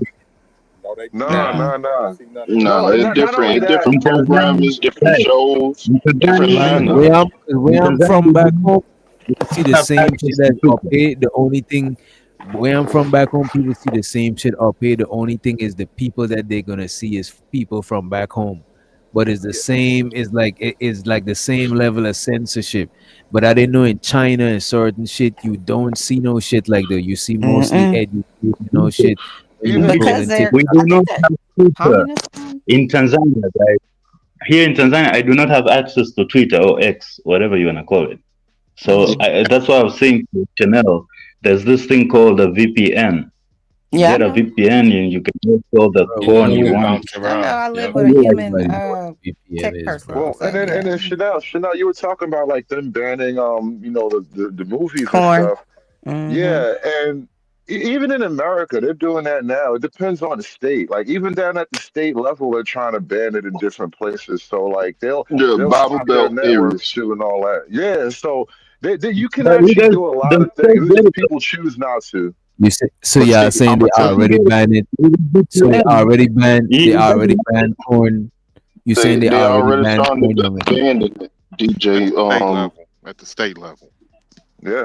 And they making people verify with facial recognition or Yeah. some kind of That is information crazy. to watch. Hey, Well, that can easily just get know overridden about this because though. He's all they like, yo, have you to got to do. put your face in there, bro. They But want to what know I'm saying Yeah, that's is, wild, Yeah, right? they so want to all know you who have, 46, you watching. got They want to check know in. who Yo, watching what. You know what I'm saying? hey, so I just y'all saw wanted to that say movie something real Snowden? quick. I just wanted to say Yeah, something yeah, I real seen quick. this. Yeah, America's not going to ban corn because it's been profitable. Yeah, It's just like they extremely can't ban profitable. Well, alcohol. I would say for a America, completely different reason though, because of who runs it, you're not going to shut them down. That's why yeah, they're not going to ban it. but see, it's so many people with their hands in the cookie jar. It's just not even about who runs it. It's about who's getting paid, to participate in it. And see, here's the thing with America, Well, man. that's the same thing though. It's just the same people, same concept. Okay, all right, I'll give you that. But here's the thing with America. America sold America out a long time ago. The American government's never been for the American people. Ever. They've only they put forth that facade that they were, which is what a lot of these poor white Republicans are still holding on to, which is that ideology that's spreading about being a patriot and all of that. America's number Make one. America great. America's number one. Shit. America's number one goal is green, and to use racism to be a buffer between making green. Now, because a lot of people, we talk about how black people think about racism or how we think about, white people, but we never talk about how white people's been brainwashed for hundreds of years on how to focus on black people and not focus on the white elite that's been fucking them over. We never talk about that. And that's why I was talking about it the other day. Okay. No, I was talking about a training called Undoing Racism. But go ahead. I mean, you literally have people that's been brainwashed to think that they're superior, even though they don't have a fucking dollar in their pocket. And that's why you see all of these different white supremacist groups popping up left and right. People trying to form white towns, motherfuckers crashing out and going on mass deletions, and like you literally they had to shut down HBCUs because these people was making death threats towards black people. Wow. After what happened with Charlie Kirk, even though that was a situation with Charlie Kirk that happened over in fucking Utah. So like, it's people, we never and I don't talk mean to about cut that. you off, bro. 18th, but seriously though, You always be meaning to cut people off. Don't you think that a student maybe, trying to skip class or exams or something just No. called in a scare, just to skip school? Don't you think that's possible? And I wanted to ask Hood Servative a question. So, Hood, what do you think? Because earlier you said you don't mind history. Didn't Witch Doctor have a question? Just saying. No, I didn't add no question. That shit is Nah, I see what you did, Chanel. I seen that. No, whenever I started talking, he said I want to add to what you're saying. So that's why I was saying that. Oh no, that was way about the censorship. I was gonna ask you how come they because I remember a time they was trying to censor a lot of shit, even though with the banning the corn and shit, but it seemed like they only trying to censor certain shit. You know what I'm saying? A lot of more shit I think could be censored. Like they need to come up with rated something for when they bought to show alternative sexual scenes. You know what I mean? Can I say something that doesn't make sense to me? About that shit. This is the thing that I'll never understand. You know how it's illegal to be a prostitute. I think except in like Nevada or wherever, it's illegal to do that. To basically, prostitution is sex for the exchange of money, right? So you can throw all these people in jail because what they're doing is illegal, unless you have a camera crew, the lights, and somebody saying action, and you could sell it at the store. I never understand. How is that? I understand that real well. You can't. How is that not the same thing? You can't tax it. You can't. And you can't tax it on the street. You can't tax somebody that's strolling on the street that's doing it. And to be fair on the street, and look at this. To be fair on the street, wait a minute. On the street is more unsafe. That's one of the reasons they should even legalize it, so they don't gotta have it on the street. You know what I mean? And less violence and all the other stuff that goes along with it. Just like they do in other countries. The red light district where you can go to active and not only just the red light district on Cascade, the drugs and stuff too. They actually have places where you can go to a building and do your drugs and stuff in other countries and shit. Now that part, and they give you safe needles and everything.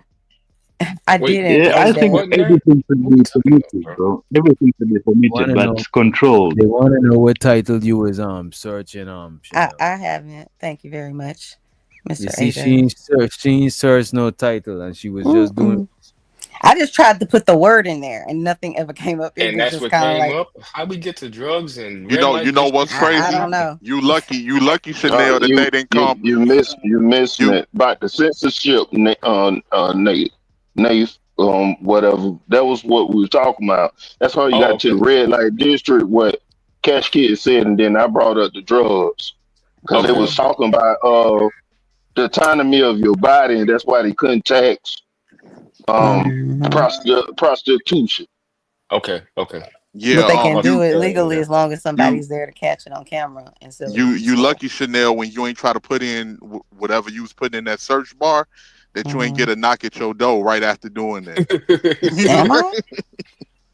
And you know what? In the corn industry, you're not technically doing a sexual act for money.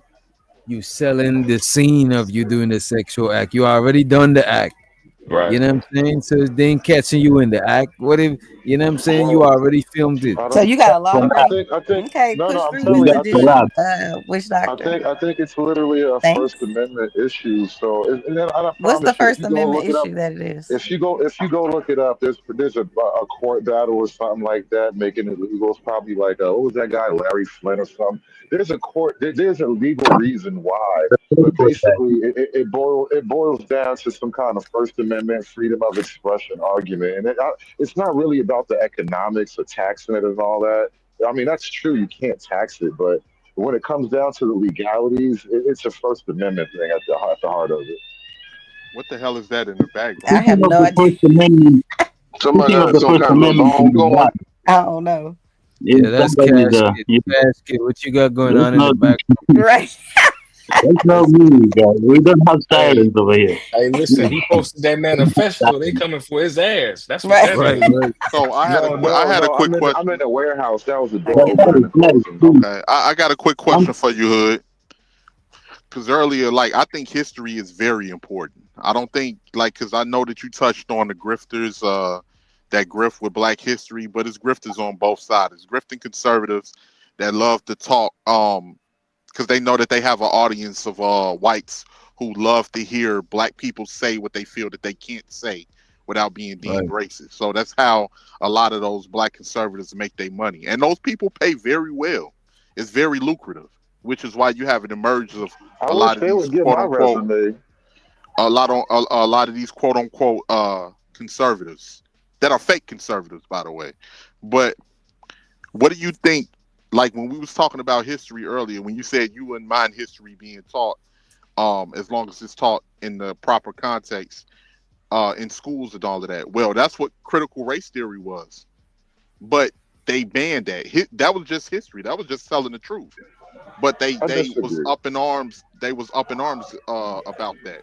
And right now you have them literally taking slavery out of the museums and like really trying to tarnish our history to make themselves seem like, every time when you hear a lot of when we touch on Black history, it's always like, oh, it's this, you guys are victimizing yourselves and this victimization, there you go, and all of this other bullshit, and not even realizing that Black people just got right 60 years ago.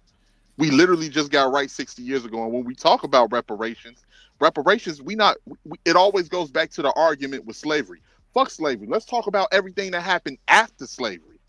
All of the sabotaging and all of the fucking the red line and the denial of blank loans, black veterans that went to war and came back and was denied the GI Bill, which is how white people actually got a lot of money to buy those houses in the suburbs that they built, which like Levittown, which discriminated against Black people and kept them from even going into own homes over in those locations.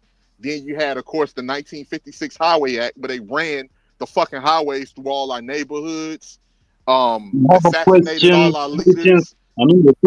Wait, let him land. You gotta let him land.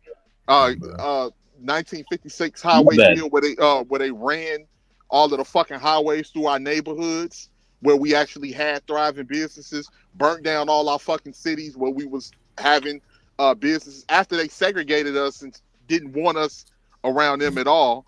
So like all of this shit, that's what the reparations is for. The fucking drugs that they dropped in our fucking neighborhoods in the 70s and the 80s, all of this other shit, the lack of jobs. Even back then, you had a lot of Black men that was working. We were the factory workers. We worked in the steel mills and we worked in the automobile industry until they outsourced those jobs overseas. So like, what about all of those things? 18. Don't forget about the smallpox blankets. I don't want to like disrespect the issues that were presented just now. Like you laid out things that happened, right? But notice there's no way for me to answer the question when you just list the grievances out and then ask me what about those things. Like, what am I supposed to do? Well, I'm just bringing things to your attention that people that say that's that we need to forget about history and all of that shit, that was more recent history than slavery. Right. A lot of that shit wasn't that long ago. You have people that's still living from that time period that's still around. Our grandparents are like all of this, you know. That's the only thing I'm saying. And I got that. I think I can address. Don't forget the poisonous gas in St. Louis when they gassed the whole neighborhood. Got all that. So what happens is, again, right, bird's eye view. With all of that said, right, cats will fast forward to 2025, heading 2026. They'll look at the Forbes list, right? They'll look at these different list of, richest African American communities. I mentioned PG County before, right? And there's several others. I know there's some down in Atlanta. There's some all across the country, right? Despite all the stuff that you mentioned in the past, right? Looking now, people that aren't historians, that don't study that, and some, to be fair, that don't give a fuck. They look at it, and Black people are included. They don't be knowing that it's Black people that don't know about Tulsa. You know what I'm saying? They look at now. So they'll look at, well, black people are doing well now. You know what I'm saying? They're so flamboyant and so proud about black excellence and this and that now. So when you hear about reparations and then, you know, being held back or not having a head start, but then also on the other side, be like, yo, we're so resilient in spite of being held back. Look at what all we accomplished. So now, bird's eye view, other people are looking at it like, well, wait a minute, you can't have it both ways. Either you strong and resilient and you was able to accomplish all of that and you are to be admired and respected and like, okay, yeah, like, which I think that's kind of like how the rest of the world looks at it. Like when they study our fashion and our culture and, you know what I'm saying, the other countries is fighting for their rights. Yo, this is, we know what happened with the Black Americans over there and revolutionary and all of that stuff. But then you want to play victim if it seems like you're going to get something out of it. Then it's kind of like, cats don't really be wanting to like fall into it or buy into that. So, but see, here's the thing, Nav, because you want to say, I'm not talking to, like, when they say play victim, did black people play victim or was they actual victims of sabotage? No. When I say play victim, I mean like when it comes to like the conversation of reparations and this, that, and the other, it's like you're celebrated and we boast about excellence. This is my conundrum and where Dr. kind of pointed on this earlier. He was like, yo, why is it a bad thing if, you know, you can call out the negative shit, but then it's like, you don't want to call out the positive shit. And I'm still stuck on it because he's right. But it's like, yo, if you want to be seen as equal, but at the same time, it's kind of like you have to kind of highlight the positive stuff because of the negative stuff that's being highlighted. So, but that's a different conversation. What I'm talking about right here, when we talk about reparations and all that, is when we talk about the economics. Like we constantly hear about black excellence and everybody talk about power couples and how successful we doing and yeah, we got a, you know, the white man had a head start and all these people got a head start. But look at all we was able to accomplish. Like we like to celebrate that part of it, but then there's a whole other sector that's like, oh, well, we're not successful or we can't. We haven't accomplished this. I get it. So we're supposed to thank them. We're supposed to thank them then. Nobody's saying that. What are you talking about? Thank them. But so what the fuck am I talking about then? Yeah, nothing. We was dealing with the circumstances that we had. That we dealt. That we were dealt. And then we celebrate the stuff that we overcame. And that's it. That's an issue. No, it's not. It shouldn't be an issue. It's not an issue, but it's when you try to, if you celebrate it and you say this, when you celebrate it, you're saying this is what we were able to accomplish. This is what we have done. This is who we are. Yeah, okay, 1 second and then I'm gonna drop off, guys. I'm gonna give it to you. So just to illustrate it further, right? I'm gonna bring up JP. JP is what you take the logical consequence of what 18th letter is talking about. They're always undermining us. They've always been oppressing us. So JP takes the logical conclusion. I'm not going to fight the system anymore. I'm just going to use the system. I'm going to be on welfare. I'm not going to try to build my own Black Wall Street if they're going to tear it down. I'm just going to be on welfare. I'm going to pop these kids. Yes, they're going to talk bad about me, but they're already going to do that anyway, no matter what I do. So I'm going to be JP. I'm going to be on welfare. I'm going to have baby mamas. I'm going to do all this shit, right? And then you have the same black people like 18th letter that was just saying all this oppression shit. Say, no, you can't be like JP. You have to be, I don't know, like Steve Jobs or some shit. Like you have to get it out by yourself. So I think that's what, I'm not sure if Naf was talking, but I think that's what he's saying. It's like you can't have it both ways. That's Either you are yeah, that's close to it. Like we want to one hand celebrate. Oh yeah, Oh, you're a tough guy and you can pull up by yourself, and you can't be asking for handouts if you're a tough guy. So you gotta pick a lane. No. But see, here's the thing. Wait. Let me respond to that. Nobody's asking for no fucking handout. If anything, we gave America handouts. We're the person that was used for cheap labor. I mean, for slave labor that turned into cheap labor. That America is still bringing people over here for cheap labor now. It wasn't. Wait. Hold on, Cash Kid. America never gave black Americans a goddamn thing. Nothing. We fought to get every fucking thing that we had in this country. Nothing was ever given to us. We didn't get a free ride. We fought. Everything was given to you, bro. Huh? Freedom was given to you. What do you mean? Say it again. Say it Freedom again. Wait. Hold up.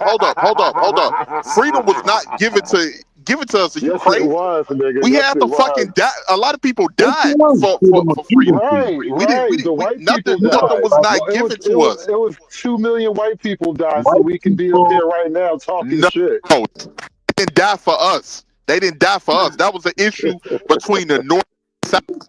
The South thought the North was going to end slavery if they even stayed annexed with the country. They went to war to make its own country because they didn't believe Abraham Lincoln was not going to try to end slavery. That's why they died. It was a profit to keep fucking slaves for the South. That's why they died. It wasn't for us. Let me make. No, I'm not even going And to then try to get also into the the North went slave into history. war against the South because they couldn't compete against slave labor. They couldn't compete. Let me point something out. The reality of what we're saying, without even getting into relitigating the Civil War history and all that, because it is complex. But black people did not start a slave rebellion and go start their own country. I mean, at least Haiti did that, and they've been struggling ever since. God bless them. But black folk were freed because white people just decided they didn't want to keep slaves no more. However, they came to that conclusion. That's what they did. And on top of that, it was Britain that went around and made Africans stop selling each other. And so, like, there are some just harsh realities niggas don't like to dwell upon. What I'm saying is that when it comes to American slavery, was it a lot of insurrections? Yes or no? Was it a lot of rebellions? Oh, that's what I'm saying. So to act like that we wasn't just fighting and something was given to us, it had been so many insurrections that it was becoming a fucking problem. That they realized rebellions are a part of slavery, though. That always happens. What I'm saying, hood conservative, is that it was becoming a problem. They had to either, and then on top of that, Haiti scared the fuck out of white Americans here. Because when that transpired over in Haiti, they became a nervous fucking wreck that the same thing would happen. They lived with that paranoia that the slaves that the slaves was plotting against them, which in some cases they were. They definitely were. Because you fucking enslaving people and feeding them dog shit and beating them and expecting them to work fields and shit like that. So. Think about this. Every night you go to sleep on sheer faith that these niggas don't wake up and burn your house down. Thank you. But the whole idea that it's a handout, how come the shit that irks my nerves is that how come everybody expect black people to live without any fucking resources that every other group gets? That's the shit that gets me. It's so many different loopholes in businesses and loans and everything that everybody else is able to get, but yet alone you sabotage and you fuck over a group of people that was forced here, and you expect them to act civilized like all of these other groups without the fucking resources. That's the shit that gets me the most. When you had, hold on, let me just finish this point. When the COVID hit, you had Asians crying about nobody supporting their businesses. They gave Asians a bailout.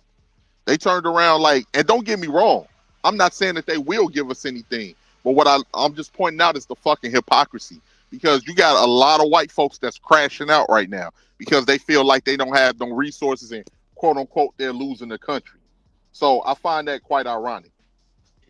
I think the issue of civility isn't for the benefit of other people. Black people being civil, however you want to describe it or think about it, is for our own internal benefit because we have to live among each other. And so the behavior that other people might look at and make racist comments about or whatever is behavior that we actually like we suffer under that shit the most. It's not the white people who have to live amongst it. They get to drive home to the communities out in the country with grass and trees in the yard and all that. We have to live among this stuff. So the whole problem of civility, it gets brought up as if we're tap dancing for white people. But I just don't want to have to live in shit just to live around black people. No, I agree. And I get what you're saying. But what I'm saying is that if you go out of your way to make laws and policies to sabotage a certain group of people. And these people have been living under duress, event after event after event after event after event. What the fuck do you expect?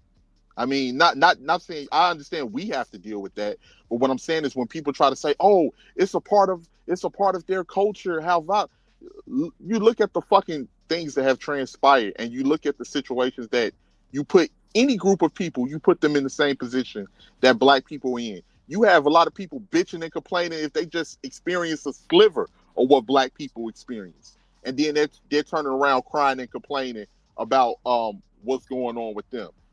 Like the people that we talking about that you don't want to deal with, those are type of people that are manufactured. They're not just, they didn't just pop out of thin air. You get what I'm saying? Yeah. So some of that I still would equate to making choices, personal decision. But before I even go down to that, to the overall point you was making, I think low key, there's a higher expectation of us. You know what I'm saying? If you, and I be trying to be careful with this because I know, you know what I'm saying, witch doctors don't like when the nigga got down, you know, that spiritual shit too much. But I think there's a spiritual aspect behind it, right? And we tend to forget about that or ignore it. And again, this goes bird's eye view. On one hand, you got people talking about how we the chosen folks, you know what I'm saying? We the people of the Most High, this, that, and the other, right? It's a cross to be born. But then it's like we want to complain about carrying that cross. You know what I'm saying? Like, yo, this what comes with it. You know what I'm saying? We're not Come on, man. Even Jesus complained when he had his cross to bear. Come on, bro. For real? This what we doing? For real. Yo, change your name to What Aboutism. Because every time I say something, you're gonna be like, but what about? Come on, man. No, you bringing up shit like niggas don't say shit. Don't complain. But he can be living in squalor, and then they work themselves up, and then if they achieve something, that was an issue if somebody celebrated. I don't recall reading that. Like it was like, and Jesus complained. He was like, "God damn, this cross heavy than the motherfuckers." Like I don't recall. No, it was even before that. He was out there sweating. He was sweating. He was asking God, "Is there anybody else can do it besides me?" Fuck with me. I know what the fuck the nigga said, man. You talking about the 40-day, 40 nights? That's probably the only time where he cried out to, you know what I'm saying, to the Most High. Cried out. Complain, nigga. No, but that's not the same thing, man. Whatever. Niggas be whatever, man. You know what? I'm glad you brought up. That's not the same thing. That's crazy. I'm glad you brought up the spiritual angle of it. It took us a long time to actually bring it up because black folk, I guess, we kind of are on that side. Conservative. You're not conservative. You're not spiritual, bro. Come on, bro. Listen, you can't tell me what I am, bro.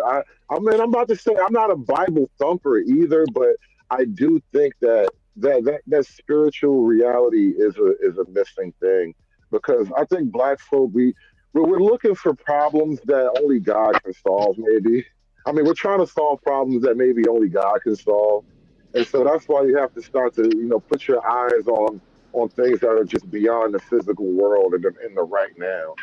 Man, I don't know if you're being serious or you trying to be funny, man. I was being real. What do y'all think about this? I'm not being What do y'all think about this? Ironic. You don't listen to me enough on my own channel when I do get philosophical. Check this out. What do y'all? We could get back to the spiritual thing, right? But what do y'all think about this super chat? And as a matter of fact, shout out to Nap too. I appreciate you for the cash app, bro. It's a little something, bro. You know I hit you off more, man. And Unk be streaming. This nigga know. He said, but black people haven't been slaves for 152 years. Is 2025 the only thing holding niggas down is niggas themselves, man, woman, the fuck up. What do y'all think? Because he says 150, but how much years did slavery last for? Slavery lasted for approximately. Y'all gotta stop that. 200 and think 60 something years, 260, 70 something years. But where the whole 400 years thing be coming from? That's what I was saying. When you throw 100 years of Jim Crow, and then you throw everything else that happened, like sharecropping, because after slavery, then they implemented the system of sharecropping, which means if that we throwing all of that in there, I want to throw baby mamas in there. If you have baby mamas to the reparations argument, I'm a support wait, hold on, Hood I Server. want We'll get to that. reparations for baby mamas. All right, that's how you get my support. Since you adding everything. Listen, okay. Wait, hold on. Let me just respond to that real quick. When I spoke earlier, I said I said that take slavery out of it. What happened with all of the shit chronologically after slavery? We act like slavery just ended and everybody just say, "Oh, black people, you're equal." No. I'm with you. I'm with you 1,000%. They inflicted baby mamas upon us. That was the last thing they did to cripple the black community. And if we're gonna get reparations for all of that shit, I want reparations for having to deal with my baby mama. That's how you get my support. Add baby mamas to the reparations argument, and you got me, bro. Yo, so this what I always wanted to ask. People always talk about slavery, 400 years. The country's just turned, what, 250 years old? You know what I'm saying? So I'll be trying to figure out, like, how y'all come up with that number? Slavery been around longer than the country existed? No, but we're talking about here in America. I mean, I know it has, but like when we talk about it from the U.S. perspective, we act like slavery existed here in the U.S. for 400 years. And it's like, yo, this is like one of the youngest countries on earth. Like 250 years. Like, what are we talking about? And you know what's ironic about slavery? If you think about it, all right, so a lot of black folk turned to Islam at a certain point in this country, and it was purely out of rejection for Christianity because Christianity was seen as the white man's, the master's religion. And the irony is, Islam is the faith of the Arabs, and the Arabs are even worse on you than the white Christians are. And so you're actually adopting the faith of people who kind of eat. Listen, it gets deep, bro. Like Muhammad was calling y'all raisin heads in his actual book, and then we use Islam and this idea of being a black Muslim as some type of rejection. But in reality, like they got no love for you either, and they've been crushing the hell out of our black people in Africa. That's a lot of conflating, bro. No, the Arabs conquered parts of Africa. And if you didn't bend the knee, you had to face the sword. There's no other alternative. Bro, religion always I can't even say what I know about that. Look at this. Religion been used to. Religion always got two sides of the coin when it comes to religion. Sure, people find a lot of good in religion, but a lot of religion was used to control and enslave people. You know what I'm saying? Islam enslaved people. Christianity enslaved people. You know what I'm saying? So I don't, bro. They both was used to enslave people. Yes, I'm gonna tell you how. I'm gonna tell you how it's not exactly the same. All right, Christians traded slaves, yes, right, but as a part of the expansion and the spread of Islam. So when you're talking about like when they left the Arabian Peninsula and they came west toward, that's going west toward Africa. They were conquering territory and enslaving populations as they went on. And so when they finally went into Africa, that's what they did in Africa, and they spread down as they kept going. And so when even to this day, they so what is your argument? Slaves. The Arabs trade black slaves, and that's what they have always done before the white man has even traded a black slave. But they both. But are we dealing with what's going on here on the Western world? Or are we dealing with what's going on in North Africa and the Middle East? Because I agree with you 100% as far as over there. I've read about Arab slavery and the occupation of Islam spread into North Africa.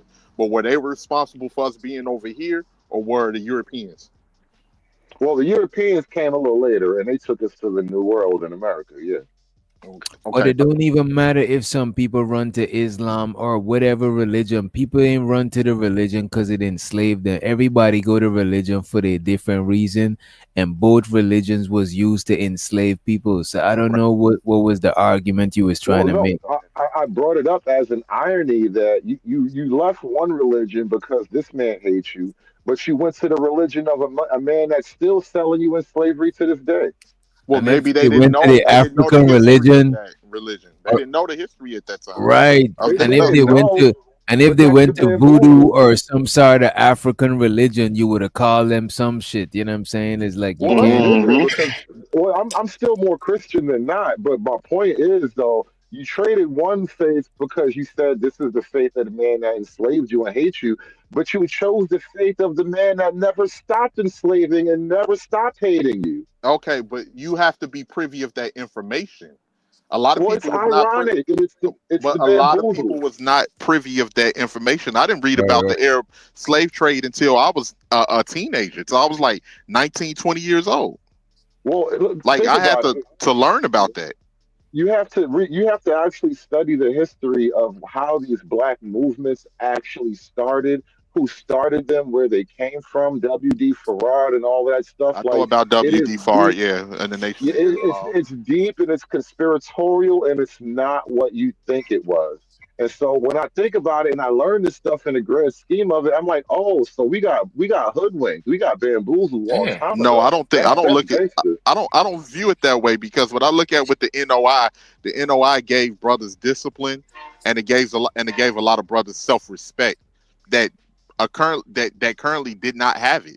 Right. You Different get what I'm argument. saying? Different So argument. I don't just look at it like it was just, oh, we got hoodwinked and it turned out to be a false religion. No, it was a I very didn't say it important. was false. No, I'm I never okay. said it was a No, false religion. I just I'm not said trying that. to. Oh, all right, go ahead, Hood, sir. Yeah. Well, I'm just saying. we all can be I'm not honest about making that this. claim. I'm not making I that can make a claim. case that all religions have some kind of messed up feeling towards black people. Every one of them, you look deep into. Wait, what? All religions, in some kind of way, have some kind of ill will towards black people. What I kind can of make perception a is case that? for it. All right, cool. Okay, first of all, the Ethiopian Bible had a lot of black people in it. What King James Bible takes all those books out because it was 80 some books in the Bible, and now it's 60 something. Conveniently, the ones that was taken out and placed in and was left over was a lot of the books that don't point anything about black people in those books. How do you interpret that though? Like when you're reading the word, All like you gotta do is just literally just pick you up an Ethiopian Bible and see what it be saying in there. That's all you gotta do. I'm familiar with but I'm talking about your perspective. Like, so that means when you pick up the Bible, you Okay. automatically assume, Matthew, Mark, Luke, and John. In your head, they're all white. No, my thing is they is ambiguous.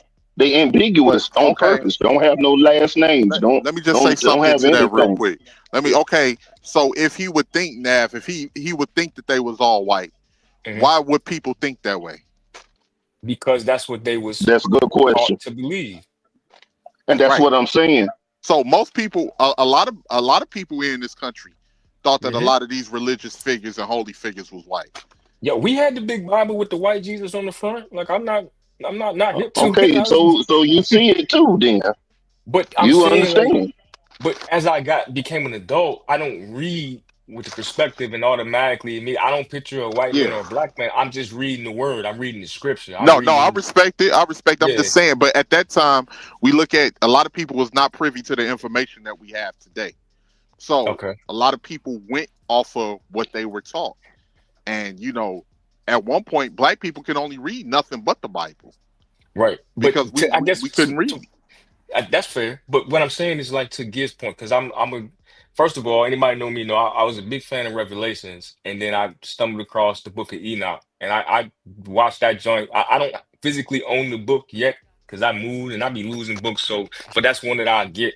You know what I'm saying? Anybody, you can watch it. It's like 3 hours long, but the book of Enoch. But I don't think of Enoch as like, okay, this was a black man. Just to Giz's point, when he talked about the books that was taken out the original Ethiopian Bible, and there's some other ones in there, you know what I'm saying? And Unc be streaming, he be talking about some of them stuffs too, you know what I'm saying? But I'm just talking about the how we be conditioned to when we're, you know what I'm saying, interpreting the word. I don't put a color on it, is what I'm saying. But who taught you that? Who taught you not to put a color on it?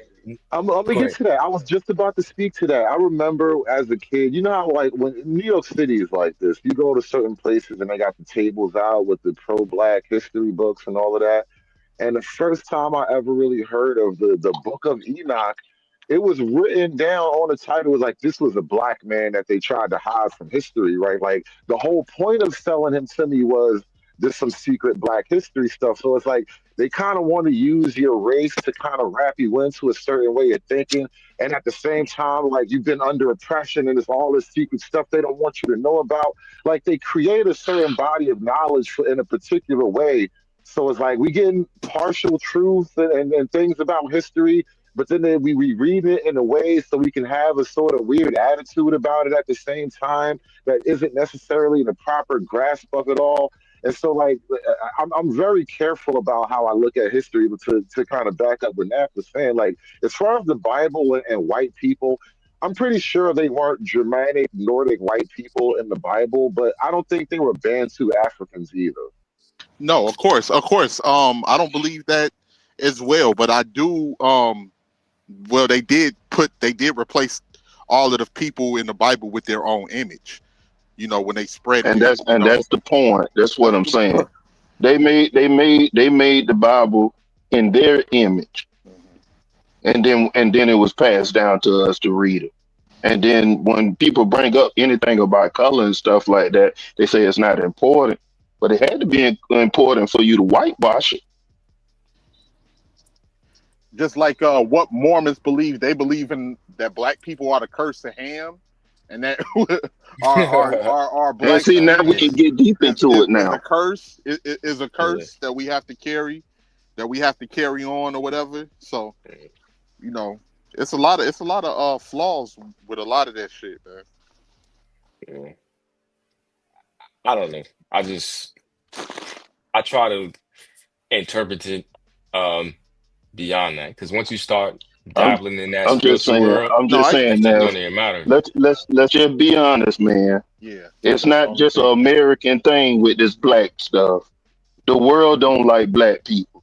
See, and that's where again, man, like, yo, you gotta travel. Like, it's not.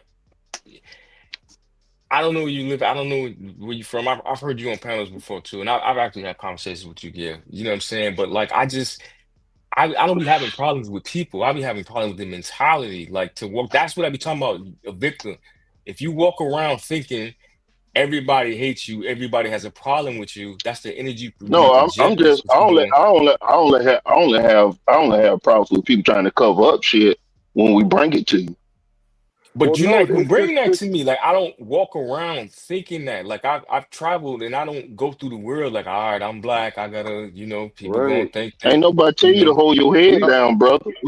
I never said that. Even we literally think our history was stolen from us. Like, this is the way people are taught, and it creates this attitude and this weird chip on your shoulder thing that a lot of black folk have. Like, the world doesn't hate you, bro. You probably hate you more than everybody else does. Right. And I just don't. It's white No. Wait a minute.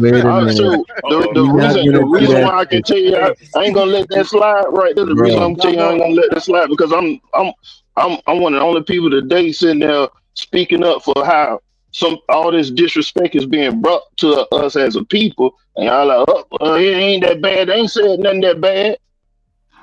Bro, damn near anywhere you go, bro. Almost anywhere you go on the planet that got black people and other races of people that live in there, bro. Right, yeah, the fucking bottom, bro. Even when you go to we was just watching the other day. What was it? The Philippines, the native black people of the Philippines. You know what I'm saying? You know what I mean? Them people is in like the bushes, like on like some sort of reserve, like how the native Indians is on a reserve. Even in Mexico, you go there, them people is like almost like wiped out. You know what I mean? Like in Argentina, they are almost wiped out to like 10%. Argentina, absolutely, yeah. So we can't sit here like y'all can't be saying that. Just saying like, hey, it's a victim thing because it's something that we actually seeing throughout history and it's still going on currently today. But if either one of y'all, it's almost like y'all want to turn a blind eye to it. Right, they just and they gloss right over the shit like it's true, and it's like, come Y'all on, man. crazy, We gotta bro. be genuine, bro. Man, we could take y'all to some places in Asia and all these other spots y'all mentioned, and they gonna be wanting to take pictures with y'all. Like, oh shit, like everywhere is not like that. Like, I get what you're saying. No, Maybe I'm not local. saying the places that they ain't got black people. I'm talking about the Nah, I'm places talking about they got. that got native black people. I'm not Yeah, talking yeah. about the places where the black person is a visitor, because that is different. When somebody, when you're from a place and you strange, they're gonna see you as something cool. But the indigenous people who look like the Aborigines in Yeah, yeah, Australia yeah. and shit. Yeah. So the people But who they're live not. there and gotta compete for resources, they be cast away to the back, bro. I give you the perfect example, DJ. If we go over to parts of Europe right now, people, I will probably get love based off of the fact that I'm an American. Yep. Yeah, I'm black, but I'm 100%. an American. Versus Yep. somebody that's African who will get treated like shit being over in Europe. You get what I'm saying? Right. That I mean, happens. you understand there's a complete different relationship, and there's a Yeah. reason why. It's a reason. Yeah, it's different. But Yeah, the reason why is that they done fucking stole all of the fucking resources over there on the continent, and the people are starving, so they coming over to the continent that didn't colonize their country. Well, So no, it's yeah, it's that's it's the way reason. more intentional than that. Like poor Africans don't just wake up in Europe one day. That's not how it works. It's way more intentional than just I'm in Africa because you collapsed my country 60 years ago. Like they got NGOs and networks and all that, bro. This is such a complex scheme. Africans don't even understand everything that's involved in getting them into Europe. They just want to go. Why? Okay, well, a so lot I of guess my whole it they thing want to. is it's not always as simple as skin color. A lot of times it's classism, or there may be some history. It could be tribalism or whatever. So like we just like to simplify. Oh, see the way they treat they black people? It's because they like, yo, we ain't got nothing to do with the Aborigines in any It's of these countries. classism, but it's Right. casteism because them Right. people Okay. literally put you in a caste based on the color of your skin, bro. Thank you. Most parts of the world And they it's do in their that shit. religion too to do Right. it like that. Look at And India. then That class shit. Look, I get it. A lot of times it do. Classism exists, but some yeah, people use casteism to divorce casteism. themselves from their own kind because it's easier to run into a I mean, class and escape. You know what I'm saying? Yeah, Escape on a fucking life raft. But I that hear shit you. don't really work, bro. You end up isolated, bro. I think I there's had it. Yeah, explanation my for these Your theory boy, on things, bro. hood conservative, what his name is, Vonta. He was just doing it on last show. Oh, Yeah. He was talking about his hands light and all this stuff like that. I'm not from Somalia. I'm from Somaliland. He was just Well, doing nah, it. he said he chose Britain over Somalian culture. it's this urge for a lot of people that they don't want to be honest, man. A lot of people have it in their minds that they want to simulate to what they think is the winning team or what they think, who has the most resources. And a lot of the times those are white people, but we try to be dishonest and hide behind certain things and say that that's not what it is when we can clearly see that's exactly what it is. Well, it So I is don't. that, but I think that people, people make it a negative, hostile thing. They say it as an attack. When I think it's a simple matter of like, all right. For example, y'all was kind of looking at me sort of crazy when I said this, but it's real shit. Shout out to the ancestors, because if it wasn't for them enduring slavery, I could not be here. And so, because they endured, because they didn't die, because they didn't punk out, because they didn't hang it up, I get to be here, right? Their struggle, I am the product of their struggle. And you know what? If not for their struggle, I could have only been an African, meaning I would not be a product of Western civilization. I would not be the rightful beneficiary of the American dream. So what do you think you would have been doing hood conservative in 1950? Imagine if I was born in 1950 in Africa. Think about what black people in America were doing in 1950, and think about what the average African was doing in 1950. That's the difference between what we could have been and what we actually are. So are you trying to say that the Africans are primitive or something like that? They are less developed, less technologically advanced. They haven't even worked through certain abstract concepts yet. Like we had this whole show talking about, and there was a video going viral not too long ago where the African girl herself was talking about African time and how Africans don't quite see time as this linear thing where, you know, something happened today and then there's, you know, all this time way down in the future that you plan for and all that. Like they don't actually even consider time and the vast quantities of time the way the white man does, right? And my whole point was that by me being born in Brooklyn, New York in the 80s and going to public school in America and learning all this shit, the concept of African time is just backwards to me. I don't even understand how she can function in that mental framework, right? But that's how they've been getting along for thousands of years until the white man came along. And so my point is, we get to be modern. We get to have all the dopest, best of everything because we are just natural Americans. We didn't have to immigrate here. We didn't have to learn to be American. We didn't have to take a test. Our ancestors paid it in blood.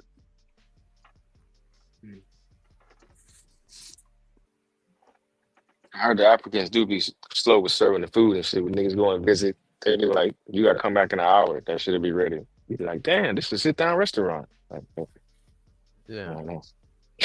For real, bro. Niggas be going to Ghana and shit, mad to the motherfucker. Like, damn.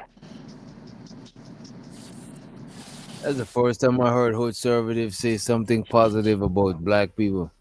I almost didn't want the nigga to stop, man. I almost didn't want the nigga to stop. This shit was wild, man. I wanted to let it breathe. Sensitive. I'm a black American nationalist at heart. I'm a fascist about the shit of anything, but ultimately, I'm not anti-black at all. No, like whatchamacallit, it's certain things Hood say that I agree with, but it's certain things that he says that I disagree with. But it's like as far as with the race thing, I definitely disagree with that, man. Because I don't think it's nothing wrong. Like if you don't know your history, you don't even everything that happens in history is what makes the present and makes the future. That's a question, and it's only black people that's told to forget their history. It's told that that their history is not important. No other group is told that shit. And if you don't know the origins of where you come from, how do you even know who you are? And I'm not on no Hotep shit, nothing like that. What I'm saying is that everything that you go through in your history play a part in people's ideology and their mindset or how they think and how you interact with those people. And that matters, man. I think one of the reasons why we have this whole like parallel Black history, Black studies, ethnic studies curriculum, where we kind of like have all this secret knowledge and wisdom that you learn. I really do think, and it's like some conspiracy shit, but I really do think we created that whole thing to kind of mentally separate Black people from the idea of being Americans. And so what that creates over time is you don't want to defend your square against other people. So like you see all these other foreigners, even if they're Black, like Cash Kid Kevin just said in the chat, I can talk good about Black people by shitting on Africans, which is it's funny, it's relatively true. But I come from a place of like this is our place, and we actually do have to like own our land in the face of all the other people. And that means the other Black people, like think about it, like the Africans sold us. You don't get to be Black with me now. Fuck you. I'm an American. And you sold me, and you don't get to come over here and try to act like you down with me now all of a sudden after you done ran out of the money that you got for selling me. Get the fuck out of here. I'm an American, Black. You're an African. That's how that works. Okay, and so I want to ask you a question with that, Hood Conservative. Have white Americans made you feel more comfortable being an American? Like historically, have white Americans made black Americans feel more comfortable being an American than Africans ever made Black Americans feel comfortable being African? Whoa. All right, for one, we can never be African, and they'll tell you that shit to your face. Well, we're African descent, though. We are of African descent. That's not a question. It's so long ago. We're closer to white Americans than we are to Africans, technically. We have way more in common with white America than we do with Africans at this way. I mean, even by blood, we're so intermixed now. Like, we even created a whole species of light-skinned nigga. Like, we got a whole American creation of light-skinned niggas. You can't do that in Africa. No, even the African light-skins look totally different from us. We are just not like them. We're not them any longer. We so far from the tree. We are a whole other tree now. Are we of African? Are we of African descent? Yes or no?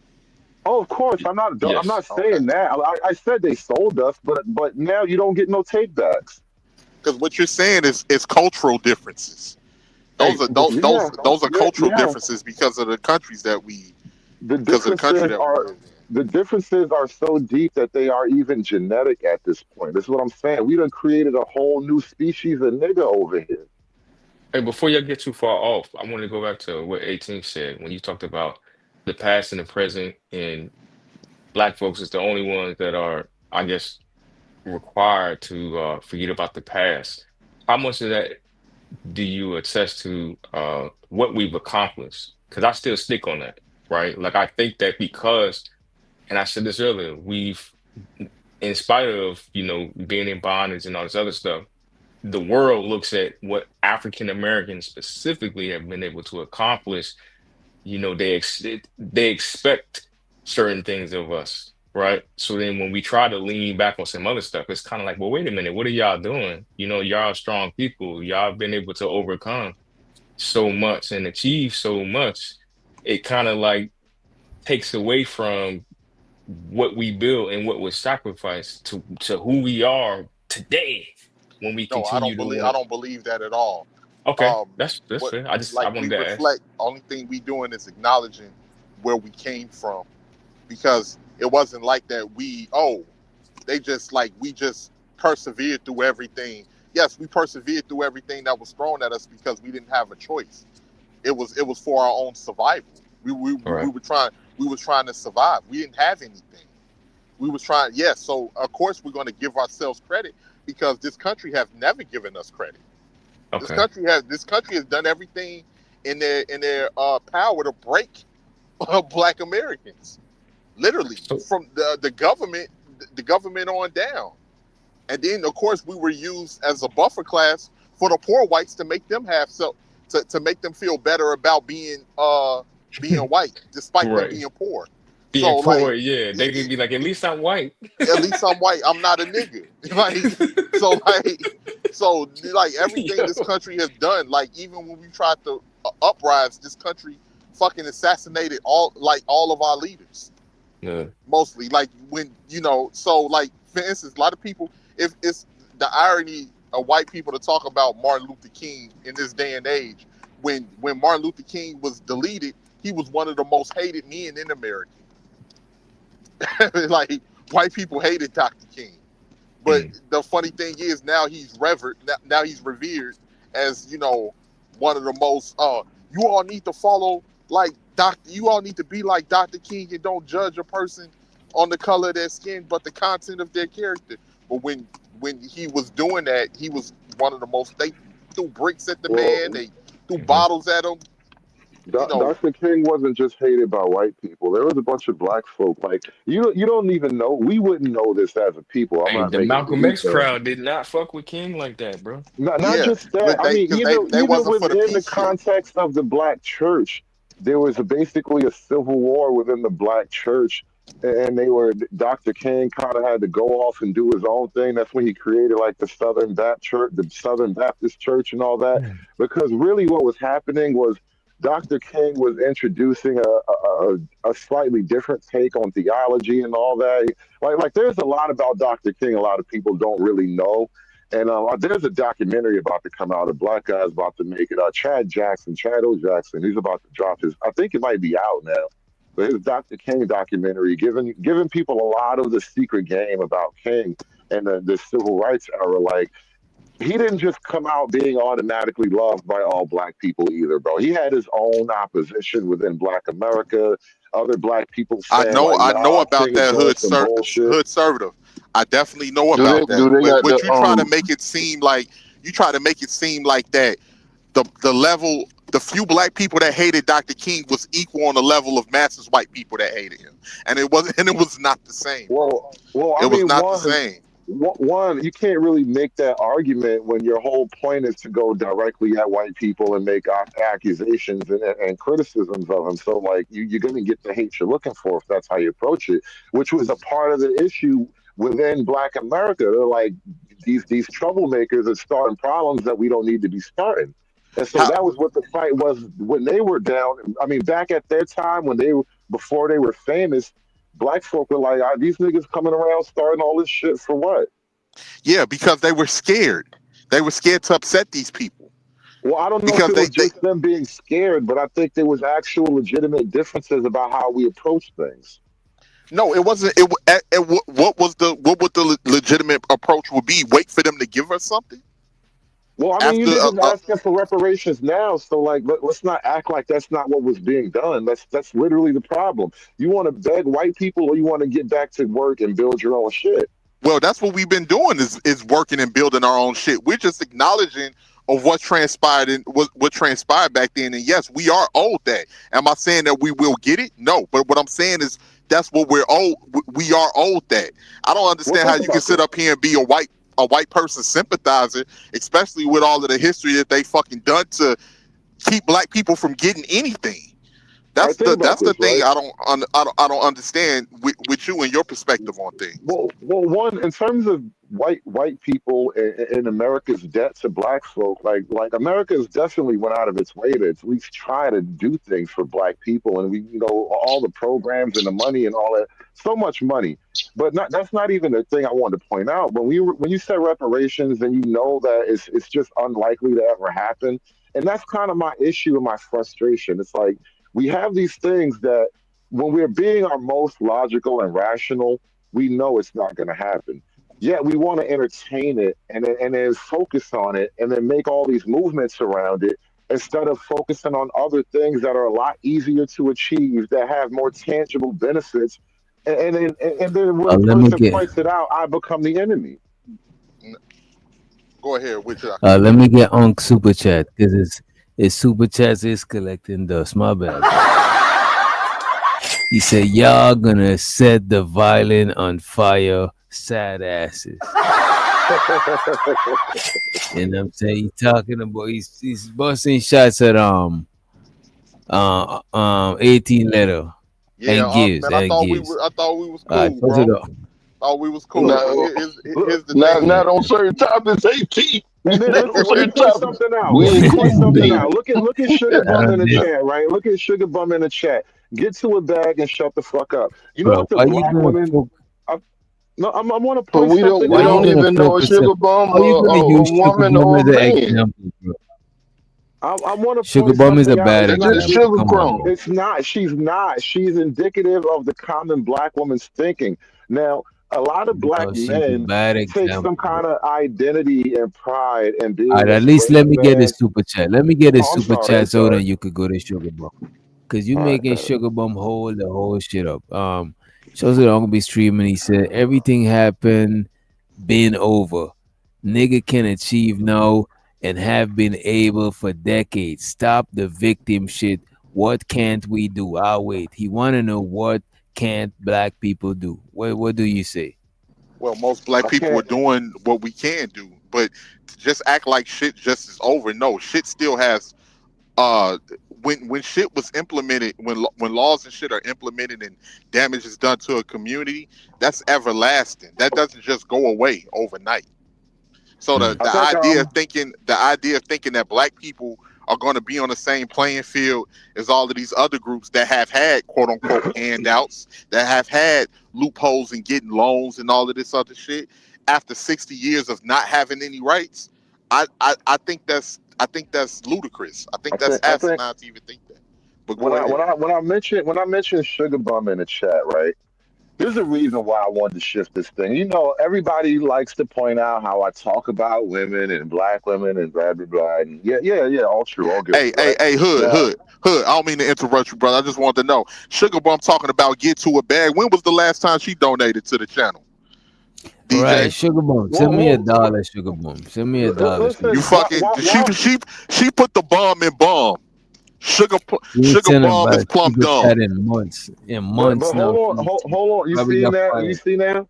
You got to look at how black women actually operate and how they look at the black men. Do you really think that as a group of men clinging on to our victimhood story and making it our identity and making it somehow our timeless battle that we always are the victims, that we got this permanent lick back that we just can't never get? Do you think that the women respect us more or less for that? Bro, why would you even pay? It ain't got nothing to do with that. Because that ain't got nothing to do with that. I want you to answer the question. I'm going to answer for you right now. The same women was still, and if you talking with them and stuff like that, and you get in some kind of argument or some kind of discourse or something, will use anything that you have said against you, or bring up those same white folks and put them on top of your head too. So why always bring them up? Why always talk about it? Well, we can't. My thing is that we can't sit here. That we want them to respect are looking at us like bitches for the very thing that we do all the time. White people. Y'all the ones that require everybody respect. Hood conservative. Listen, let's tell me I'm lying. Reese in the chat, tell me I ain't lying about these niggas. Y'all hate that shit. Y'all tolerate that shit. Wait. Let me respond to this real quick. Hood conservative. Oh, go ahead, DJ. Shows to the Ombi stream, and he said if a nigga has none in 2025 is 100% on them. He also said niggas refuse to be the architect of their own destiny. Y'all could address all of these after. And one more, we got Prime. He said Unc is a black supremacist, white sympathizer. Get out of here. Money counting thing. Money counting thing. Money counting thing. Money counting thing. It's so exciting. Money counting thing. Always remember to stack that bread, neighbor. Go ahead, Rocky, man. I think this is the one you wanted to address. Yeah, I just wanted to say real quick, Hood, but you don't do any of those things. You don't speak about white people at all, and the women still try to say you a bitch. So you can't use that as an argument, bro, because they don't like your talking points. They're gonna say that in general. That's what I was saying. That was the point, right there. That's fair. That's fair. I don't make a lot of female friends with my rhetoric, but I just want to point out the reality of women is that for the men to constantly harp on their victim and their struggle and their oppression, it is not a ticket to respect. And so I think it creates a self-fulfilling problem with black men where why would the women actually want to respect and cooperate with that? And then not only that, this is the weird thing. See, I don't really have the grudge against white people that a lot of black folk want me to have. And I look at black women, low-key, they don't have the grudge either. Because they had no problem cutting their deal and doing what was best for them as women. But when it comes to black men, they expect you to forever be on that hamster wheel of forever trying to fight the racism war. Black women don't worry about that shit no more. They got their deal from the government and they're happy. Meanwhile, the men got to forever chase their tails trying to solve this impossible solution of racism. And it's just, it ain't working. Well, part of their deal was kind of throwing their own men under the bus to really sabotage the nuclear family to keep us from producing at the levels that we should have. I'm not saying that it's racism when it's feminism. Well, it's intertwined. It's intertwined. Yeah. But I will say this: first off, black men are the furthest from weak in this country. We the only men that then practically went up against our own fucking government. We're the only ones that have fought against racism and fought to have rights that a lot of other people benefit from. So we're the furthest from weak when it comes to that. I can give a fuck about what any of these skeezers got to say, as far as if they think that we're weak or not. Because at the end of the day, they're losing everything. So that deal must have not been that damn sweet, because that's being cut at the knees. Wouldn't you agree? I mean, yeah, the deal's being cut right now, but that's all that DEI stuff that's being taken away. And then, listen, earlier when we were talking about DEI, you weren't here for this, so you can't own it. I'm not putting it on you. But black folk want to own DEI on the one hand, and then be mad at black folk when they get criticized for DEI on the other hand. Like, it is what it is. When DEI get cut and 300,000 black women lose their jobs, well, I mean, that's just how the cookie crumbles, right? Well, but okay, I'm gonna let you respond now. I just wanted to say, but one of the things that we're missing is that why DEI was created in the first place, why affirmative action was created in the first place. A lot of these programs was created because it was discrimination against people who could fucking get jobs, who wanted to work. We act like, see, this country like to paint this narrative that black people are lazy. Black people ain't become lazy until we started. Till we didn't want to fucking work for free. Then all of a sudden, this stereotype was bestowed upon us of being lazy. It was a lot of black people that was looking that's been trying to work and been trying to get jobs that dealt with discrimination on them not hiring them because they were black. And obviously, the government seen this and said this is a fucking problem, so we have to do something about it. That's the reason that DEI was created in the first place. Also, with Charlie Kirk, that whole thing that he said about, it's creating this this racial tension of me racializing everything because I don't want to look at them and think that they are just a DEI hire and they can't operate a plane. That's really a dog whistle to me, and it really goes back into that argument that white people like to make about black people having low IQ. You know, that whole low IQ argument. So they think that in certain jobs and positions, you're not eligible or you're not required to work in those positions because of the fact that they think that you're not qualified or you're not as good as a white man because they think that a white man is more intelligent. But go ahead, Nav. My bad, bro. No. You was cooking.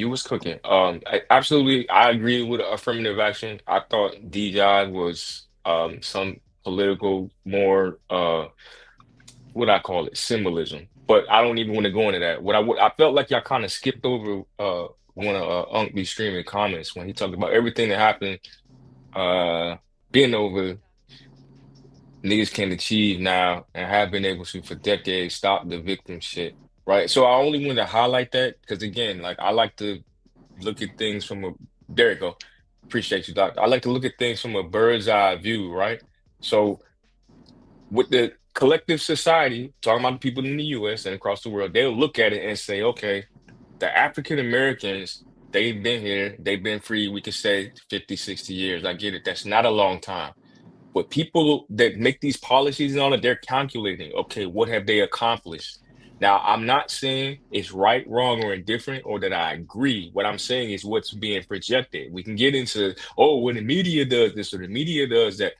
I can talk about that too. What they see is, you know what I'm saying? Okay, there's a small group of us, and this may not be true. This is what it looks like. Perception is 80% reality. What it looks like is that black folks is lazy, right? America has all types of social programs in all these different states that you could take advantage of. I talked about you can go and get skills in trade, et cetera, et cetera. You know what I'm saying? The welfare careens, we know that's a thing out there. And everybody knows that white people get more, you know what I'm saying, welfare assistance because of their numbers, et cetera. But we're the face of it. You know what I'm saying? Same thing with crime and all that. But the black people are the face of it. I guess one of my biggest issues is knowing this, why haven't we adjusted? If you know, nigga, if you go out here and do some fuck shit, it's gonna reflect badly on all of us. And I ain't out here doing no fuck shit. I get it, you down bad. But then if you start digging into it, like, well, such and such ain't had no options. And they did it because they're a product of their environment. But then you find out, like, yo, they pour millions of dollars into these cities for these programs that niggas ain't taking advantage of because they rather be out on the streets hustling and doing X, Y, Z. Then it starts to contradict what you're saying. Well, they ain't know that these programs existed, et cetera. But this stuff is there. Or if they had other opportunities or whatever. And I get it. I might be a little bit more informed than the average cat. You know what I'm saying? When it comes to this stuff. So I was able to get out of my situation, and I've seen other people in worse situations. I ain't did no time. I spent a night in jail, and I was like, yep, this is enough for me. I'm not doing no time. You know what I'm saying? I learned my lesson. I was like, I refuse, bro, to have my freedom. And y'all niggas be, and then to go back multiple times.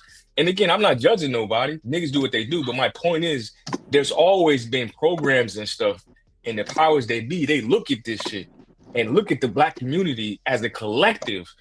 You know what I'm saying? Forget the ones that's successful. They look at it and be like, look, yo, they had all these opportunities. And then now they start replacing us with Africans, replacing us with Hispanics, you know what I'm saying? Replacing us with motherfuckers that's gonna take advantage of this shit and be like, okay, obviously, they want to keep reliving the slavery shit and this, that, and the other. And I think that's why they kind of be like, yo, y'all gotta let that victim shit go. So this is why I'm stuck. Okay, because you make let me add something before you jump in, 18. Yeah, this is why I get stuck, because you make great points when you say like we were able to accomplish so much, right? Even before all those programs existed. They exist. I'm talking about stuff that exists today that people can take advantage of within the last decade, to Unk's point, and people haven't. You know what I'm saying? But it's fair to look back and say, this is what we've been through, and this is where we are. And, you know, we celebrate those who have accomplished stuff. But then it's those people that's in the middle that's, I think, probably get the most attention. And they not taking advantage of that stuff. So that paints the picture of all of us. And that's why they start saying, oh, well, they are lazy. They don't do this. They don't do that. And then now everybody else suffers from that. So I don't know if that's a fair assessment, but I think that's kind of how the perception is coming about. And people look at it outside of the community and they place judgment. And then what we experience in our own individual lives is the result of that. But go ahead. You have to add one other thing to that image thing, right? Like, look at certain, like the Black school districts. I remember covering Baltimore schools and then Chicago schools in particular, because Baltimore had a huge grading scandal where they had kids that they were graduating that never even showed up for class or whatever. Yeah. And then you go to Chicago. Yeah, I'm a product of the Chicago school system. A lot of the kids in Chicago right now, apparently from what I'm reading, the Chicago kids aren't even keeping up at grade level with their math and their English or whatever. And they'll tell you that it's because of racism and these schools are underfunded and whatnot. But do you start looking at the numbers? These are some of the most heavily funded school districts in the country. Bro. Yeah.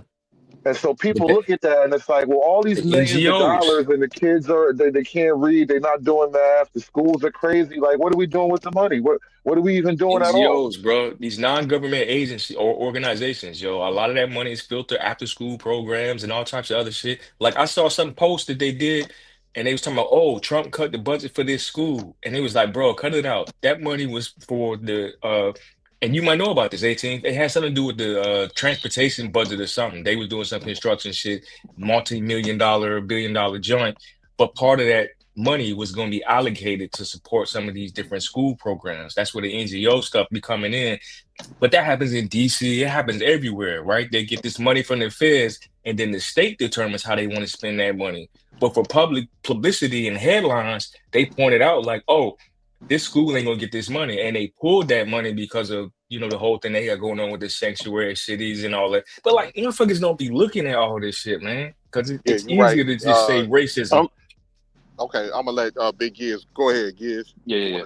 Jump in. All right, so 18 letter had said something pretty good about the perception thing, and I just want to highlight.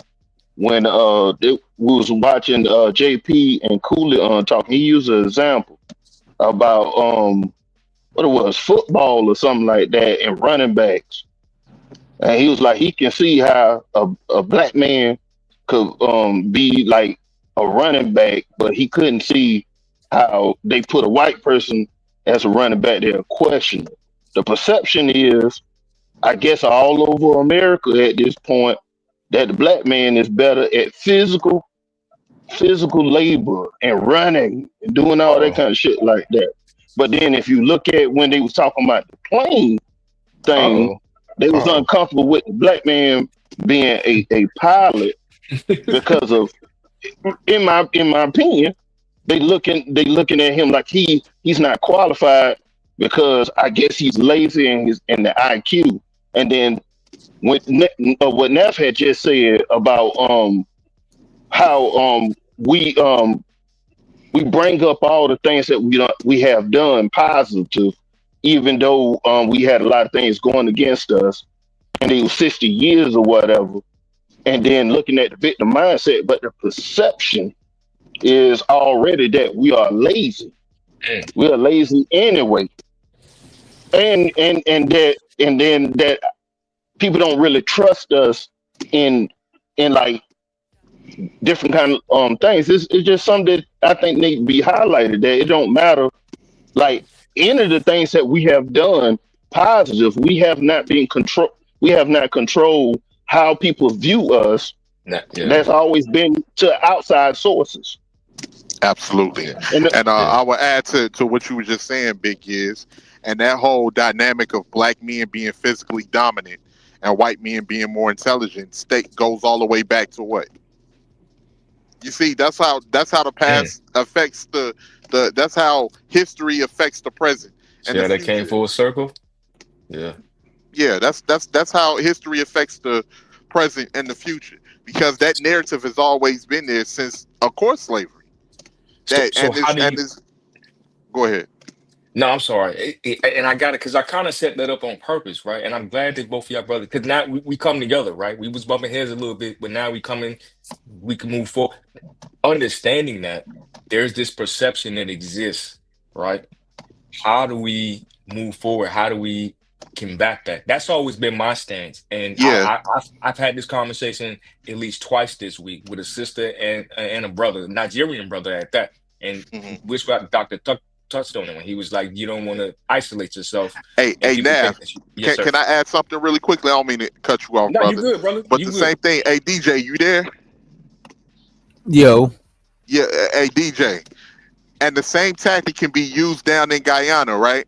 Because what do the Indians do to the black people in Guyana? What do they'll tell them that, but we was all servants. We all starting from the same. We all starting from the same playing field. We're all equal, but why they taking all of the fucking resources and the money for themselves? And the government is enacting things to put in place for them to have an advantage over the blacks in Guyana. Am I correct? Right. They get them most of the loans. Like they try to get them to own most of the shit, whilst the black people do most of the like labor. You know what I mean? Wait, the Indians like Red Dot? Yeah, Red Dot. Yo, they are doing that in Belize. Yeah. Oh my God. That's the whole Caribbean. Coolies are all over the Caribbean. Yo, yeah. They hate the niggas in Belize, bro. Like if you go to the hospitals, most of the nurses and a lot of the doctors is black, you know what I'm saying? A lot of the teachers, all of that shit. But for some reason, like a lot of the Indian people, they just own shit, but you don't see a lot of them in university as the black ones, you know what I'm saying? You know what I learned? A couple years ago, they had like a little fake civil war in South Africa. It wasn't a civil war. It was just everybody was wilding out. The whole country rioted.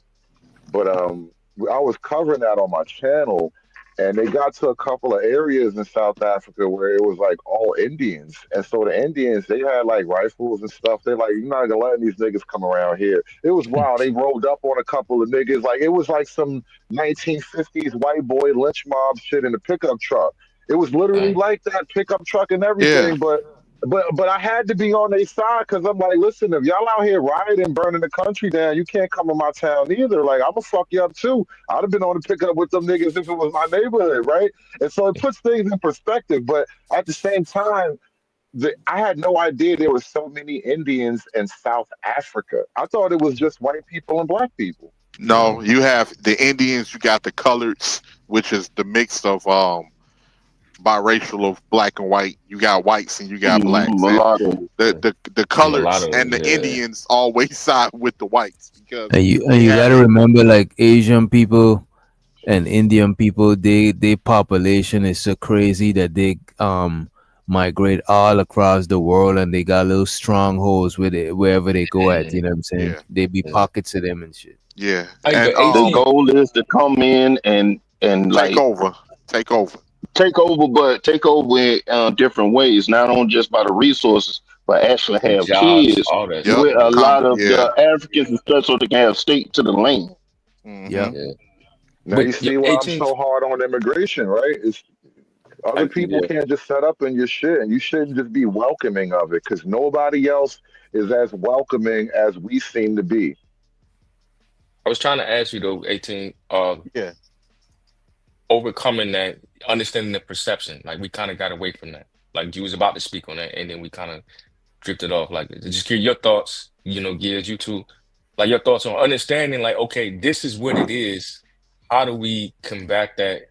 Should we combat? How do we move forward? Because again, like that's the Yeah. spot that I'd be stuck in. Like okay, Yeah, I agree 100%. Like I'm just acknowledging shit that a lot of people just want to sweep under the rug. I'm in no way okay. have a victim mentality, anything, because most of the time, because this whole idea when people say victim mentality is like it's just a nigga sitting around moping like, oh, I can't get this because of that. Yeah. No, and that's never the case. Even in the ghetto, niggas is hustling. Niggas is selling water, socks, t-shirts. True. We popularized the term hustling. Like hustling always been around, but black Shirts, people CDs, all popularized the that term shit. hustling and making something out of nothing. So this idea that niggas is just sitting around not doing nothing or we blaming the white man. No, what we're doing is acknowledging our history that they're trying to erase and sweep underneath the rug. When they sit here and try to be hypocrites and tell us that, oh, you all are criminals and you all are doing this, when they have a history of being the biggest fucking criminals that the world has ever seen. That's the shit that we're talking about when we're acknowledging the laws that have been put in place for them to have an advantage and for those same laws for us to have a disadvantage. That's the things that we're talking about for them to have all of the resources that they had. And of course we know not all white people are wealthy anything, and not all white people are racist. I have nothing against white folks. I'm just saying in general, even with what we're talking about right now, a lot of white folks, it's the niggas that's on defense. It's the nigga we've been on defense for the very longest. Like think we're on defense. We don't act defensively. Yeah. You don't think so? It was a point defensively. We don't behave like we're being oppressed. We don't behave like the world hates us. Listen, hood conservative. You had the Buffalo shooting, right? You had a white kid that was radicalized on the internet who decided to take an AR rifle and go into New York and delete a whole bunch of black people at a grocery store. You've had. But then there was the guy in the church in South Carolina. Like out of all the mass shooters, the mass shootings that you guys like to count are the white boys. But black people do make the mass shooting list just by objective. No. It's a difference, and they created the mass shooting term to be able to. They thought they were slick with doing that. Because it's a term to focus on white people doing it, but by objective definition, incidents with 3 or more shooting victims in one incident, black folk put up numbers, bro. It was a South Carolina bar just had 4 bodies just like 2-3 days ago. And I see you post that shit on your graduation. I think at his college graduation in it was Louisiana or Georgia somewhere. He was arrested recently. A bunch of people got shot down there. Like 20 people got shot. Okay. So I agree with that. Okay, let's say, but are black people out here deleting people because they're white? Are black people wait, hold up. Do black people create a manifesto and decide to go into some of the prickly lily white suburbs with 2 Tech 9s and a Mac 11 and get to spraying up social gatherings with Miss Sarah that's selling a blueberry pie and shit? Are we known? I don't think black people do it with a manifesto, but I think black people do like to look at white folk as an easier victim, and so they'll go after white folk. Bro, black people look at black people. Okay, hold on, DJ. Let me just say, and why them thinking that they're an easier victim? What reason would they go after them for? For I whatever. agree with you on that. Nah. What reason? They They would go after him for. Wait. I would agree with Hood if he had said black folks. Look, Hold on. They Y'all just that said black white folks ain't people gonna get it. scared of us, though. Y'all just They said were white people scared of us, though. They go to money because white people have created the image. 18. Oh, your shit is cracking up. That's 18 cracking up. Oh, 18, My bad. They go had ahead. created the image that they are the ones with all of the resources and the wealth, and they live in the most extravagant, lavish areas. So obviously, people that are in poverty do crime. So the idea is that, well, I'm gonna keep robbing these niggas for, and they ain't got nothing. Let's go to where the white folks is at, because they got shit.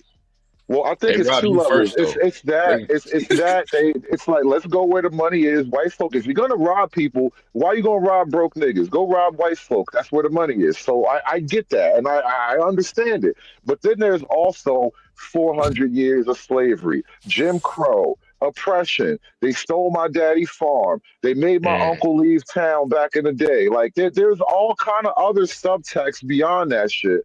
And so I don't think you can just totally separate it. Like, black folk don't have a manifesto. We've been talking about the manifesto for 8 hours now. No, I don't know if that's fair, no, that's not fair at all, Hood Conservative, and you wrong for that one, brother. Because that's not the case at all. It's because white people who control the media as well have created this image of them having wealth, and they live in some of the most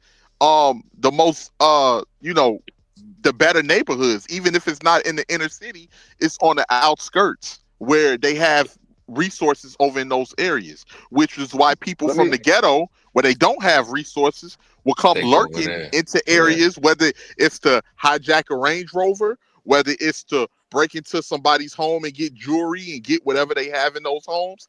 It's plenty of reasons. It's plenty of reasons why they would do that. Let me point something out to you. And then when you said, okay, I'm gonna let you respond. I just wanted to, and when you said that, everything about what they've done in the past. Now, if you have a group of people and what they've done in the past, and these people are poor, and these people are rich, of course, people are gonna look at that and say, well, shit, they fucking got it. So let's go over there and get it. Is that acceptable though? No, it's not acceptable. But when you're talking about people that are poverty produces crime. It's not a group of people on this planet that just live in poverty and they're happy and they're not in dire need.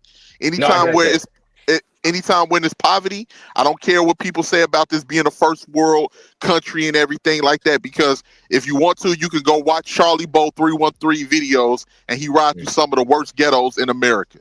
Anytime where it's poverty, is going to produce people in crime that are going to be desperate and they're going to resort to robbery or taking. But this one goes back to what I was talking about earlier. We better end it soon too. We better end it soon. I think when we're talking about the black and white thing, bro, like that girl on the train that everybody was talking about recently, when that nigga did that shit, you can't tell me that was about money. That wasn't about poverty. And yeah, he was a crazy dude who had voices in his head, right? But that's not atypical. That is actually common. When you look at the intraracial crime stats, right? Well, what winds up happening, I mean, it's called interracial, right? But what winds up happening is there was a case recently where a guy just got out of jail after like a couple of years because he walked into a white family's house and just started stabbing people, right? And so there's a bunch of stuff like this. He killed one of his kids, by the way, his baby. And so, and there was a guy in Texas. He walked into some white guy's house, white family's house, literally just took the kid out the crib, stabbed him, and then like dropped the body in the street. And so I can't help but to imagine when a bunch of black folk are doing a bunch of shit like that. And even when it comes to basic robberies and home invasions and stuff like that, a lot of people aren't thinking about slavery and Jim Crow, and they like the idea of a little bit of get back. No, they're not. They're thinking about resources and where to get it. Because me as a black person, if I pull up around them same niggas and I'm in a Maserati, what do you think they're gonna do? They're gonna It's not about that. It's about trying to get resources. And white people are associated with wealth and resources. That's the image that they've created for themselves in this country. They control the media. Anytime that a poor motherfucker living in the projects ever seen the lifestyles of rich and the famous, it's always been white people on there. Yeah. It's always been even hell, because you're from New York, right? Hood conservative. You from New York? He taking the white woman break. I don't think Hood from New York. He's from Brooklyn or some shit. In every major city, and shout out to Reek, man, because Reek he make a good point too, in the chat. But anytime that we in the inner city and we a couple of miles away from the business district, who are the ones up there shopping at Louis Vuitton? Who are the ones at the Gucci store? Who are the ones that's driving the Mercedes Benz and all of that other shit? Yeah. I went out there for my birthday some years ago. That shit was like, you know what though? This is a fact, right? It is what I'm saying. Most people see a white person in the hood, they think they're police, or they might think they're a fiend and just let them be. Ain't nobody just running down on white folks just like that, bro. Not out there in DC. You got to get that up. They got them. They be out here thinking that shit sweet. It depends, man. And then some people, it depends. And if some people, if they in the hood to buy dope, sometimes the niggas that's in the hood that might be the big dogs in the hood say, "Hey, don't fuck with them." Oh yeah, don't fuck with them, because if you fuck with them, you fucking with my money. So don't fuck with them. You know what I'm saying? So it even depends, if they come out of the way most of the time, they just get taxed. They get taxed more. Right. Why? Because they're associated with money. You know what I'm saying? Yeah. And they coming from. Crazy. Hey, them white boys hit the motherfucking 290 expressway coming from the suburbs, coming from Schaumburg over there on the west side. The police pull them over because they know what you doing over here. You over here. You know this is a high crime area, right? You know this is a gang area, right? What are you doing over here? Because they know they over there to buy dope. You get what I'm saying? So, like, this idea that niggas is thinking of some slavery shit where they trying to rob. No, they thinking that they got the resources. I want the fucking resources. And this is a better hustle than having to shoot at a nigga over in the hood over a motherfucking block that ain't really pumping no money. That ain't really pumping nothing. So that's the mentality of how certainly certain people think. But you didn't bring up what about the white, because you say a bunch of black people. That was only 2 incidents. I didn't hear you bring up the white guy that just deleted those 4 Ethiopian students over there in Ohio. What about them? I promise you, it's not just 2 incidents. Those are the only 2 I can name off the top of my head. If you actually pull up a graph of the white on black versus black on white, it's totally lopsided. Like, we're putting up numbers like it's the NBA finals, bro. It's crazy. Okay, so what do you think about the white boy that deleted the 4 Ethiopian students, the black Ethiopian students over there in Ohio? That's penalty. What you want me to think? No, I'm just saying, do you think that had anything to do with was he thinking race, or was it any obscene reason, or maybe was it just the black dude that deleted the Ukrainian white girl? He was thinking race. It didn't matter his mental. Like, is it the same thing? Is it the same thing with the white guy that deleted the students, or what? No, I don't know for a fact what anybody is thinking. I'm putting out a theory that one of the reasons, the main reason why the number is so lopsided, is for those extra motivations of all the historical shit that niggas always talk about every day. You make it your whole identity. Some niggas go the extra mile with that shit. Okay. Well, I know DJ about to end it real quick. What I was gonna say to what Naf was saying earlier, my objective on moving forward is to work with like-minded black folks as far as trying to get business and everything done. Even though I don't agree with Hood, I don't agree with certain things that Hood say. I wouldn't mind working with Hood if Hood had a business plan for us to make some money. The same thing with DJ. The same thing with Nav. The same thing with Giz. That's my objective, because you can only focus on what you can control. But the whole idea of forgetting our history or acting like our history don't play a part in the position that we are currently in, I find that crazy. And especially for people that really haven't experienced what we've experienced, it's a lot of people that are very cowardly, that like to, hide their cowardice behind us or saying that we're victims, when in reality, black people have mostly, especially black men, have been on defense since we've been here in this country. Like I can remember. I mean, do we remember when it was illegal for black people to own guns? We couldn't even fucking own firearms to defend ourselves. Hey, that was after the goddamn that Black Panther shit, right? I mean, that's what not exactly true, bro. That's not exactly true. No. Oh wow, man! If we was able to own guns, Hood, you think that the Klan would have been riding around in Alabama and Louisiana and fucking Mississippi looking to lynch niggas if they knew niggas had guns to shoot back? Come on, niggas that come from killed a lot of white boys and left town, bro. Stop that.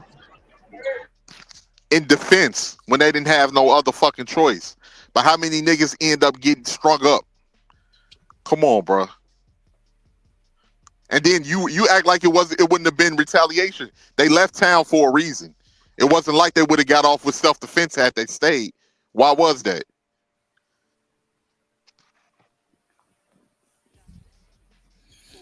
Man, I'm working right now, but like we can't litigate this nigga Hood. We gotta move This on. nigga Hood is at the factory working on the clock. You know what I'm saying? Hey, Doc, you about to go to sleep or you going to Discord? What you doing, bro? What we doing? I'm about to probably go to Discord, then go to sleep. Yeah, I'm a holler at y'all in Discord. But like I say, Hood, it's like I agree with certain things Hood say. Just like Hood just dropped down again. This nigga at work. Just like be streaming. Be streaming. That's my nigga. But we disagree. We disagree on this. We disagree on this. But that's just my opinion. Yeah, I fucks with these. I fuck with these brothers. Is just sometimes, you know what I mean? We're not gonna agree on certain shit, but it's not like we ops, we enemies or no shit like that. It's just, we be having some heated conversations. You know what I'm saying? Shit. Yeah, like literally, black people have been brainwashed to hate ourselves, man, and that's something that we can't ignore. Right. That plays a factor in how we interact with each other. That plays a factor in how we do business with each other.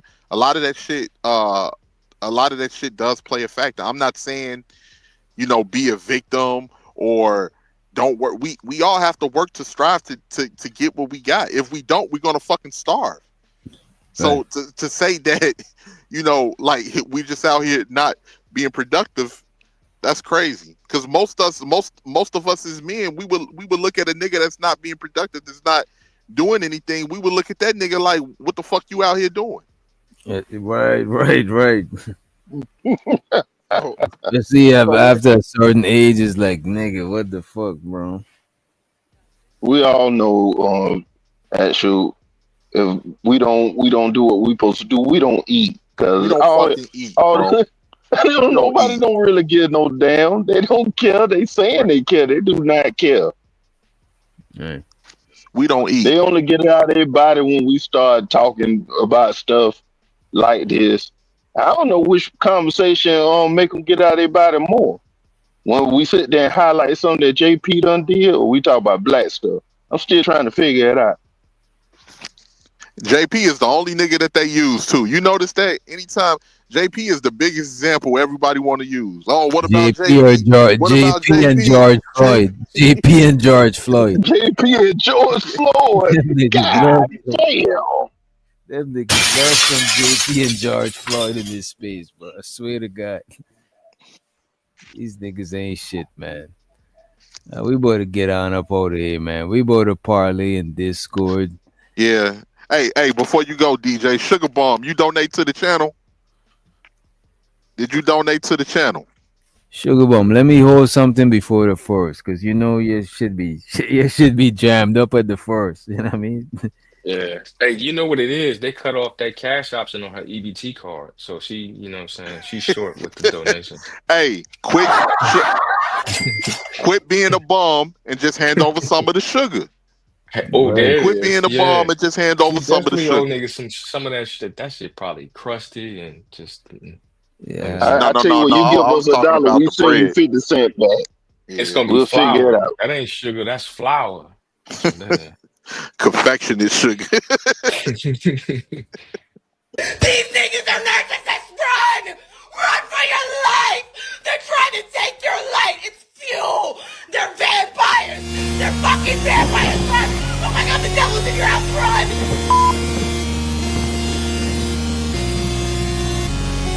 Overtime. Doctor? I have a mic. I was in that Chevy playing Savage Life. Niggas looking like I had it wrong. Now them niggas know I had it right. They don't know about the sleepless nights. I'm looking for a reason nice. They say it's 6 degrees in life. Opportunity, preparation, they mean it's nice. Overtime, cause I ain't have a mic. I was in that Chevy playing Savage Life. Niggas looking like I had it wrong. Now them niggas know I had it right. They don't know about the sleepless nights. I'm looking for a reason nice. They say it's 6 degrees in life. Opportunity, preparation, they mean it's nice. Overtime. Or maybe me, I'm too ambitious. Or maybe this a new dimension. Maybe them they too religious. Maybe they judge my intentions. But either way, I'm on my mission. In the sky, from all up, I'm a tar river. Like some bitch, lady, love my women. Forever you my lady, I'm your fucking nigga. Overtime. Doctor? I ain't